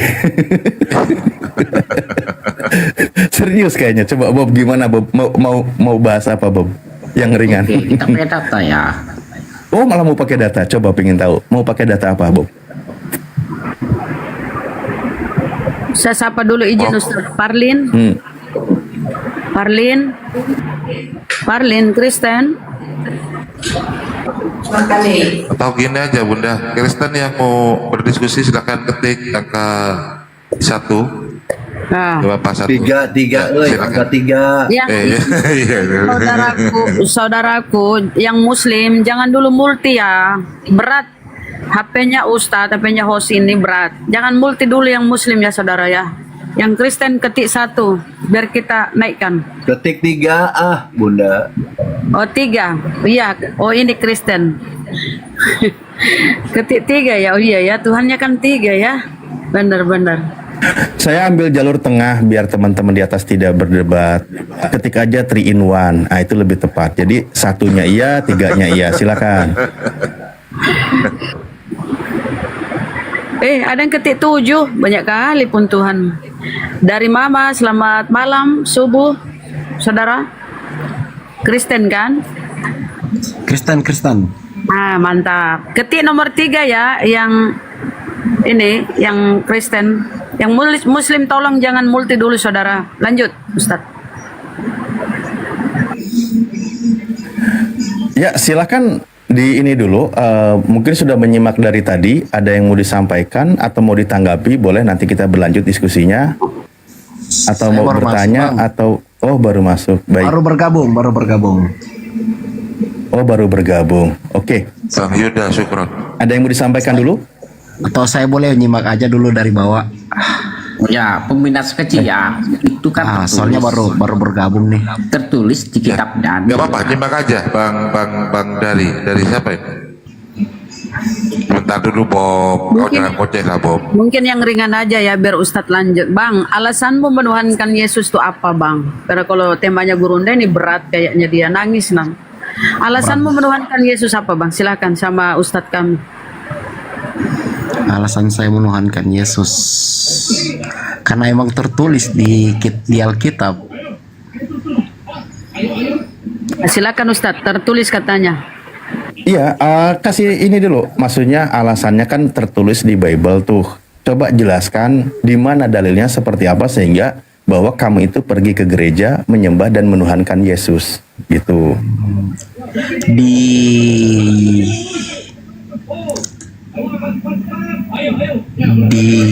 Tunggu. Mungkin abang-abang di sini udah tahu ya ayat firman tuh yang berbunyi sebab katamu itu benar, aku adalah guru dan Tuhan. Oh. Itu di Yohanes 3 ayat 3 apa di mana? Yohanes 13 ya itu. Ya. Itu dah. Di situ kan kita bacain ya. Nah, Yohanes 13 nomor 13 ini dalil andalan si Kepas. Kita buka dulu, baik kita buka. Nah, di sini juga ada pembahasan menarik. Kita benar kata Bunda Rahma, kita temanya sedikit turunkan, kita ringan dulu, mari kita bahas. Di situ dikatakan kamu menyebut aku guru dan Tuhan, dan katamu itu tepat sebab memang akulah guru dan Tuhan. Itu kan maksudnya? Nah, benar. Nah, baik. Ini satu terjemahan mengatakan aku guru dan Tuhan. Ada terjemahan lama mengatakan engkau memanggil aku guru dan Tuan, dan benarlah katamu akulah guru dan Tuan. Keduanya benar atau salah satunya yang benar, Bang? Ini penerjemahan di versi yang mana nih? Tahun berapa tuh yang kata Tuhan tuh? Ada yang lebih tua, ada juga kalau seleber itu di 2011 memanggil aku guru dan junjungan, dan benar katamu akulah demikian, akulah guru dan junjungan, kan gitu. Ada terjemahan lama itu lebih tua. Saya yakin Anda juga paham lah di situ. Ada terjemahan yang kuno, terjemahan lama, engkau memanggil aku guru dan Tuan, Klinkert tahun 1879. Memang benar begitu karena akulah dia, guru dan Tuan. Nah, jadi ada satu terjemahan yang tua mengatakan, terjemahan tua maksudnya disebut sebagai Tuan, terjemahan lebih baru dikatakan sebagai Tuhan. Syukron Bang Haji, Bang Haji Peri, terima kasih. Ini kita coba ini dulu ya, kita sederhanakan aja, kan sumbernya juga dari kekristenan sendiri. Ya. Ah, kira-kira yang nggak benar yang mana? Benar keduanya, Bang. Pernah saya dengar diskusi seperti ini. Katanya kurios di dalam apa namanya? Kurios bila diartikan kata kurios itu dia bisa bermakna Tuhan dan bisa Nah, itu. Nah, gitu, betul. Pernah ada diskusi dengar itu. Tapi ini kan saya ini masih awam sebenarnya nih, Bang. Gini, betul. Itu kan bermakna Tuhan, bermakna Tuhan. Nah, ketika dikatakan Tuhan itu merujuk kepada siapa? Ketika dimaknai Tuhan kepada siapa? Kan gitu. Nah, contoh dalam terjemahan lama, makna Tuhan merujuk kepada manusia. Kepada manusia. Tapi kalau merujuk kepada Sang Pencipta, itu dimaknainya, diterjemahkannya Tuhan. Sebagaimana yang Yesus ucapkan, aku bersyukur kepada Engkau Bapa, Tuhan langit dan bumi. Nah, itu kepada Sang Pencipta, itu yang diucapkan oleh Yesus. Karena dalam terjemahan ini yang tepat, ya terus, maka di sini diartikan sebagai Tuhan. Nah, Tuhan dengan Tuhan ini sebenarnya dalam kajian bahasa kita kan sedang membahas, sudah bisa untuk dibedakan. Ini kepada siapa layak kata ini diberikan? Kepada Yesus itu Tuhan, kepada Sang Pencipta yang mengutus Yesus disebutnya sebagai Tuhan, gitu. Jadi nggak bisa dikatakan keduanya benar. Itu nanti nggak nyambung. Bukankah Yesus disebut manusia dan Tuhan? Dia 100% Tuhan, dia 100% manusia. Oh, di mana dia bilang seperti itu? Sebab ada di firman tuh yang mengatakan sebab firman telah menjadi manusia kayak gitu. Firman itu telah menjadi daging. Ya, ada juga firman menjadi cakrawala, firman menjadi semesta, firman menjadi semua yang dikehendaki oleh Tuhan. Itu tidak ada masalah di situ kita bahas. Tapi sebelum kita lebih jauh, kita selesaikan dulu satu ayat di sini. Begini, Bang, kenapa saya katakan di sini adalah yang tepat terjemahannya itu Tuhan. Jadi, kalaupun dikatakan Tuhan dalam iman Anda, artinya keimanan Anda sekarang di tahun 2026 berbeda dengan keimanan orang Kristen di tahun abad 18. Kok bisa? 18. Ya karena pada abad itu Yesus itu sebagai Tuhan, bukan sebagai Tuhan. Tapi dikatakan Tuhan ketika dirubah di terjemahan. Yesus berubah dari Tuhan menjadi Tuhan itu dari terjemahan. Bukan dari keadaan realita yang sesungguhnya gitu loh. Nah, bisa kita lihat Bang, bisa kita lihat. Kenapa kita katakan di sini ada perubahan? Saya baca ya. Di situ, kamu menyebut aku guru dan tuan, dan katamu itu benar, sebab memang akulah guru dan tuan. Jadi, jikalau aku membasuh kakimu, aku yang adalah tuan dan gurumu, maka kamu pun wajib saling membasuh kakimu. Sebab aku telah memberikan suatu teladan kepada kamu, supaya kamu juga berbuat sama seperti yang telah kuperbuat kepadamu. Aku berkata kepadamu, sesungguhnya seorang hamba tidak lebih tinggi daripada tuannya. Kata Yesus, seorang hamba tidak lebih tinggi daripada tuannya, ataupun seorang utusan daripada dia yang mengutusnya. Nah, kalimat seorang hamba tidak lebih tinggi daripada tuannya itu kalimat yang sama di ayat sebelumnya. Makanya kenapa jadi berubah? Padahal itu masih ucapan Yesus. Kenapa di terjemahan yang satu di 13 nomor 13-nya dikatakan sebagai Tuhan, sementara di 16 masih ucapan Yesus kembali kepada kata Tuhan. Itu perumpamaan yang di situ Bang, kan ada hamba dan tuan tuh. Kemudian iya merujuk kepada kalimatnya. Enggak. Ya, seorang kan hamba perintah kepada murid-muridnya gitu loh. Perintah kepada murid-muridnya sebagai sesama, dia memberi perumpamaan itu kepada sesama manusia tuh. Nah, seorang hamba tidak lebih tinggi daripada tuannya. Itu kata Yesus. Antara anak buah dengan bos kayak gitu loh. Nah, maksudnya. di situ Antara siapa majikan, yang jadi bosnya di situ? Majikan ya. Ini perumpamaan aja loh Bang. Yesus tidak menganggap dirinya sebagai bos gitu loh. Loh, di situ dikatakan seorang hamba tidak lebih tinggi daripada tuannya ataupun seorang utusan daripada dia yang mengutusnya. Ini konteksnya kan pelayan ya Bang. Tapi kan di situ sama-sama Kayak kurios. masyarakat dengan buah. Betul, sama-sama kurios. Menurut saya sih Bang ya. Lah itu kalimatnya originalnya sama-sama kurios. Sama-sama merujuk kepada Yesus tadi katanya. Sama-sama ucapan Yesus. Kenapa dirubah yang satu diterjemahkan dalam terjemahan yang berubah, di kalimat originalnya, di kalimat originalnya tidak berubah.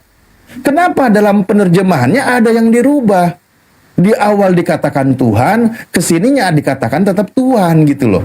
Inilah saya bilang tadi, perubahan posisi status Yesus itu hanya dari terjemahan yang memasukkan sebuah doktrin dalam keimanan kekristenan. Gak gitu loh Bang. Loh, kalau nggak gitu gimana? Coba.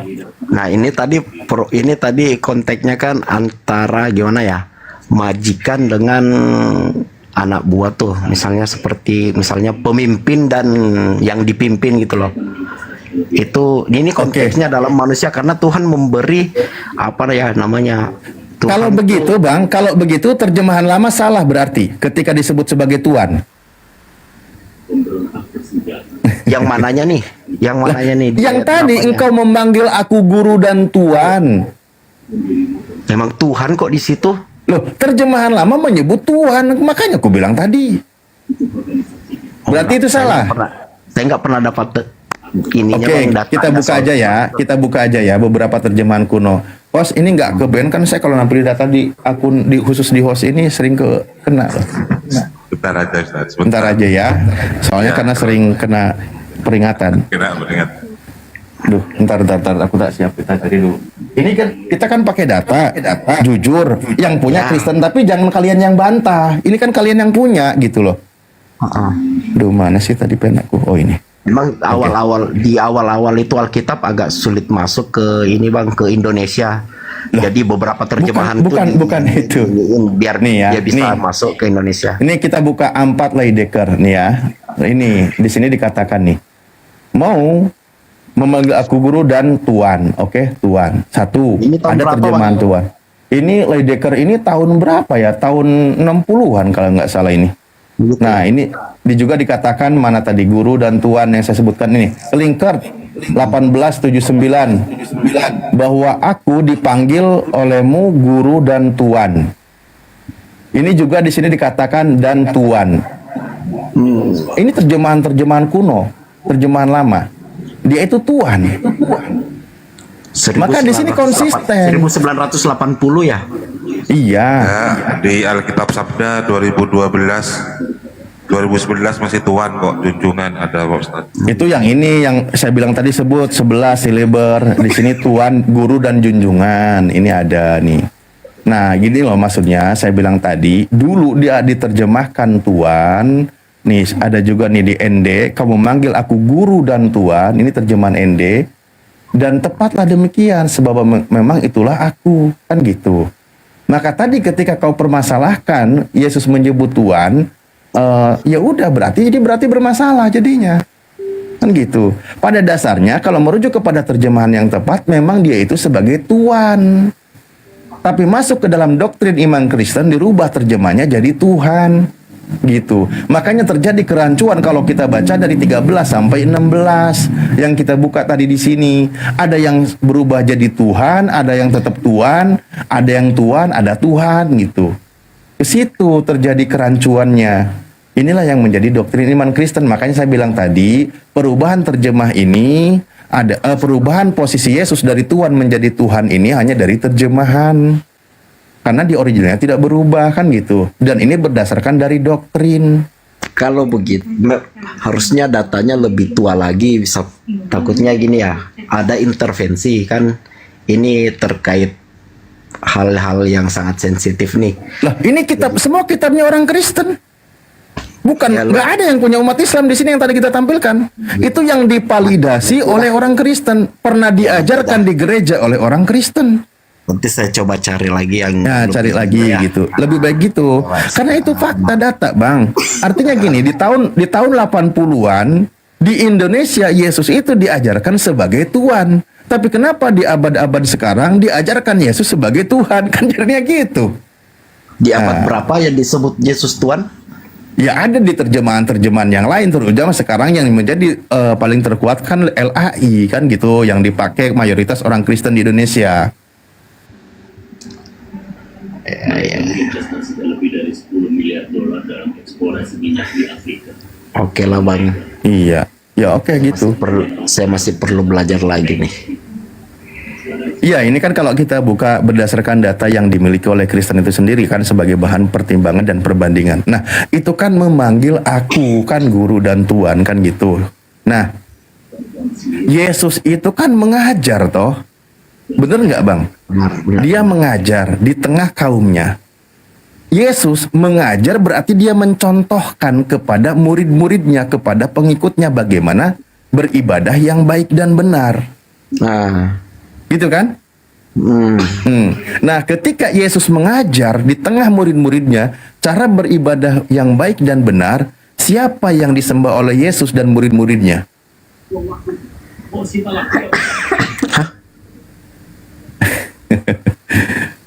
Ketika Yesus mengajar, nih Bang ya, kita kan pelan-pelan nih materinya. Ke Allah Bapa. Nah, berarti itulah ajaran Yesus, kan gitu.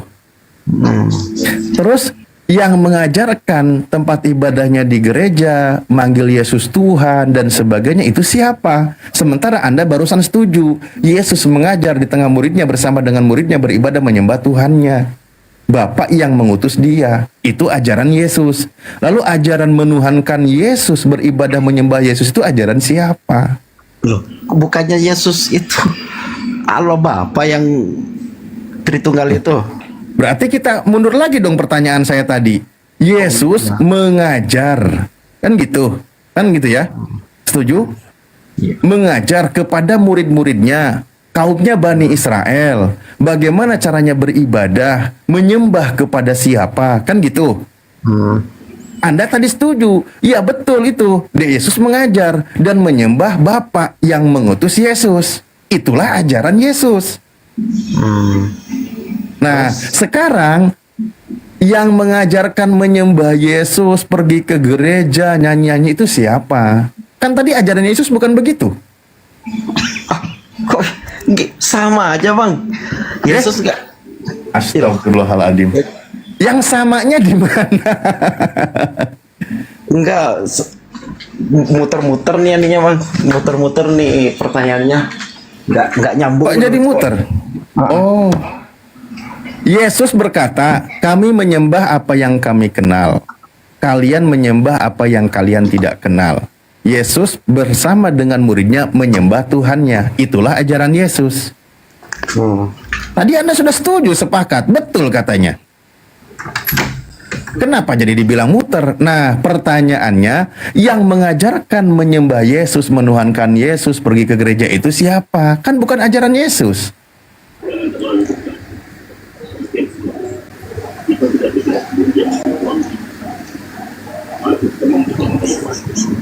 Oke. Ya, tapi memang itulah perdiskusian kita. Diskusi by data, bukan secara doktrin, kan gitu. Bang, tapi takut aja banyak banget yang denger nih. Loh. Kenapa takut? Justru sampaikan kebenaran, kan gitu. Saya takut salah, Bang.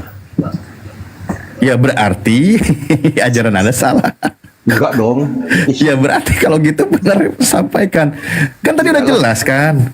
Sudah jelas yang kita sampaikan, yang kita bahas menurut ajaran Yesus. Ingat loh Bang, Yesus itu keliling Galilea, masuk ke bait Allah, tempat ibadah, ke sinagoge. Dia mengajarkan kitabnya orang Yahudi, kitab Yesaya dan beberapa kitab yang dipahami oleh orang Yahudi. Dia bersoal jawab, dia berinteraksi dengan orang-orang Yahudi, dengan ahli-ahli Taurat, kan gitu. Itu sangat jelas tercatat di kitab Anda. Nah, artinya ketika dia beribadah di tempat ibadah yang sama dengan orang Yahudi, menyembah Tuhan yang sama, Tuhan yang disembah oleh orang Yahudi, kan gitu. Nah, bukan orang Yahudi itu menyembah Yesus, bukan. Tapi Yesus bersama dengan murid-muridnya, kaumnya Bani Israel, orang Yahudi, mereka menyembah Tuhan yang sama. Itu jelas loh. Contoh misal, Yesus diuji, Yesus ditanya oleh ahli Taurat tentang hukum terutama. Maka jawaban Yesus, menyembah Tuhan yang Esa, Tuhan kita. Nah benar, kata ahli Taurat itu, oh benar kaget. Gini ya, kan Yesus ditanya bahwa hukum terutama itu apa? Dengarlah wahai orang Israel, Elohim adalah Tuhan kita, Tuhan yang Esa. Itu pertanyaan dari ahli Taurat. Ketika Yesus menjawab itu, disambut jawaban itu oleh ahli Taurat. Benar katamu guru, memang dia itu Esa, dia tiada Tuhan selain dia. Ya itu kelar tuh. Tuhannya Yesus dengan Tuhannya ahli Taurat itu sama. Ya. Mereka menyembah Tuhan yang sama. Bukan ahli Taurat itu menyembah Yesus dan menuhankan Yesus, bukan. Tapi Yesus dengan ahli Taurat itu menyembah Tuhan mereka gitu loh.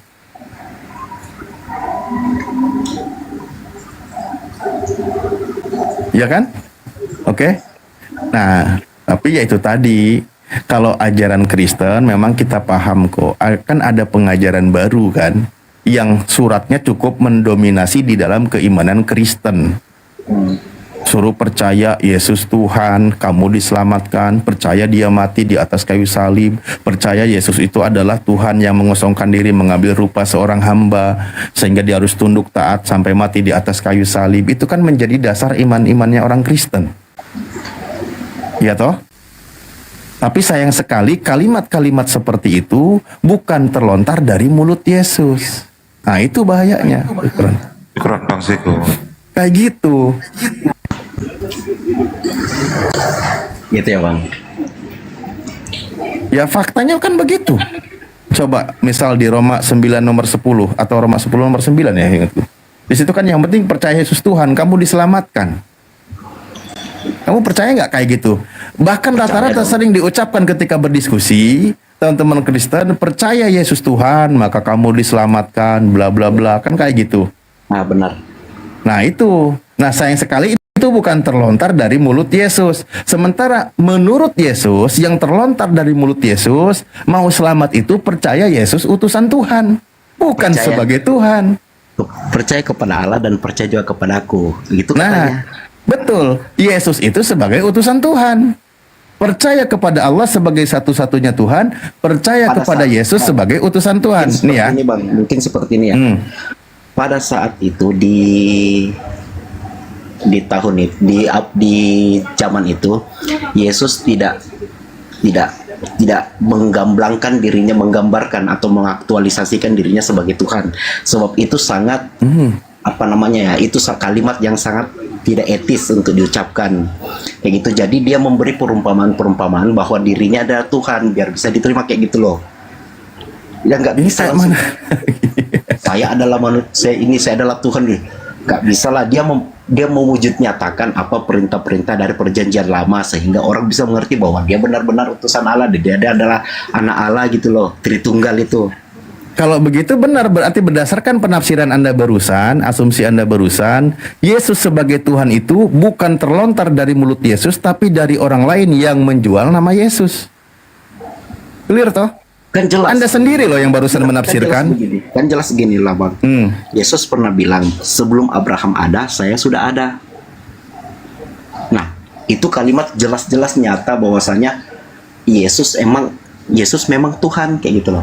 Oh gitu. Ketika Nabi Musa berkata, aku adalah aku, berarti Nabi Musa juga Tuhan. Aku adalah, kapan Musa bilang aku adalah aku? Loh, itu tertulis, itu firman Tuhan. Aku ada. Ya. Coba. Atau bahkan di Keluaran 7 nomor 1 dikatakan Nabi Musa ini sebagai Elohim. Berarti kamu percaya dia itu sebagai Tuhan? Nggak pernah kata itu keluar dari ini. Waduh, kurang baca berarti. Susah. Berarti Anda kurang jauh ke perjanjian lama ya? Ya, kurang jauh mainnya, Bang. Ya udah, susah makanya. Jadi kan gitu. Kalau Yesus berkata, sebelum Abraham jadi, aku telah ada. Itu kan kalimat itu. Nah, coba abang tuh pikir lebih jauh. Itu maksudnya apa? Salomo sendiri dikatakan, sebelum alam semesta ini diciptakan, Tuhan sudah menciptakan dia. Kalau Anda lihat juga sebenarnya, nih ya, kalau Anda lihat juga sebenarnya, di dalam... Nggak ada Salomo bilang kayak gitu. Nggak ada ya?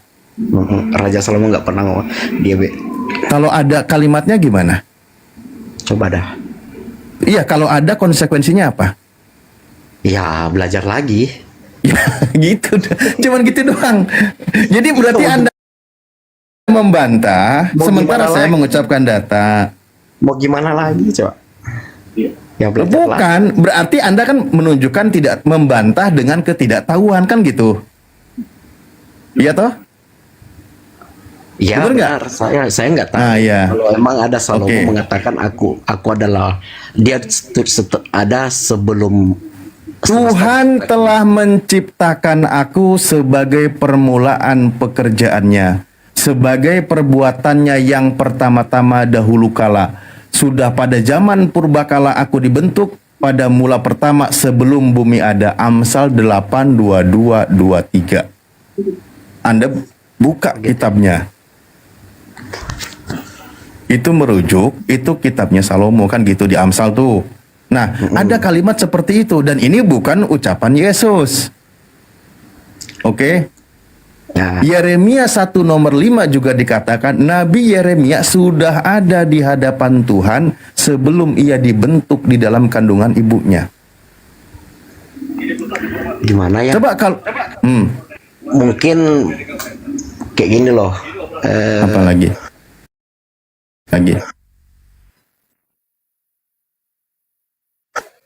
Ya gitu aja, jangan bilang nggak ada dulu gitu loh. Kan nggak pernah baca jadi bilang nggak ada. Ya makanya jangan bilang nggak ada. Di mana ada tertulisnya? Saya perlu tahu. Nah, daripada membantah dulu tapi nggak tahu kan repot. Ya kan? Iya kayak gitu. Makanya tadi kita santai nih diskusinya kan. Abang masih perlu banyak baca juga dan kita juga baca, nggak main asumsi juga. Cuman kembali kepada poinnya tadi ya tentang ajaran Yesus ya kan. Di sini sangat jelas tertulis di kitab Anda yang tadi saya sebutkan bahwa Yesus itu mengajarkan tentang ketuhanan tidak berbeda dengan Tuhannya dari ahli-ahli Taurat. Itu tidak berbeda. Sementara ajaran Kristen mengajarkan tadi berdasarkan dalil yang dibuat oleh orang lain. Kalau kita sebut di situ penulis kitabnya adalah Paulus yang pemilik kitabnya mengajarkan kalau Yesus itu Tuhan, kan gitu. Jadi kalian menuhankan Yesus itu bukan dari Yesus. Lalu apa gunanya Yesus mengajar? Untuk siapa pelajaran Yesus itu? Kalau ternyata apa yang diucapkan oleh Yesus tidak kalian dengarkan.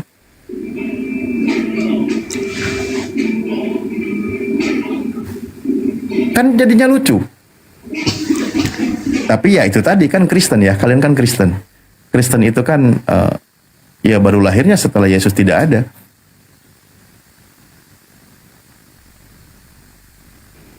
Oke? Oke Bang. Ya. Dah. Thank you Bang. Sama-sama. Siap.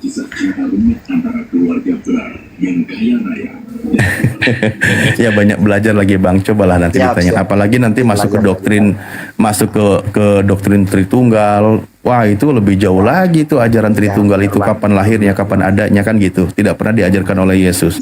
Itu fakta data sejarah loh yang tidak bisa dibantah. Oke, silakan Abang belajar lagi. Oke. Ya. Ini ada anak siapa ini?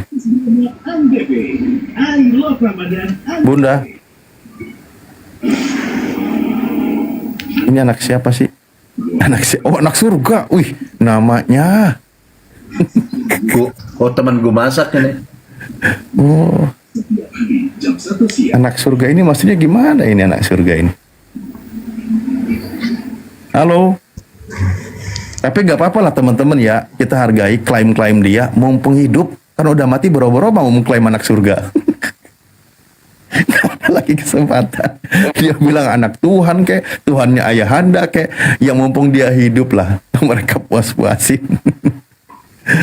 Karena sudah masa itu berakhir, dia sudah meninggal boro-boro mau bilang kayak gitu. Ya silakan. Kang Baal monggo maju. Lanjut Ustadz, saya nyimak gurunda-gurundaku memang luar biasa. Lanjut. Enggak, ini kenapa diam aja ini anak surga ini? Ya karena yang berani, siapa yang berdiskusi? Lah aku dari tadinya apa kok? Ya emang ngeri sih ada anak surga turun ke bumi. Aduh, Bang, ngapain kau turun ke bumi? Emang gak betah di surga?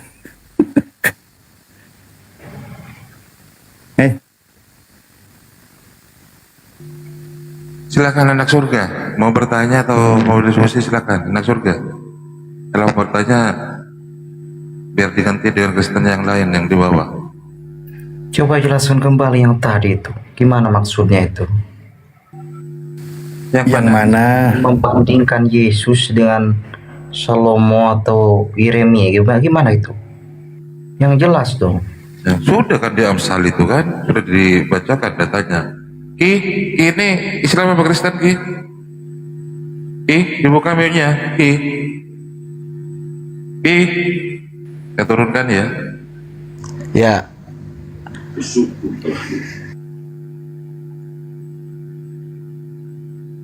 Silakan, anak surga. Anak surga. Anak surga. Gerunda jangan tidur dulu, waduh.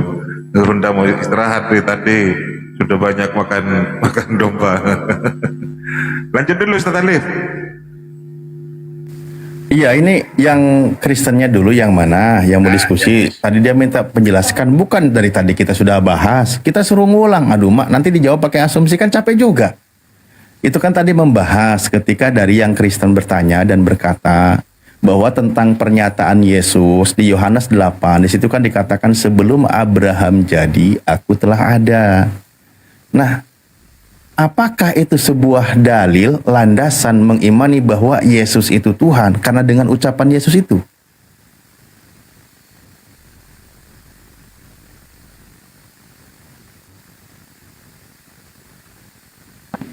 Mana dengan Nabi? Dasar. Banyak. Sebenarnya banyak Bang, cuman ini ya kurang paham, kurang belajar lagi gitu loh. Yang seperti apa contoh, seperti apa? Yohanes 13 ayat 13. Udah dikupas tadi, ini mundur lagi. Bang siapa ini? Dari Mama C. Kamu jelasin Yohanes 13:13 tuh sama Kristen. Masa tadi udah ngejelasin kok ulang lagi aku suruh bahas itu. Saya turun aja Bang. Terguncang. Perlu belajar dulu. Iya, belajar lagi lah. Pokoknya di Bible itu tak satu pun narasi Yesus itu Tuhan, Bang. Yesus memperkenalkan dirinya utusan. Di Biblemu Yesus nabi, Yesus rasul, Yesus hamba. Itu aja kau pelajari, Bang, ya. Ya, siap, siap, siap. Lukas 2 ayat 11 dong. Hari ini telah lahir. Silakan Ustadz. Oke. Yang lahir itu Tuhan berarti ya. Kita kayaknya ini Bunda, kita diskusinya mode santai karena teman-teman ini juga sambil meraba-raba. Lukas 2 nomor 11. Di situ kan dikatakan yang lahir Tuhan. Lalu Roma 14 nomor 9, yang mati dan bangkit juga Tuhan, gitu ya.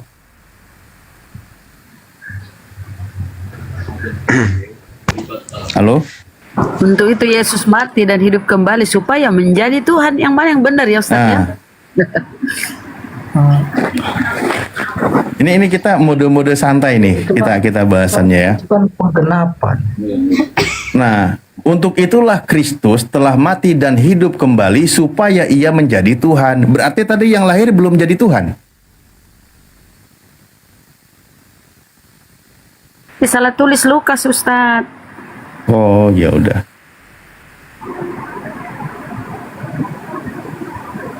Semangat Bang anak. Kabur, kesian.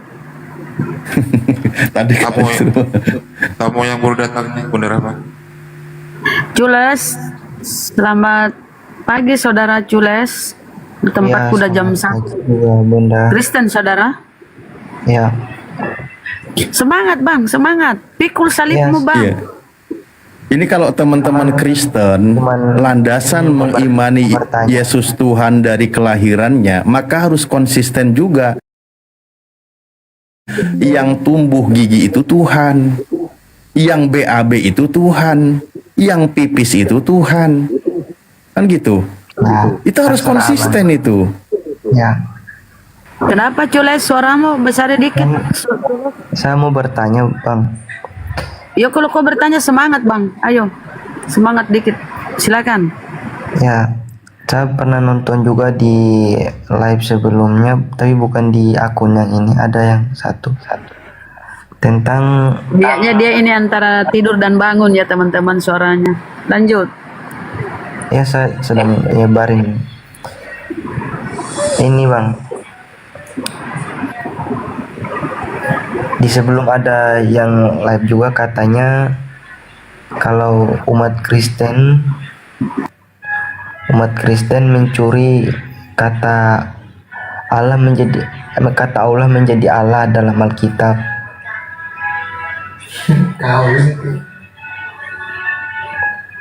Katanya gitu Bang. Menurut Abang itu gimana ya? Kau bisa kayak gitu? Oke lah kita sebagai untuk edukasi buat teman Kristen yang belum tahu ya.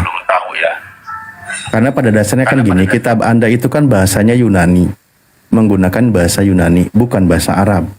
Kitab kami umat Islam, Al-Quranul Karim, dan juga beberapa penjelasannya itu literaturnya jelas dari bahasa Arab, kan gitu. Nah, kitab Anda bahasa Yunani tidak ada kata Allah, adanya kata Theos. Nah, lalu di dalam kitab Anda sekarang terjemahan bahasa Indonesia, mestinya rujukannya itu kepada original, menggunakan kata Theos, jangan gunakan kata Allah. Karena kata Allah ini sudah jelas adanya di Al-Quran. Sebagai Tuhannya umat Islam, pencipta alam semesta. Itu jelas. Nah, ini lebih parahnya lagi adalah ketika masuk ke dalam kitab Anda, maknanya juga dirubah. Sudah diambil kata Allahnya, maknanya dirubah. Itulah bahayanya. Itulah kami edukasi dan kami sampaikan kepada teman-teman Kristen.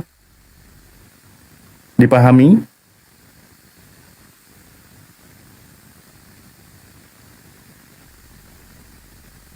Halo?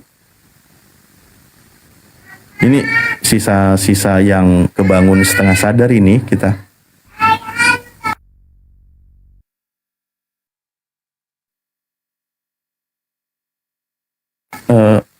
Lanjut dulu yang lain ya. Di sini juga ada noise, anakku bangun. Aman, Bunda, Tat, Bunda aman. monitor nggak Bunda? Mau belajar dulu nih. Atau Kang Aman, Ya, aman, Tat. dari mama saya sambil belajar aja Bang, nggak apa-apa. Kita kan untuk edukasi juga ya, untuk edukasi. Oke, oke.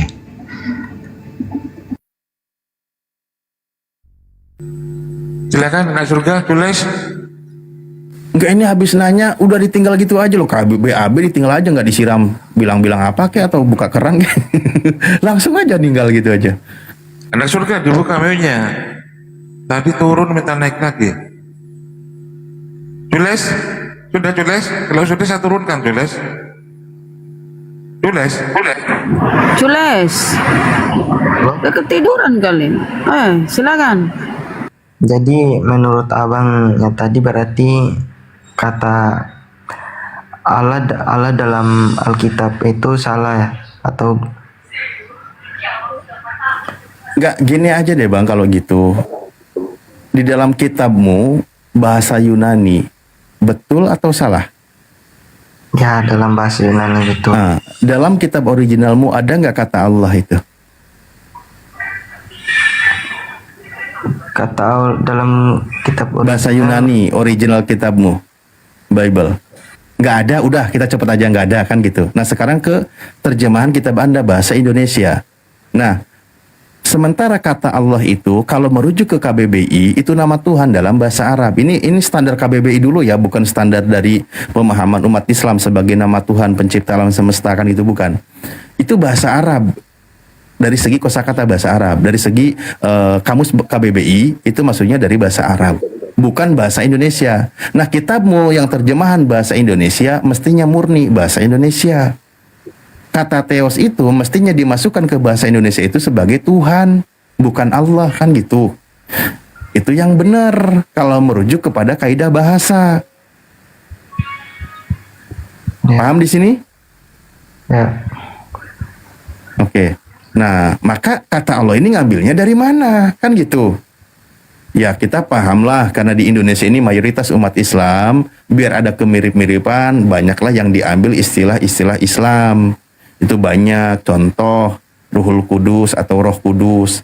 Roh Kudus ini sering dilontarkan oleh teman-teman Kristen, malah diimani sebagai Tuhan, seolah-olah dia pemilik kata itu. Padahal kata itu di kitabnya tidak ada. Yang ada justru di dalam Al-Quran. Kami yang punya kitabnya, kami yang ada kata Roh Kudusnya sering bilang kalian itu nggak ada Roh Kudus. Kayak mana sih kalian ini? Kita yang punya kitab dibilang tidak punya Roh Kudus. Justru kata Roh Kudus itu yang punya kami. Kan lucu nih gitu. Jadi udah ngambil punya orang, dituduh pemiliknya kamu itu maling. Itu repot jadinya. Dan kita cuma edukasi teman-teman Kristen, jangan gitulah. Kembali aja ke kitabnya, kan gitu lebih fair kita diskusinya, oke? Oke, lanjut.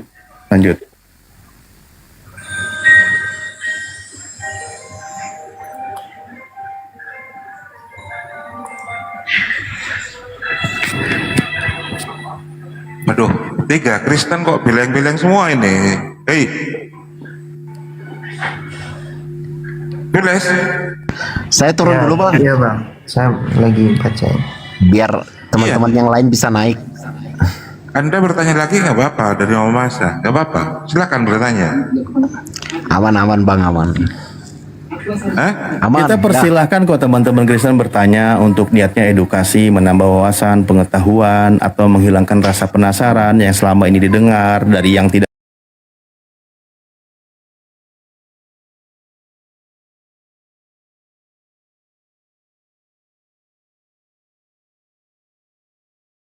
Dibuka mic-nya anak surga, kalau enggak saya turunin.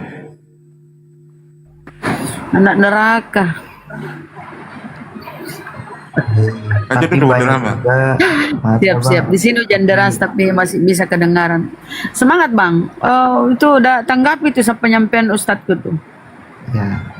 Jules. Anak surga. Anak surga ini melayang-layang ya. Kan itu kan datangnya abad 7. Kenapa udah pada tidur Bang? Kalau udah ngantuk nggak usah diskusi lah. Diskusi ini kalian diskusi mewakili iman kalian loh. Jangan kau nggak bersemangat setengah-setengah. Kabur dia ya Allah. Mending kau tidur lah.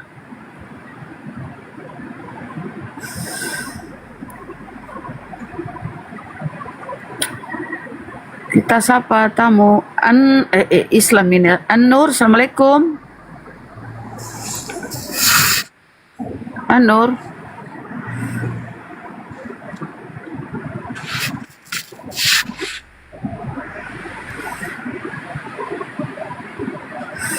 Area Brau. Area, selamat malam. Kepencet. Area. Apa nih? AIP. Ya, udah ini tinggal kupanasi aku ya. Area Kristen saudara? Ya, Assalamualaikum. Muslim. Muslim, cuma pingin penyampaian aja buat teman-teman. Kebetulan mama saya dulu kan dari Toraja. Bapak saya Bugis. Nah, alhamdulillah mama 2012 meninggal dan sudah dari tanah suci, alhamdulillah. Cuma penyampaian aja buat teman-teman, saudara. Mamahnya mu'alaf ya, udah dari tanah suci. Benar-benar mu'alaf. Jadi begini aja sebenarnya. Penjelasan apapun kita berikan kepada mereka, kita bayangkan aja dulu ya. Nabi Musa kaumnya sudah jelas-jelas melihat laut terbelah. Ya, mukjizat nih yang paling besar. Terlihat di depan matanya, masih ingkar. Ya, benar, masih ingkar loh. Mukjizat dilihatkan, apalagi zaman sekarang tidak ada mukjizat diperlihatkan. Bagaimana mau, ya kan? Kalau bukan keimanan sendiri yang kita dari dalam diri sendiri, begitu Bunda. Nah, gini Bang, sebelum ditanggapi oleh Ustadzku gini Bang ya. Alhamdulillah ya, ibunya mu'alaf. Iya. Dan begini, ingat Bang ya, kita ada di dunia debat ini, ya bukan semata-mata kepada, ini bukan semata-mata ya, tapi ini antara lain ya, antara lain itu, bukan semata-mata supaya menyadarkan mereka, tapi ini kita ini semacam seruan dakwah kita Bang. Kita dakwah dengan cara seruan, dengan berdakwah itu. Bang, sabar dulu Bang, sabar dulu, izin. Kita ini kata Allah dalam Al-Quran, serulah mereka ke jalan Tuhanmu dengan cara yang hikmah. Kita ini berdakwah. Untuk apa Bang tujuan kita? Untuk membentengi saudara-saudara kita dari upaya pemurtadan mereka. Anda sadar nggak? Misionarisnya itu Bang, misionaris Kristen dengan amanat agungnya Bang, siang malam itu berusaha mengkristenkan. Amanat agung itu di Matius 28. Serulah pergilah jadikan semua bangsa muridku baptis atas nama bla bla. Itu amanat agung, perintah, misi. Jadi kita ini Bang, berada di sini antara lain supaya membentengi saudara-saudara kita Bang, yang sekiranya masih awam, belum tahu tentang dunia diskusi ini, itu antara lain. Kedua, tadi itu dakwah. Agama kita ini misi, dakwah kita seru.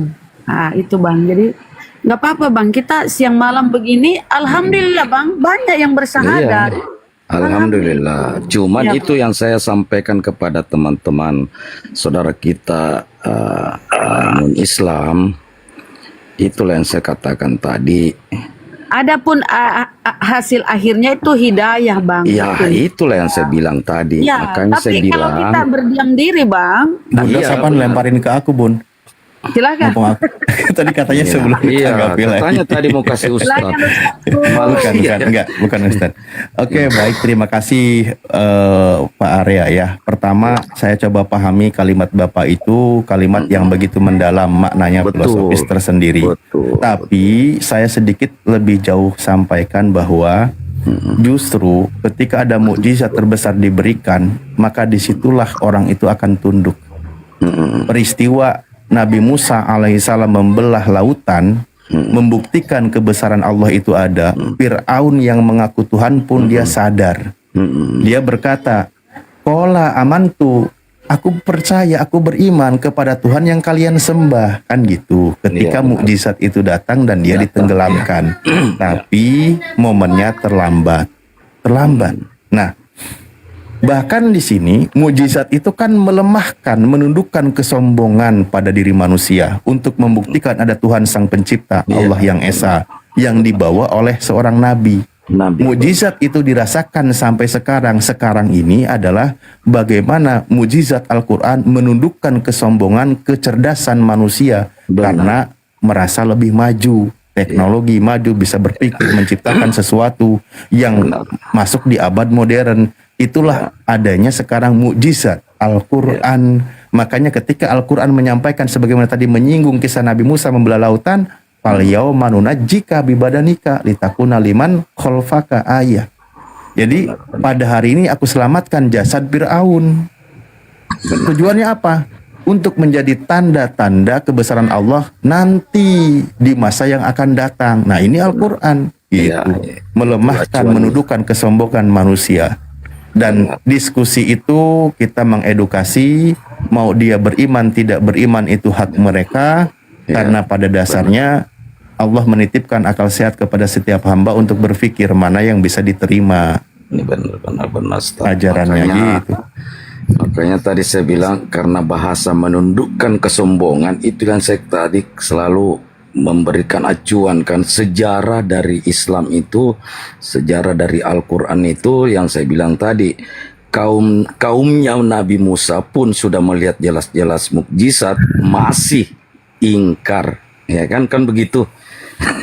Kan begitu istilahnya. Artinya menundukkan yang kesombongan itu. Nah, itu saya bilang itu tadi. Apapun kita berikan saudaraku, kalau bukan dari hati memang berat itu. Artinya kalau dia tidak belajar, karena itu harus berilmu. Kalau cuma hanya kita lahir dalam keadaan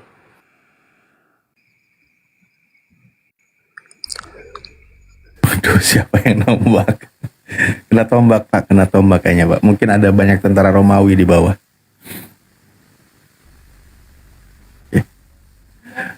Ya silakan, ini yang baru naik ada Josman. Josman ini dari mana? Ada juga QQ. Halo Josman, monitor.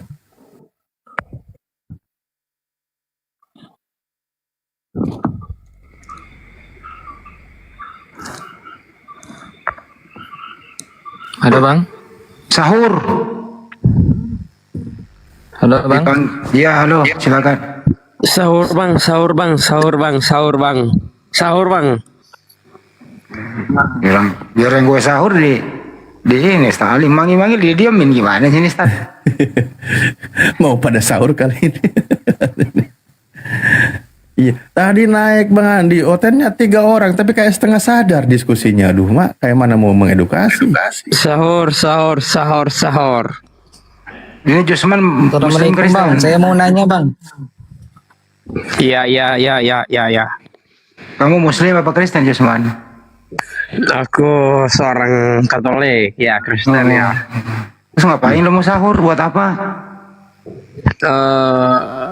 Aku ibaratnya menghargai lah gitu lah, syarat toleransi lah gitu. Kirain mau ikut sahur bareng. Nah, aku ibaratnya toleransi lah, mohon maaf lah ya kalau ibaratnya kalau ada yang salah lah, tapi Nggak aku salah. menghargai. Nggak salah, nggak Ya. salah. Aman aja. Nggak salah. Oke, aman aja. Tapi gini yang ku bicarakan ini kayaknya ini gimana ya Bang ya?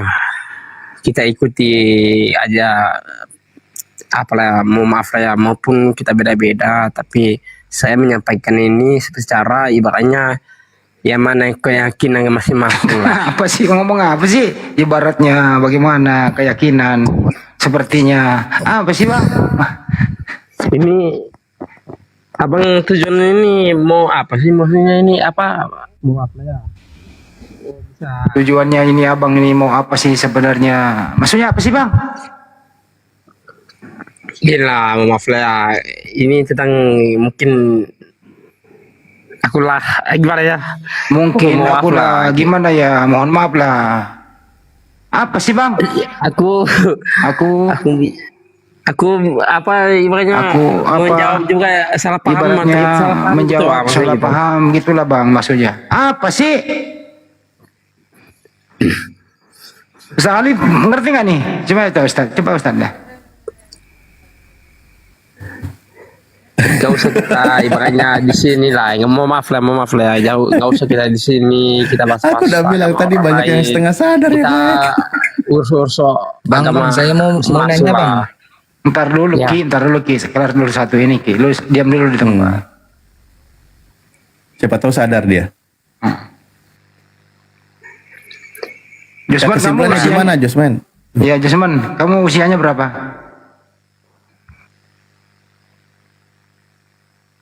Oh 7 berapa? Ya udah, nggak mau ngomong deh Kang. Ya Ki, silakan Kiki. Ya, saya izin bertanya bang ya. Muslim Kristen Anda? Saya mau nanya dulu bang, boleh enggak bang? Muslim atau Kristen Anda? Saya Muslim. Ya ucapkan salam lah. Ya, assalamualaikum. Waalaikumsalam warahmatullahi wabarakatuh. Nah ini tadi kan Ustadz Adib tadi ngomong ya, kalau Nasrani atau Kristen tuh dalam kitab aslinya Theos ya, Tuhan. Terus dalam Yahudi Yahweh, dalam Islam itu Allah. Nah, sebenarnya kan mereka itu agama apa? Menyembahnya satu Tuhan kan? Seperti Nabi Musa alaihissalam, Nabi Isa alaihissalam, dan Nabi Muhammad sallallahu alaihi wasallam. Nah, nama aslinya itu bagaimana ya? Tuhan itu Allah atau apa? Apakah ada nama aslinya atau seperti apa? Kok beda-beda di setiap? Kok ada Muslim nanya nama asli sembahannya gimana sih Ustaz? Kita ini aja bang, kita jangan bingung dengan kitab mereka. Kalau kita Muslim, maka fokusnya kepada Al-Quranul Karim. Contoh surah Toha ayat 14.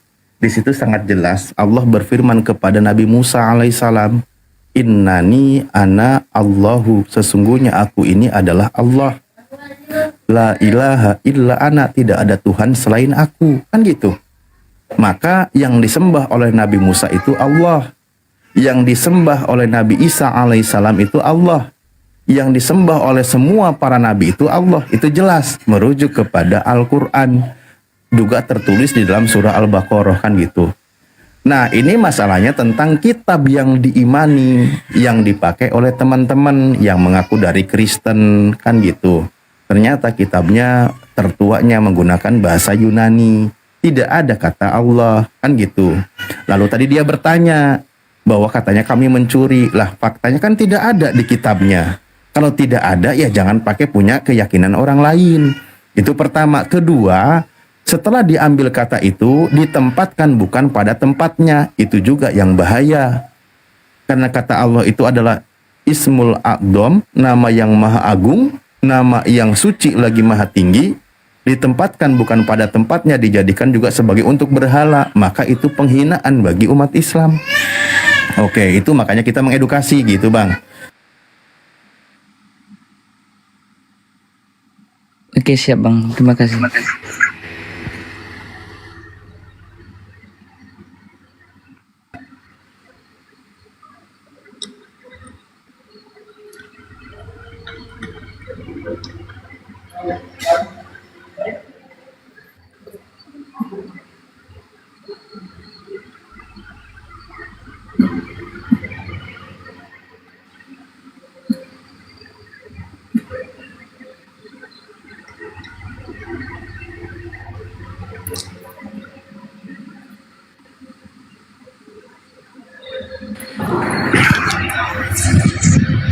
Caci, Josman, selamat malam, selamat pagi. Kristen Muslim.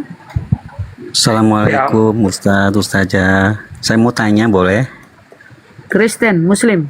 Saya Muslim, Bu aja. Josman. Kristen Katolik. Andre. Andre Kristen. Andre, silakan Josman. Apa yang ingin kamu ketahui tentang Kristen? Ingin tahu tentang Kristen? Atau ingin tahu tentang Islam? Josman. Muslim, masa tadi barusan bilang Kristen? Josman. Astagfirullahaladzim. Kalau kau itu Muslim, kau ngaku Kristen, kau udah murtad itu Saudara Josman.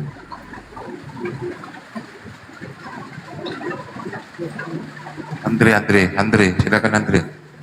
Andre, saudara Andre. Andre Katolik Penonton kan? masih 4,6 ya, weh, mantap, masya Allah. Andre, iya dia oh Katolik dia ya. Nggak kedengaran suaranya Bang Andre. Coba dia bersuaranya coba nggak kedengaran nih Andre. Coba Andre, coba mic-mu itu cabut dulu baru colok lagi. Coba mic zona. Bang Guntur, welcome Bang Guntur. Ya, Zona. Makasih Bang Guntur. Ya, agamanya apa? Zona.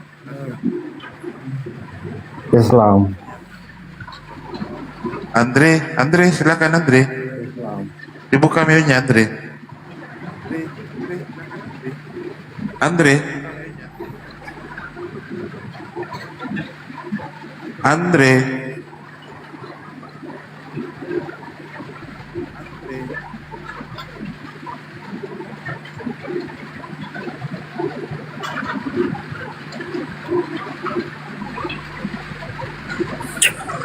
Lanjut Bunda, ini Bunda. Iya siap. VIP, apa nih? Belum naik kah? Oh, Teu. Selamat pagi, saudara Teu. Teu Kristen Muslim. Belum duduk. Ih, di tempatku udah duduk, Ustaz. Belum. Josman, silakan kau ngomong, Josman. Silakan. Kenapa kau menuhankan manusia yang terkutuk, Josman? Josman. Ya. Kenapa Masa Tuhanmu? Masa ibu bilang manusia terkutuk? Alah. Galatia 3, Bang. Gini ibu, dengarkan dulu. Galatia 3, coba kau baca. Galatia 3. Astaga. Galatia Kitab ini 13. beda-beda ibu. Tapi kepercayaan kita ini beda-beda juga gitu. Kau apa? Kristen tuh atau apa kau? Hindu? Ya, Katolik. Galatia 3 tulisan Paulus kau tidak imani.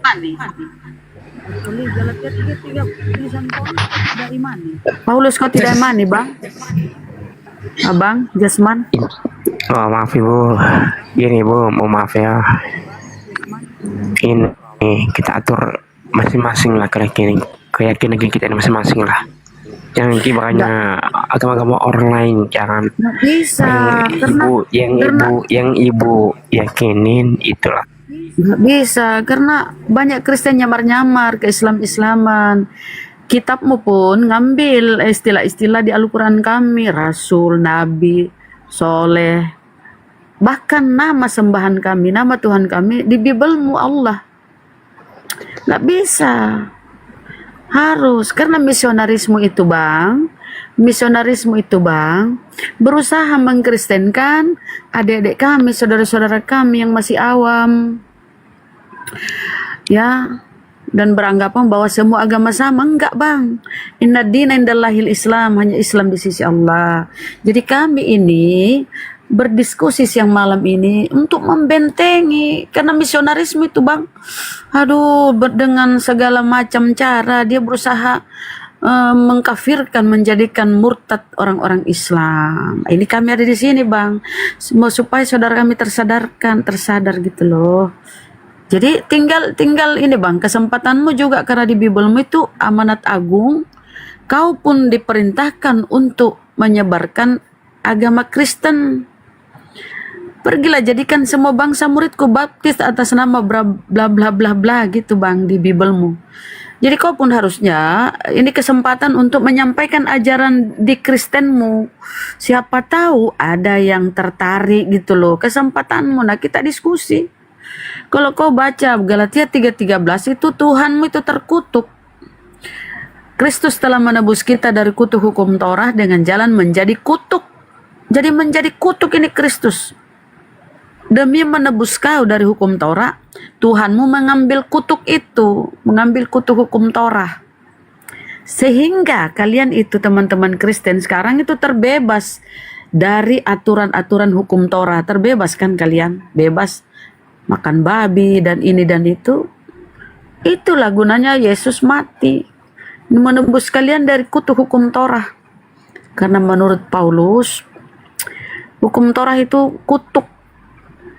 Yesus yang menjadi korban di situ.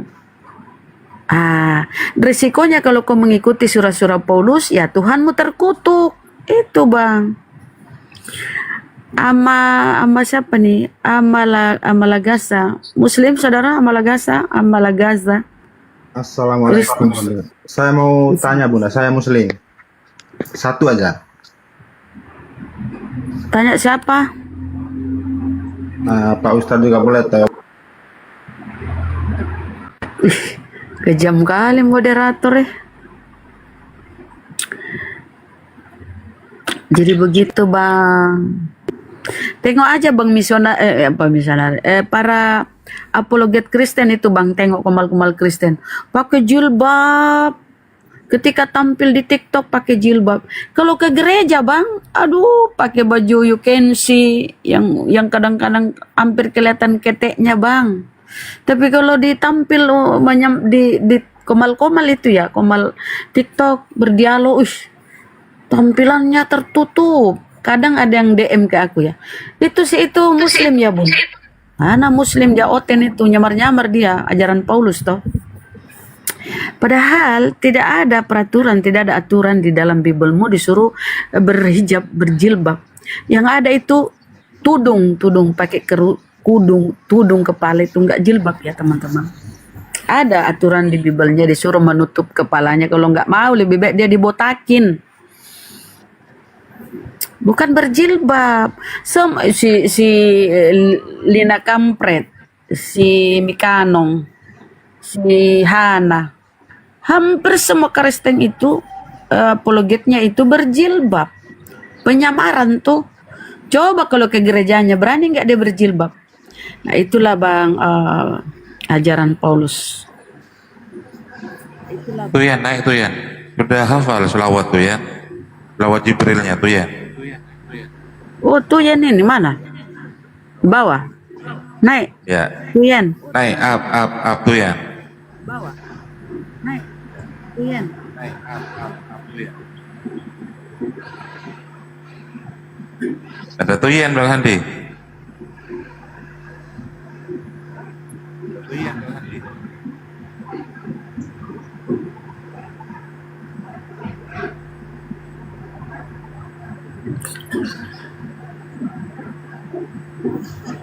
Tuh ya naik tuh ya.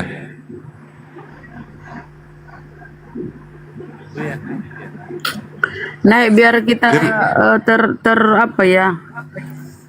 Doyan itu kan saya udah kasih pekerjaan rumah itu, mana dia anak? Kayaknya udah hafal itu. Apa ya kemarin saya suruh ngasih ya? Lupa gua. Ini dia. Tidak boleh nyanyi. Boleh. Tidak boleh. Oh, masih belum ini YouTube-nya. Apa? Bang Handi. Selamat bukan. Assalamualaikum. Waalaikumsalam. Tidurlah semua jam 1:20. Syahadat aja tuh Yan. Syahadat. Bismillahirrahmanirrahim. Asyhadu alla ilaha illallah wa asyhadu anna Muhammadar Rasulullah. Amin. Masya Allah. Saya lupa saya menikah. Maaf. Keren. Bunda, hanya bunda perempuan di sini ya? Iya, hanya aku. Oh ya.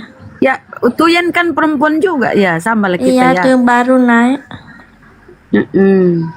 Tuyan udah hafal itu selawat. Sholawat bi Sipri. On cam kenapa? On cam ngadi. Ngadi. Lucu juga ya. Tôi cho ba buổi sáng tôi boleh, tôi tidak makan boleh. Tôi cho ba buổi sáng tôi boleh, tôi tidak makan boleh. Ya kalau puasa nggak boleh makan. Cepat lên. Di Vietnam sedang tahun baru. Tahun baru. Syahadatnya udah hafal belum? Syahadat lagi selawat. Nyanyi itu bisa lah sedikit.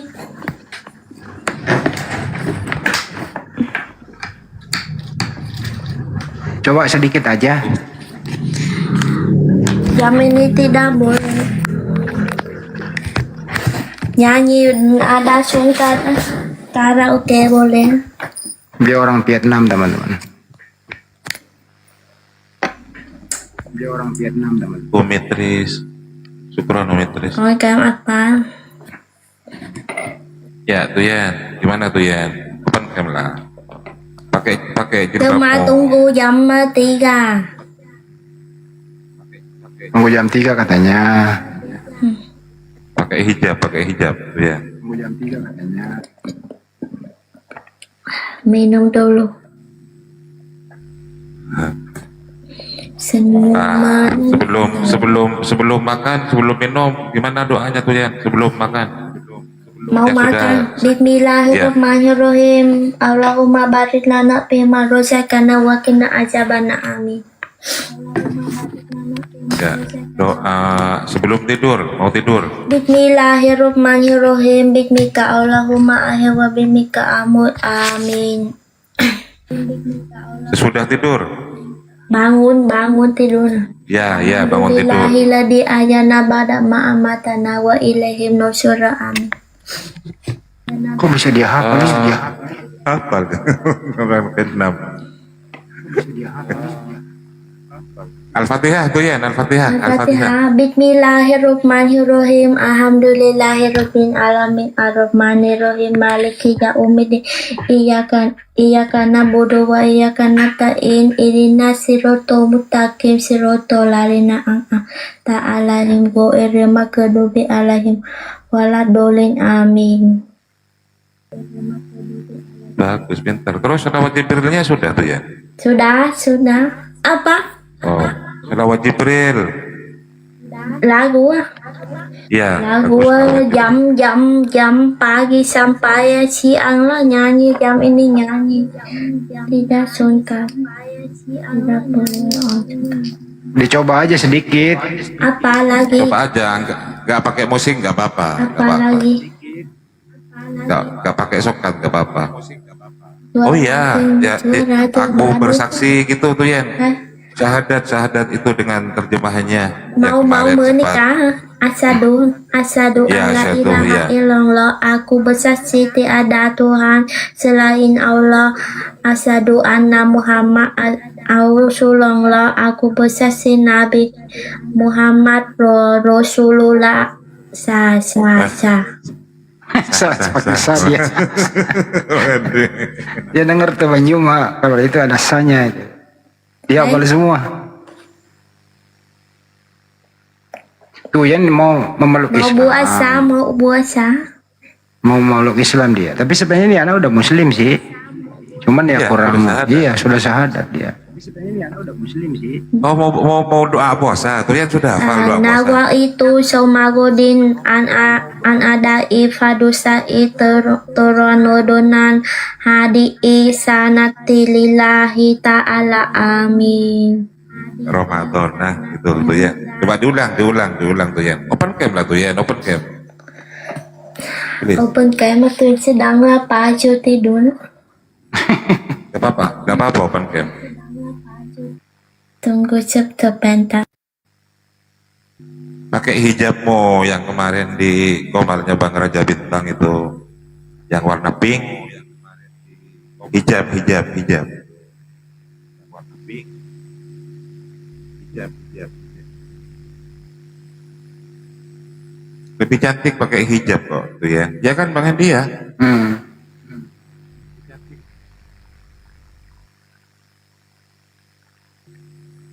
Nah, tuh ya ini maunya sama Muslim Indonesia. Aduh, Bang Guntur, syukron Bang Guntur. Dan orang Muslim, baik itu udah nggak apa-apa ya kan Bang Hendi ya. Silakan yang berminat. Uyan, dibuka mute-nya. Dia mau ini dulu. Siap-siap bukan on. Kamera dia tuh. Ini dulu. Siap-siap bukan on.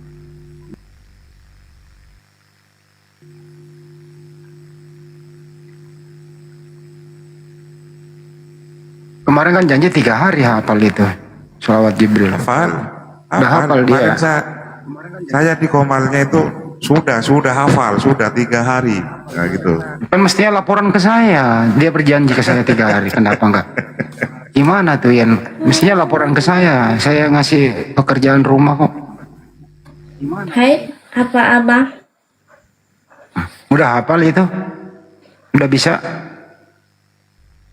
Salawat? Bisa tapi suara yang belum baik. Nggak apa-apa. Cuma kira jangan nyanyi sholawatnya Jibril bayar sudah tua, yang sudah tua. Suara.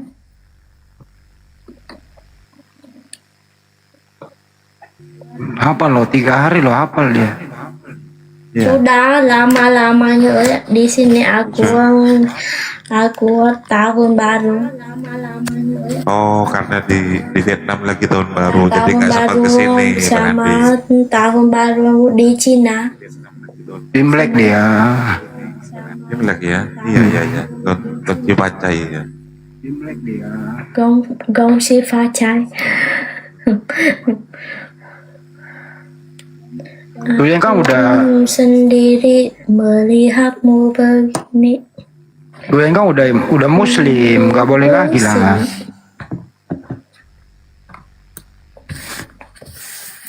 Jangan tunggu dong. Ya sudah nggak makan babi, tuh ya nggak makan babi teman-teman. Jangan nyanyi itu ya. Kalau salawat boleh, nyanyi yang lain nggak boleh. Kenapa suruh on kamera agak lain cuma. Agak lain, iya nggak apa-apa. Seperti biasanya tuh ya. Orang mau lihat. Sendiri melihatmu begini. Jangan nyanyi, nggak boleh. Kena copyright di YouTube. Apa? Lagi di YouTube ini, di live kan di YouTube ini tuh ya. Tapi nggak ada musiknya Bang Andi. Sebenarnya nggak ada masalah sih. Dikit-dikit ya nggak apa-apa. Di sini di room ini jemaah belum tidur, tidak tidur jam ini. Jemaah belum tidur. Open cam dulu tuh ya. Itu banyak teman-teman di bawah. Open cam tuh ya, katanya. Apa? Sudah melihat bohongnya. Semua sudah melihat banyak kali di sini. Aku bingung sendiri.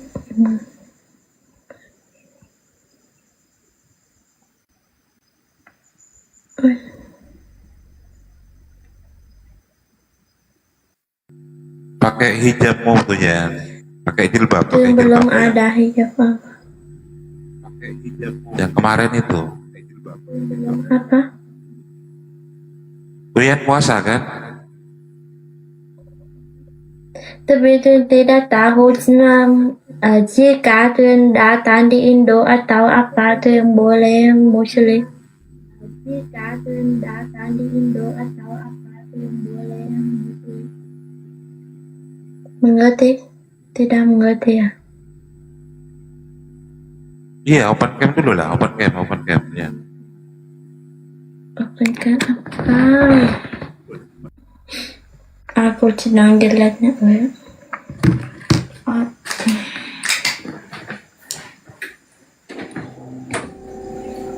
Aku bingung sendiri melihat.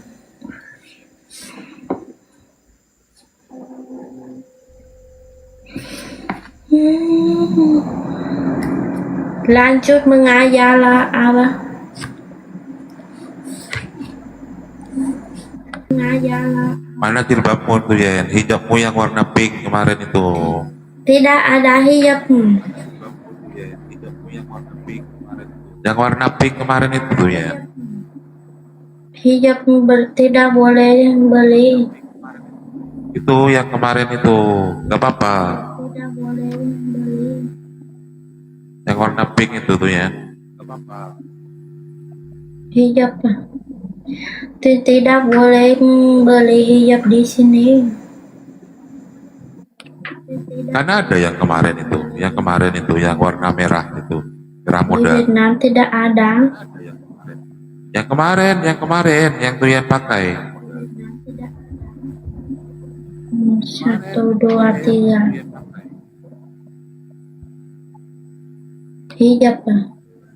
Hijab teman Tuhan bilang mau kirim Tuhan tapi Tuhan tidak mau. Teman Tuhan bilang mau beli. Coba syahadatnya diulang tuh ya. Bismillah. Ayah, tunggu deh sebentar. Coba syahadatnya diulang tuh ya. Bismillah.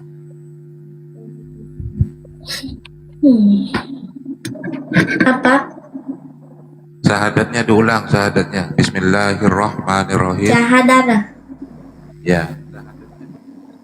Bismillahirrahmanirrahim. Asyhadu alla ilaha illallah wa asyhadu anna Muhammadar Rasulullah. Amin.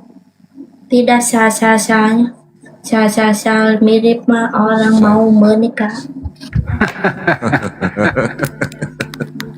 Bukan dari China teman-teman, dari Vietnam dia. Oh ya. Selawat Jibrilnya tuh ya, selawat Jibrilnya. Kan sudah hafal. Ya. Nyanyi lagu ini tidak boleh nyanyi. Sedikit saja.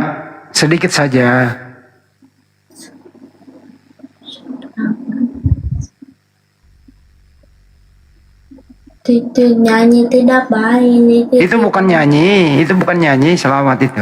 Coba sedikit. Itu selawat. Itu bukan nyanyi. Kasih contoh Bang Arif. Ini ya. Sudah hafal kok Bang Andi. Tôi sudah belajar bikin tidak nyanyi tidak baik. Jangan pakai musik. Nggak usah pakai musik. Tidak musik susah. Aduh. Ini tidak musik ya. Melihat yang perempuan nyanyi. Abang cepat bilang dulu. Salam Muhammad semoga selawat dari atas. Ya, sallallahu ala Muhammad. Silakan. Abang Handi cepat dulu. Bang Handi katanya yang nyuruh. Bang Handi. Yang nyuruh kan, ya udah silakan. Sallallahu alaihi wasallam. Terus, lihat. Anta syamsun, anta badrun. Mana tuh ya? Musiknya kecilin aja nggak apa-apa, dikecilin di telinga aja. Tidak musik tidak boleh. Malu dia. Itu malah yang perempuan nyanyi. Malu dia. Gak apa-apa tuh ya. Silakan tuh ya.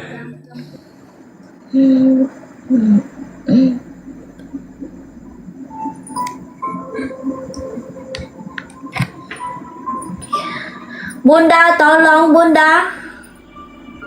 Bunda.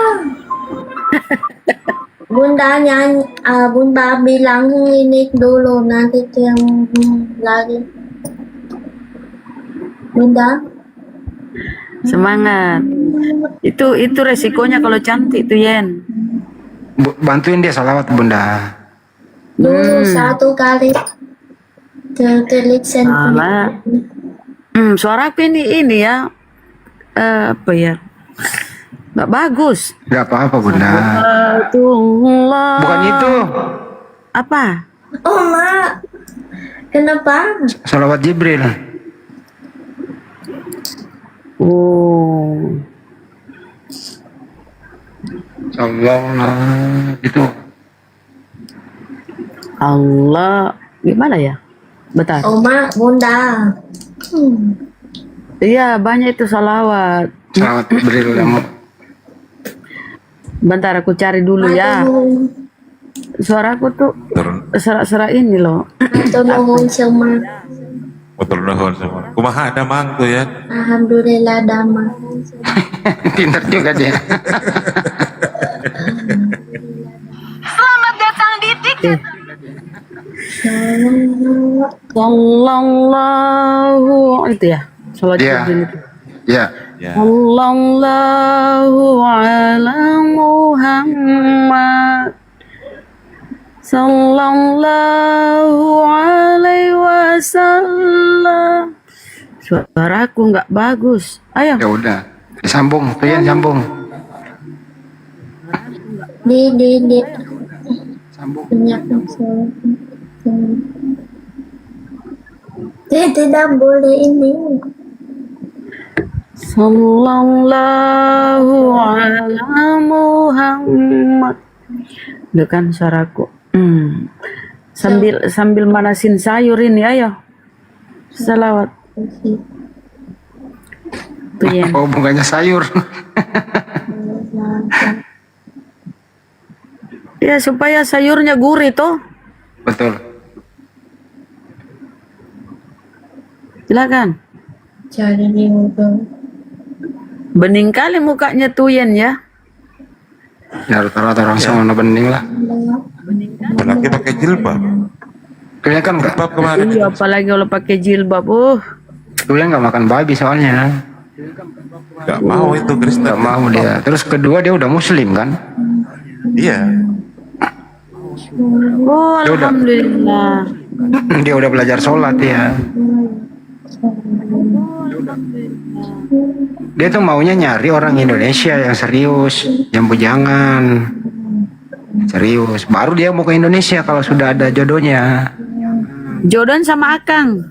Serius tuh Akang tuh pasti. Walaupun duda nggak apa-apa katanya Bang Andi. Akang. Enggak lah, nggak cocok.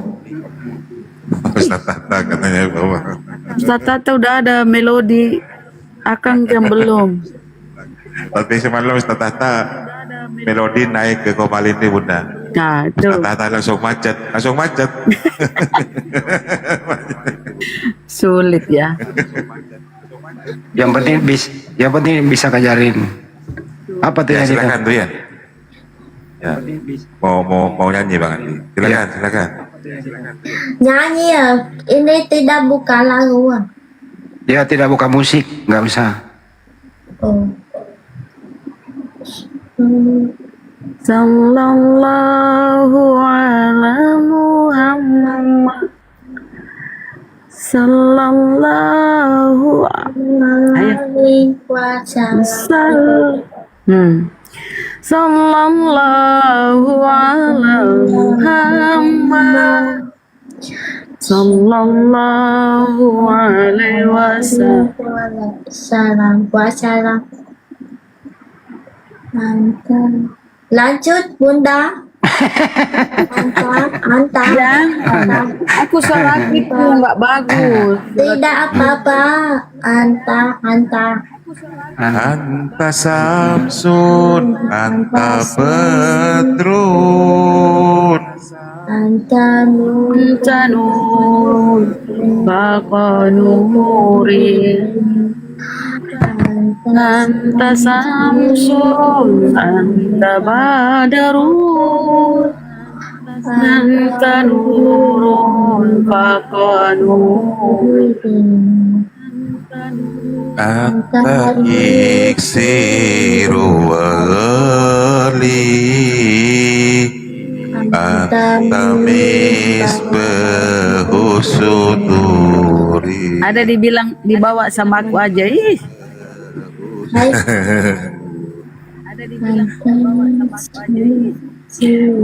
Ayo kalau serius ayo. Anta Misbahu Suduri.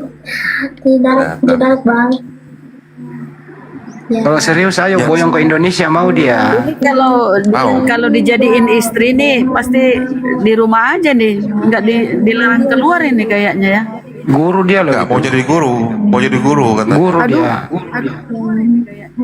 Aduh. Dia guru SD, guru Bisa bahasa. muridnya jatuh cinta sama dia. Tuh yang guru bahasa apa di sekolah? Bahasa Vietnam dan matematika di sekolah SD. Pinter dia matematika. Setengah mati kalau ada Oten diajar nih. Pinter. 1 tambah 1 tambah 1. Anta Samsun, anta Badarun. Ngadi. Masya Allah. Tuh ya nanti mau cari suami orang mana? Jika orang bersetia boleh cinta, boleh menikah. Menikah sama orang Indonesia mau? Sebelum tahu orang mana, tidak boleh tahu. Tapi orang Indonesia mau? Oke. Betul orang Indonesia. Mau dia orang Muslim atau tidak ada agama boleh. Kristen bosan. Bosan sama Kristen. Kristen nggak mau. Makan babi itu ya, nggak mau. Buddha boleh. Muslim boleh. Kristen tidak. Kristen tidak. Buddha boleh. Kayak ini ya, kayak boneka Barbie ya. Bunda sudah menikah. Udah tua. Udah punya anak. Bunda istri orang. Tuyen, kalau ada orang Indonesia melamar, kau terima? Siapa? Melamar jadi istri Indonesia. Jadi istri, mau dijadiin. Jika ada jomblo, bukan suami orang, bukan pacar orang boleh. Ah, itu. Jadi kalau masih single, bukan duda boleh. Tidak. Yang serius boleh. Orang baik boleh. Iya, maksudnya tuh dia nggak mau dimadu, dia mau yang single. Akang itu kenapa Bang Hadik? Akang lah, bahagianya Akang kalau dapat tuh yang. Akang itu kenapa Bang Hadik? Udah nggak mau lagi Akang itu diskusi ya, cuma dijagain tuh ya. Bukan di sini tidak ada mahal. Oh, tidak ada mahal, Tuhan. Masya Allah. Tidak ada. Jika mau cinta, mau menikah boleh. Tidak. Buka parti kawin, parti menikah. Tidak. Tapi ini ya. Minta tidak suruh. Tuyen, pendekatan gitu, pacaran atau langsung nggak usah pacaran dulu ya, Tuyen? Iya. Nikah, langsung nikah aja tuh ya. Langsung nikah, dia nggak mau pacaran. Dia langsung dilamar. Nggak mau pacaran. Di kota lainnya kita semua di kota lain sedikit kota suruh mahal. Tapi kota yang tidak sama. Nggak mau dia, buktinya dia nggak. Siapapun minta nomor teleponnya nggak mau loh itu. Di follow juga, di DM nggak mau dia. Coba aja. Itu naikin rembang ada banyak orang dan 100 orang. Belajar bahasa Indonesia itu dari mana, Deng? Coba. Banyak yang di Kalian belajar bahasa Indonesia di mana? Di Google, di TikTok. Di Google, TikTok bunda. Ditulis dia. Masya Allah. Mantap. Wih, Cari di Google Hebat, ya. ada bahasa banyak bahasa di Google.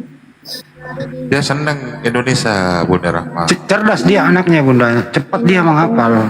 Itu buktinya iya, bisa. Tunggu tiap benar. Tunggu dia mau ambil itu catatannya. Tapi maksudnya kenapa kan banyak bahasa di bukan dunia? cuma tanya itu yang bukan itu yang tidak sama Nguyen ini nih. Namanya juga petunjuk hidayah bunda. Gimana sih kalau petunjuknya ke situ? Iya itu Iya, hidayah itu. Kumaha damang teh. Sami-sami. Kumaha damang tuh ya. Kumaha dama, alhamdulillah damang. Atau nuhun. Itu Sunda aja bisa. Umur berapa? 30. Satu bulan lagi aku 31. Wih, tapi masih muda ya? 31 masih muda. Maksudnya kayak masih 20 tahun. Umur masih umur sudah tua sedikit tapi yang aku masih muda. Iya. Nah, Tuyen, umur segitu harus berumah tangga, sayang. Tapi di Indo banyak yang masih muda sudah menikah. Ya, di sini begitu. Tapi kalau 31 hampir 30 sama tuh banyak yang belum menikah. masa subur perempuan itu Dia terlalu tinggi bunda. Dia nggak ngerti kalau gitu. Bahasa santai. aduh, belum rencana menikah belum? Ya, Belum rencana menikah. belum menikah. Belum. Begini pertanyaannya bunda. Kapan mau menikah? Kapan mau menikah, Tuyen? Kapan? Tidak boleh tahu. Masih tunggu. Oh, ditunggu dilamar, kawan-kawan. Kita tidak boleh tahu kapan menikah jika ada orang baik setia tak menikah. Ini sekarang belum. Bulan berapa mau liburan nanti ke Indonesia? Sedikit bulanan 5 sampai 9 itu tidak kerja. 2 bulan 5 dia mau ke Indonesia bunda. Yang boleh jalan tapi itu yang belum tahu tangga berapa. Jika itu di jalanan di Indo itu mau biar dijemput sama Akang. 1 minggu sampai 10 hari di sana. 10 hari di Indonesia. Di Vietnam datang di Indo murah, tiket murah. Murah, benar murah memang. Ya murah.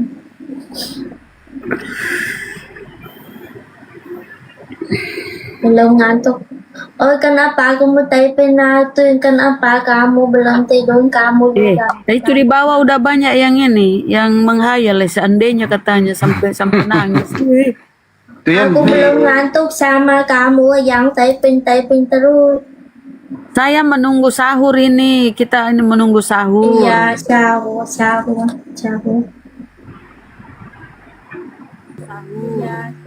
Di Vietnam Mai Gioroi, Vietnam. Jam 1.51 pagi. Sama Jakarta, abang ini tanya terus. Sama Jakarta, kenapa ditanya lagi katanya itu bunda. Di tempatku 251, beda sejam kita ya Tuyen ya. Bali ya. Makassar. Sulawesi. Itu yang aku bahasamu. Putihnya ya, kena putih kali orang ini orang Vietnam. Iyo putih Kita kali. sama. Tuyen putih kali ya. Iya, itu yang putih. Itu yang Dan saudara dan ibu putih terlihat ayah putih sedikit. Tuyan, dam tamroy. Ya, Dam tamroy. Jadi yang hitam kali jangan nanti anaknya nanti belang-belang. Abang bilang bahasa Vietnam apa itu? Da tamroy. Tidak mengerti. Tidak ngerti. Berarti bahasa Vietnam saya belum lengkap, belum lancar Bunda Rama. Ngomong susahnya, tidak boleh mengerti. Iya, putihnya orang Vietnam ya. Ya karena gennya ya begitu Bunda. Tapi justru orang-orang kayak gitu itu dia lebih suka orang Indonesia, kulit coklat. Buat aja. Iya. Yang paling bisa kencang typingnya nih yang sudah punya istri loh di bawah sampai ngiler ku tengok mereka nih. Teman-teman di YouTube Tuyan itu udah dapat hidayah. Udah memilih Muslim Islam kok. Cuman perlu bimbingan. Cuman belum ada ustadz yang bisa bahasa Vietnam. Kalau dapat ustadz yang Vietnam, kencang dia. Di Vietnam sedikit orang tahu bahasa Indo sama Indo. Sedikit orang tahu bahasa Vietnam. Makanya dia ini pengen belajar benar-benar memperlancar bahasa Indonesia dulu gitu. Kalau sama Ustadz ini cepat belajarnya Ustadz Tata. Terima kasih semua, aku cinta semua. Cinta saudara, temannya bukan cinta menikahnya. Oh, itu cinta saudara tapi bukan untuk pacaran Ya maksudnya. banyak orang cari di Google tapi aku cinta tuh yang itu bilang tuh cinta juga tapi cinta teman saudara bukan cinta menikah. Aku tidak boleh cinta menikah banyak orang. Satu. Oh, nggak mau bercinta, maunya nikah itu. Ya menikah kita boleh menikah satu orang. Satu orang aja, iyalah. Kita boleh menikah satu orang. Satu cowok kan. Kalau bahasa Vietnamnya aku cinta kamu, an yêu em. Ya, jika abang bilang dengan istri abang an yêu em, tapi istri abang bilang dengan abang em yêu anh tidak sama. Oh beda ya, laki ke perempuan, perempuan ke laki beda. Ya. Kalau laki, Jika kita bilang dengan saudara atau orang tua tidak sama. mau gitu. Nah, kayak bahasa Inggris lah. Susah. Jika dengan tante, saudara, cara tidak mirip, tidak sama. Tidak sama pengucapannya. Iya. Kalau an yêu em itu laki ke perempuan. Ya, di Indo aku cinta kamu boleh ngomong dengan semua, tapi di Vietnam tidak mirip, tidak sama. Jadi bahasa Indonesia gampang ya. Kayak robot tuh yang belajar di Google suara mirip robot benar. I. Al-Fatihah dulu, Tuan. Al-Fatihah. Bismillahirrahmanirrahim. Alhamdulillahirabbil alamin. Arrahmanirrahim. Maliki yaumiddin. Iyyaka na'budu wa iyyaka nasta'in. Ihdinas siratal mustaqim. Siratal ladzina an'amta 'alaihim ghairil maghdubi 'alaihim waladdallin. Amin. Tuh, hafal kan teman-teman? Tuh, orang pintar tuh di... Dulu tuh tidak tahu tuh sa terus. Itu belajar di mana itu tuh yang Al-Fatihah itu? Belajar di mana? PK dalam naikin room teman itu tidak. Iya, di rumah temannya. Belajar dia. Raja Bintang itu. Tanya orang Indo. Ada bahasa Vietnam. Sa mau menikah sa. Doa puasa tuh ya. Doa puasa tuh ya. Sa terus. Doa puasa. Nagwa itu somagodin an adai padusai teranodonan hadi isa sanati lillahi ta'ala. Amin. Sah. Bukan. Kalau Iya, bukan. Nah, kalau itu amin. Amin ya. Tapi Tuhan puasa ya? Cepat tidak makan boleh. Ya, belajar puasa. Tidak berlapar. Tidak lapar. Ya.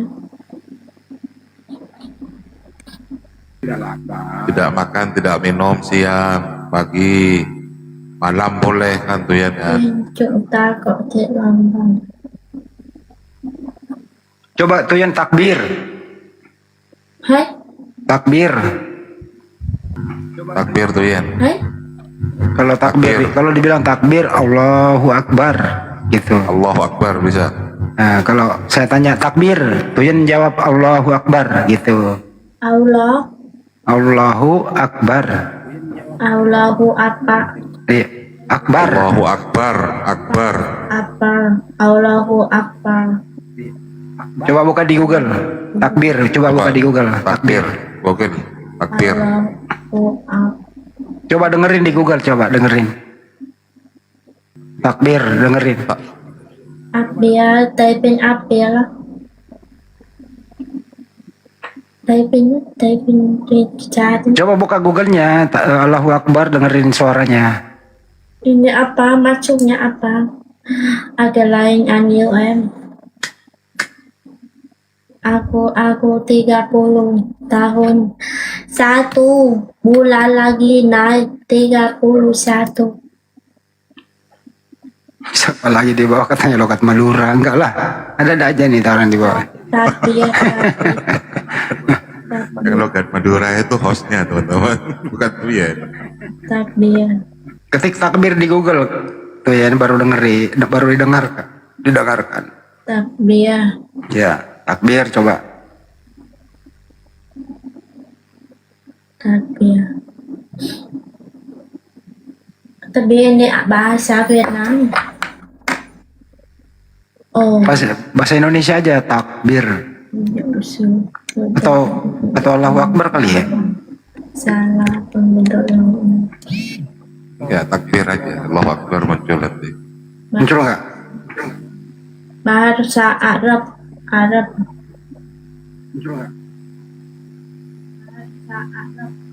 Iya, mesti yang keluar bahasa Arab. Ya, coba didengarkan, diklik itu, didengar. 2 itifak. Audionya tuh ya. Yang audio. Tidak ada. Tak bisa. Emang nggak ada kayaknya sih. Tidak tahu. Di YouTube ah.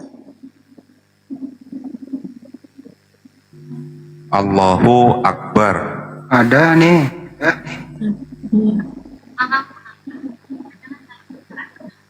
Ini. Islam yang berarti Allah. Ulangi. Takbir. Nih, mana ya tadi ya? Nah, ini nih. Takbir. Allahu Akbar Nah, itu. adalah kalimat Cepetan. Ya itu. Tidak ada, tidak cari. Ada. Di YouTube atau di Google? Di Google. Tidak ada. Banyak foto-foto tidak mengerti. Kalimat takbir itu. Kalimat takbir. Kalimat takbir. Ini dengerin. Kalimat. Allahu Akbar adalah kalimat Itu. Kalimat takbir.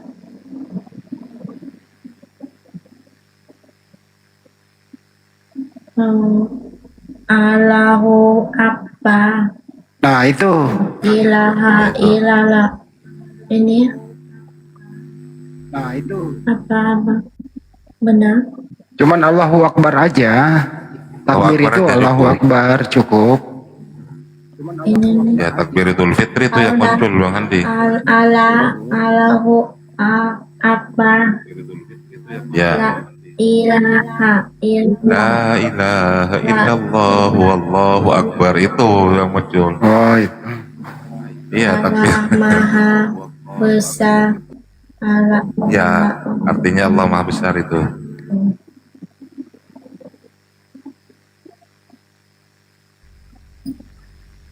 Sahur. Ada Tuhan selain ini ya. Ya itu. Ya itu. Allah Maha Besar. Allah Maha Besar. Allah Maha Besar. Tiada Tuhan selain Allah Maha Besar. Allah Maha Besar dan segala puji bagi Allah. Itu. Ya, segala puji bagi Allah. Timbullah di foto-foto. Ya. Segala puji bagi Allah. Banyak kan?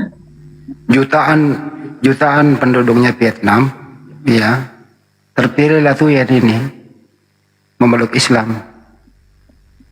Itulah kalau hidayah itu. Kenapa kira-kira nih dia tergerak mau belajar bahasa Indonesia dan ke Islam? Itu namanya petunjuk, teman-teman. Benar nggak Bang Arif? Iya, hidayah. Hidayah. Ini masuknya apa, Abang? Itu takbir di ini nanti di apa Lebaran itu. Enggak, Allahu Akbar itu aja. Allahu Akbar. Kita puasa, kita bilang ini apa? Sholat. Mau sholat tuh ya, mau belajar sholat tuh ya. Allah Maha Besar. Allah Maha Besar tiada Tuhan. Saya kasih tugasnya tuh Yan, belajar sholat, doa iftitah dulu. Kan Al-Fatihah udah ngerti tuh, doa iftitah ya, coba. Hai? Doa iftitah, diketik coba di Google, doa iftitah. Doa iftitah. Atau bacaan iftitah ya? Ya, doa iftitah lah. Terlalu panjang Bang Handi. Surat-surat pendek aja dulu. Enggak, bisa dia. Serius, bisa dia. Bener, kalau saya ngasih pekerjaan bisa dia. Bisa dia. Serius, bisa dia. Loh dia di kopalnya selawat itu kok. Ya selawat Jibril cuman pakai musik. Cuman kalau di sini kan kena copyright kan. Ya selawat Jibril cuman pakai musik. Itu kan tadi sudah sedia musiknya kan. Cuman nggak boleh. Karena ada yang live kan masih di situ. Atau surat Al-Ikhlas saja dulu ya, yang pendek-pendek ya. Iya. Al-Ikhlas saja dulu. Coba diketik di Google Al-Ikhlas. Coba diketik di Google Al-Ikhlas. Paham tuh ya? Surah Al-Ikhlas. Surah Al-Ikhlas. Udah mualaf teman-teman, udah berapa kali mengucapkan syahadat, udah. Sholat. Itu di bawah tuh, itu di bawah tulisannya tuh. Surah Al-Ikhlas. Sholat. Surah. Gak apa-apa, surat juga gak apa-apa. Sama.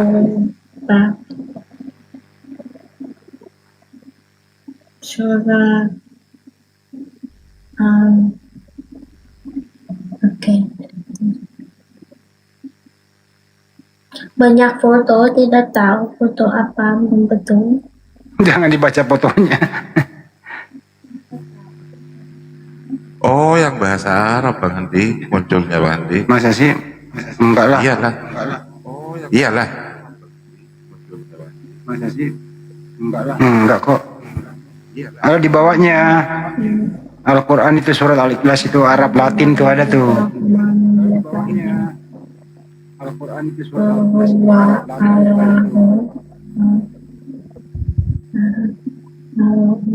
Ada Latinnya tuh ya, ada terjemahannya tuh ya. Qul huwallahu ahad. Ya, Rian, ada. Ah, coba baca. Bismillahirrahmanirrahim. Bismillahirrahmanirrahim.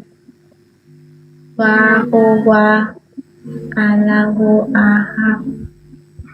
Allahu sama.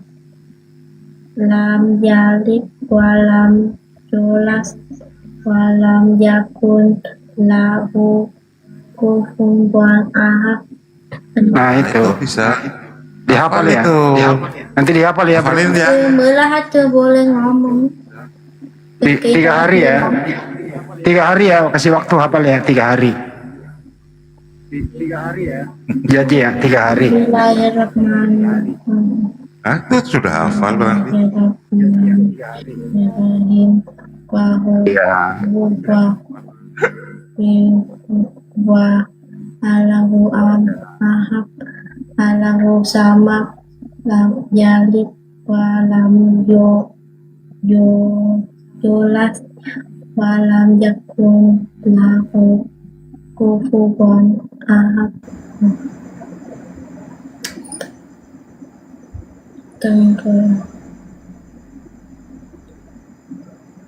Ini sholat ah? Dia baca Latinnya teman-teman, enggak apa-apa dia baca Latinnya dulu. Itu Al-Quran. Al-Quran itu.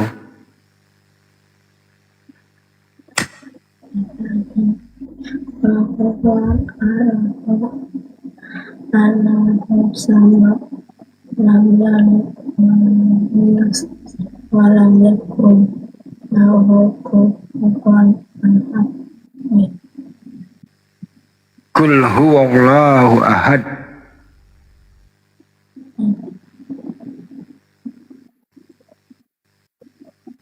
Udah deh, yang pintar ngaji masih bujangan bertanggung jawab itu ya. Lambar tuh situin tuh, bopong kayak bawa ke Indonesia. Ayo.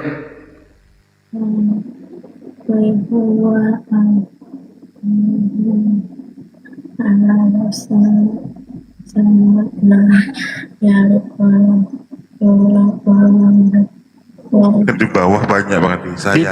Di Vietnam itu muslimnya sedikit sekali, terus dari rumahnya itu jauh masjid. Ini tuh tiran, tunggu yang tepat pun.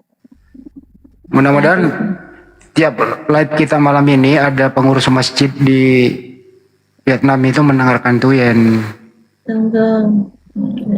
Gitu ya. Aku siap mengerti. Aku siap untuk banyak di bawah. Jangan siap-siap aja. Harus tanggung jawab. Didik anak orang yang benar.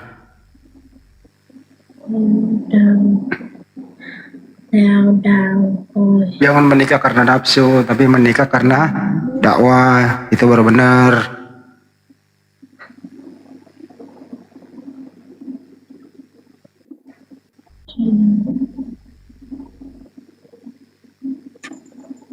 Anda ini kan butuh bimbingan.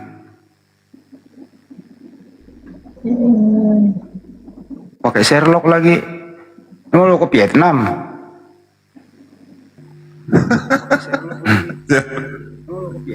Di Vietnam nama tempat alamatnya itu di Vietnam nama kampungnya apa? Di Vietnam nama tempat alamatnya itu di Vietnam nama kampungnya apa? Listen. Tidak main-mainnya. Jika saya menikah dengan pria Muslim, saya ingin bekerja sama dengan suami saya untuk menyebarkan Islam di Vietnam. Nah, itu.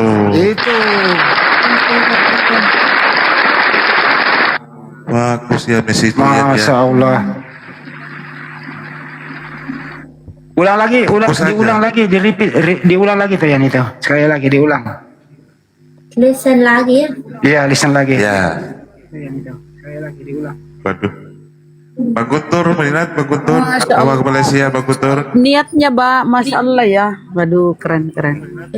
Itu dia sendiri yang buat itu, baru diterjemahkan.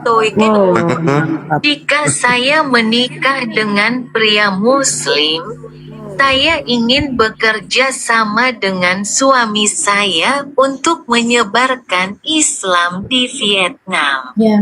Masya Allah. Ini kerana di Vietnam sedikit yang tahu Muslim semua kira ada agama tidak baik di Vietnam, sedikit orang punya agama tidak baik. Cuma belum cari belum tahu bahwa agama Muslim apa tidak tahu. Salah satu pensupport lokal kita ini. Bang Guntur, minat Bang Guntur, Malaysia. Dulu sama orang dulu ini nih tunggu dulu tuh kira dulu tuh yang takut agama, takut semua agama apa tuh yang takut. Tapi nanti tuh yang main TikTok tuh yang berteman dengan orang Indo tuh yang tanya-tanya, nanti tuh yang tahu tuh suka agama. Jadi dulu takut. Dulu dia, ya lanjut. Dulu dia takut, setelah berkenalan dengan orang Indonesia, Di dia Vietnam berkenalan Islam. Sekarang semua di sini takut jika ada agama, mengerti? Dia ngerti, takut kalau ada agama. Mau peri tidak mau terjatuh. Vietnam kan teis banyak. Ya, Vietnam tidak mau agama. Orang Vietnam selalu kira jika ada agama tidak banyak. Bang Bakri, waduh. Bang Di Vietnam ada masjid nggak sih? Sudah 2. Ya. Kenapa Bang Andi? Di Vietnam ada masjid, alamat masjid Vietnam. Di Vietnam ada masjid. Sedikit Ada cari yang di di Google tadi. lah. Bahkan imam masjidnya itu orang Sumatera katanya, orang mana gitu, orang. Bahkan imam masjidnya itu orang. Di 80% orang tidak agama. Islam di Vietnam itu ini etnis Cham. Di wilayah selatan seperti, jadi ada juga daerah di sana mayoritas Islam ya, etnisnya itu Cham. Iya, Campa udah dulu. Ya, sedikit orang Muslim. Maaf Ustaz, dah. Mas saya Pak Guntur. masih teruja lihat orang yang bahasanya jauh daripada kita. Fasih betul baca Al-Fatihah. Alhamdulillah. Iya, Bang Guntur. Sangat teruja, merinding. Kamu orang Malaysia bukan Indo, Malaysia. Ya, Malaysia benar. Saya Malaysia, bahasanya lain sikit, logatnya tu lain sikit. Tapi saudara, satu bahasa, saudara serumpun. Saudara serumpun, betul-betul mandi. Kamu sudah menikah, duda atau suami orang?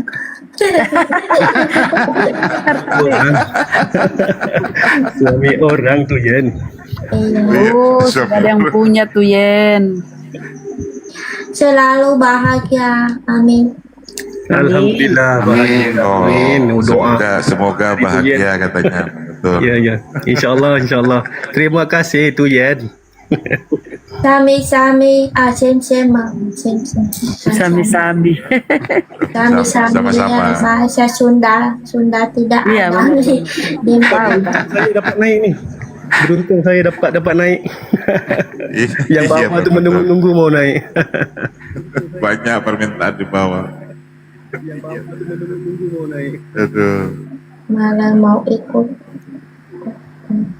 Malaysia dengan Indonesia itu tuh Yen serumpun sama Dulu Melayu. tuh kira bahasa Indo tidak mirip bahasa Malaysia, tapi mirip banyak. Banyak miripnya. Cindy itu yang cantik. Orang Indonesia lambat, orang Malaysia maju ya. Itu yang ada teman Malaysia di TikTok. Jangan sampai di lomba sama ini orang Malaysia nih, cepat yang ini yang mau menghalalkan tuyan orang Indonesia. Kalau lambat nih Malaysia maju nih. Di Vietnam banyak masjid loh, Masjid Al-Musulman Mosque di Ho Chi Minh.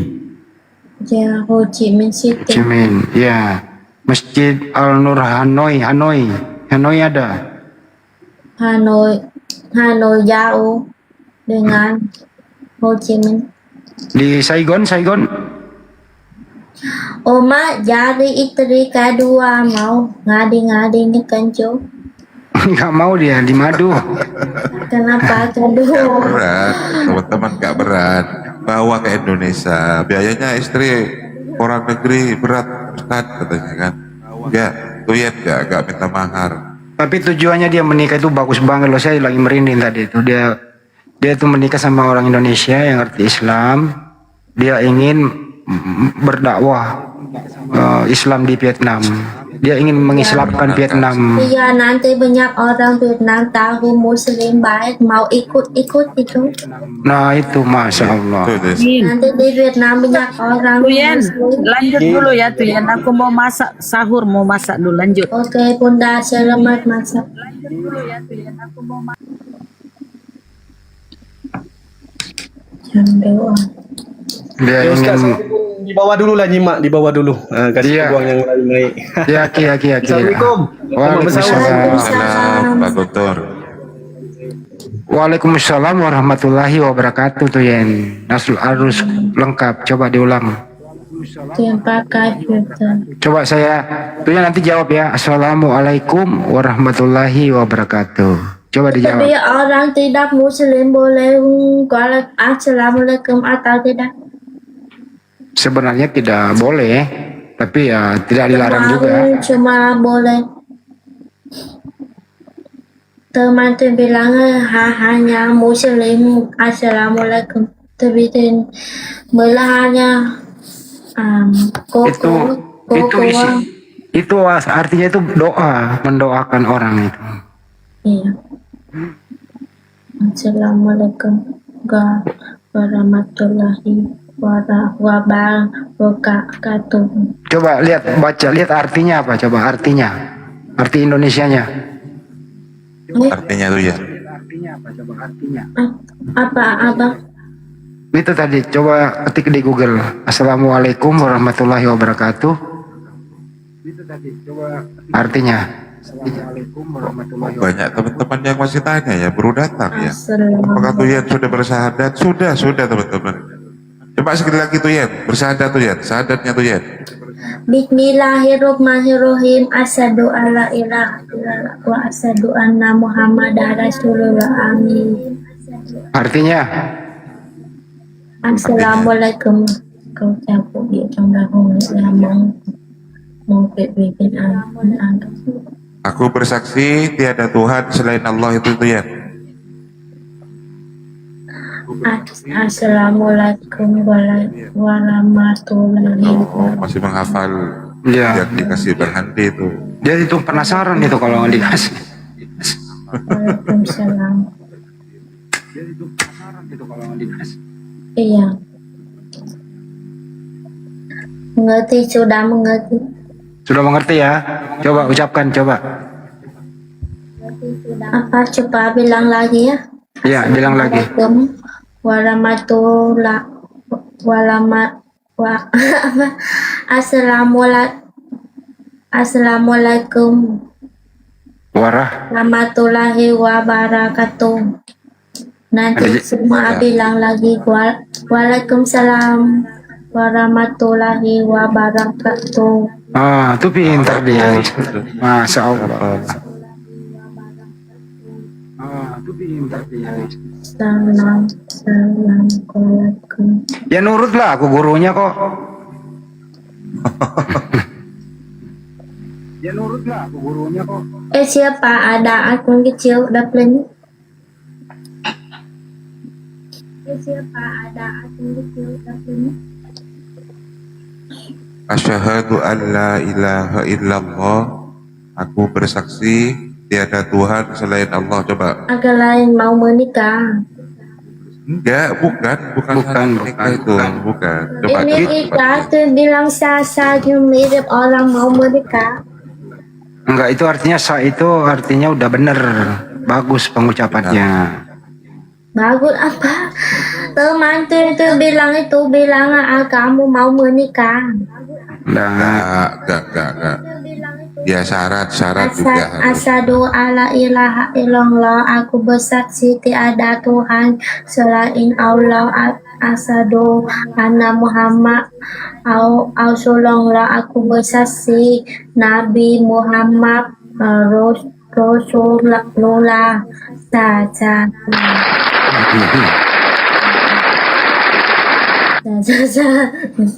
Kenapa aku saja?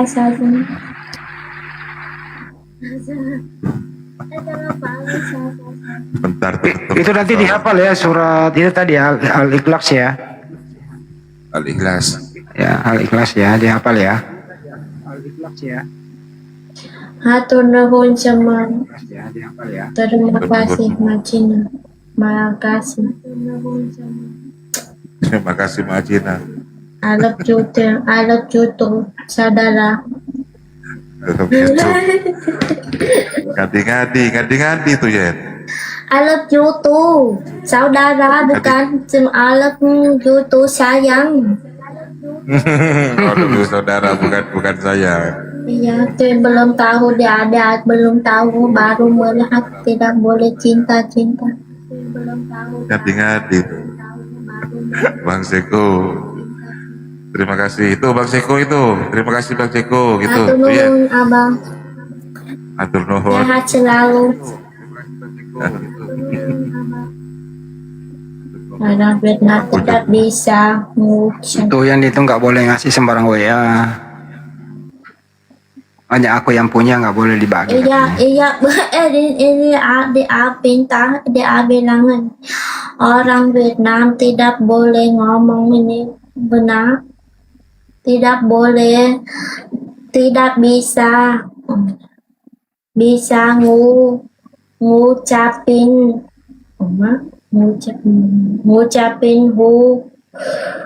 huruf S itu. Sulit huruf S sama huruf R. R dan S itu tidak boleh. Tidur. Ya, susah kan, R sama S susah dia. Terima kasih ya. Terima kasih Bang Guntur. Bang Guntur. Susah.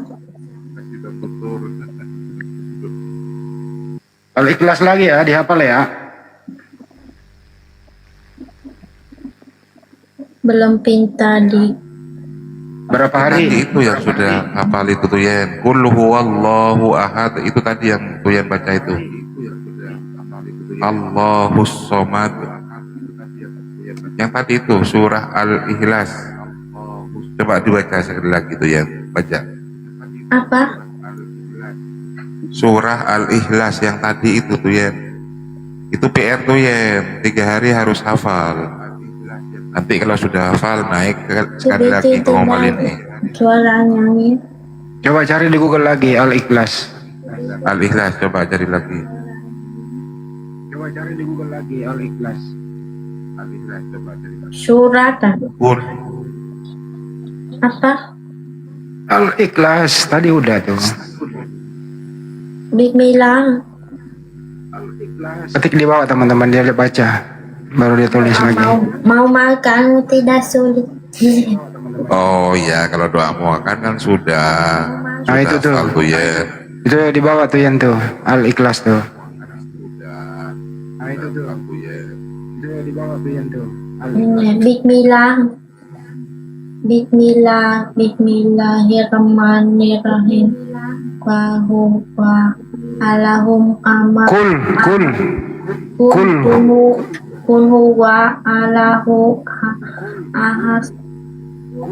Allahu samas, lam yalid wa lam yulad wa lam yakun lahu kufuwan ahad. Amin. Nah, dihafal ya. Berapa? Dihafal ya 3 hari ya. Ini ya di kelas ini tidak nyanyi boleh. Besok nyanyi. 1 hari bisa dia, 1 hari dikasih bisa. Jika tidak nyanyi boleh. Nyanyi itu malu. 1 hari bisa dia. Nyanyi itu malu, itu tidak. Oh, kalau lagunya malu. Kalau lagu itu suka, lagu tidak sulit boleh. Lagu itu suara mirip orang tua. Tolonglah itu. Oh, sallallahu ala Muhammad. Itu ya tuyannya. Iya, itu masih malu. Tuyan dan Roy. Makan apa? Makan pagi atau makan malam? Oh sudah. Oh belum ya. Ya di Vietnam makan pagi jam 6 sampai jam 7. Bahasa Vietnamnya makan apa? Dan Roy. Ăn. Ang. Makan ăn tapi makan nasi ăn cơm. Oh makan nasi ăn cơm. Cơm nasi cơm makan nasi ăn cơm. Ăn cơm. Sudah makan daan Roy. Ăn cơm makan nasi. Iya, makan nasi. Ya betul. Makan cangkem oma caranya abang. Kan. Sudah teman-teman, Tuyan sudah hafal niat puasa. Coba niat puasa Tuyan, doa puasa Tuyan, niat. Jika puasa kita apa? Ya, kalau ya. makan telur apa? Antrung. Makan telur anteng. Apa? Teng. Anteng. Bukan teng. Susah juga ya. Ya susah. Disuruh anteng dia. Makan telur anteng. Bahasa Vietnam tidak sama bahasa susahnya makan anteng. Bukan salah semua. Puasa. Kalau makan ikan gampang. Anca. Anka. Kan makan ikan ya. Makan ikan. Anka. Ikan goreng apa ya? Ikan goreng. Makan nasi, ăn cơm, makan ikan, makan sapi, ăn thịt bò. Ăn cacing. Nah, ikan goreng ya. Iya, ikan goreng, kacing. Cacing. Udah bisa gua Vietnam dikit. Kamu sudah menikah, kamu mau menikah dengan istri kedua di Vietnam? Boleh berbahasa Vietnam? Enggak, saya udah punya istri. Ya, menikah satu lagi dengan perempuan. Enggak boleh. Laki-laki Muslim boleh menikah 4 istri, tidak apa-apa. Kalian harus cari yang lebih muda biar semangat berdakwah Islam di Vietnam. Makan popok. Lain kamu makan babi. Jangan makan babi. Iya, teman Indo tapi makan popok. Kalau babi itu Vietnamnya conlon. Ya, apa itu? Bukan, babi ya. Thịt Apa? Oh, kiklon. Bukan kolon. Denglong telu ada anak di dalam denglong. Ciklon.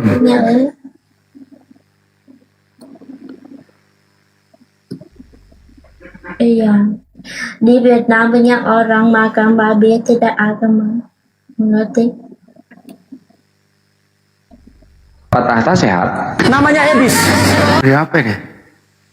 Oh, Pak Raja Bintang. Bang Juma ini siapa? Kenapa banyak? Raja, Assalamualaikum Bang Raja. Waalaikumsalam Bang. Ini Bang Tuyan Halo, ini Abang. sudah bisa. Kumaha daman abang? Halo Tuyan. Gimana kabarnya Yen? Baik, terima kasih. Terima kasih.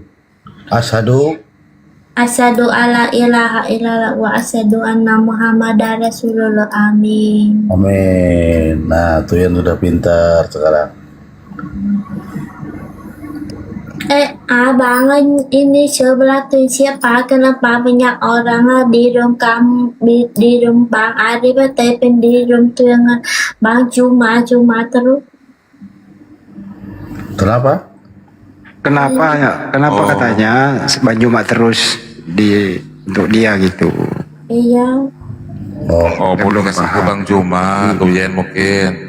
Tuan sudah tahu, sudah melihat dia, tapi tuan belum tahu dia siapa. Dia guru Muslim. Ya. Dia guru Muslim dia. Dia guru. Kamu kan guru juga, Man? Siapa? Kamu guru juga kan, Tuyen? Dan guru bahasa Vietnam, bukan guru agama agaran. Tunggu, nanti aku menikah dengan orang Muslim, aku boleh guru Muslim. Masya Allah. Masya Allah.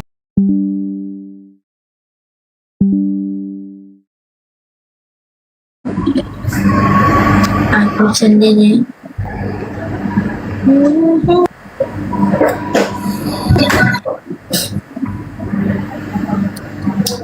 Pengen sama aku. Tuyen puasa juga. Belajar puasa Tuyen. Kamu kan Sudah tahu. Puasa tidak makan pagi, siang, sore, malam boleh makan. Boleh makan. Boleh puasa tidak makan babi, tidak minum bir, tidak pacar kawin. Alhamdulillah. Semoga Tuyen dapat yang berjodoh dengan orang yang baik gitu Tuyen ya. Amin. Orang Indonesia tapi Muslim. Iya. Banyak orang Muslim. Anak Indonesia. Ya. Orang Muslim belajar belajar apa? Belajar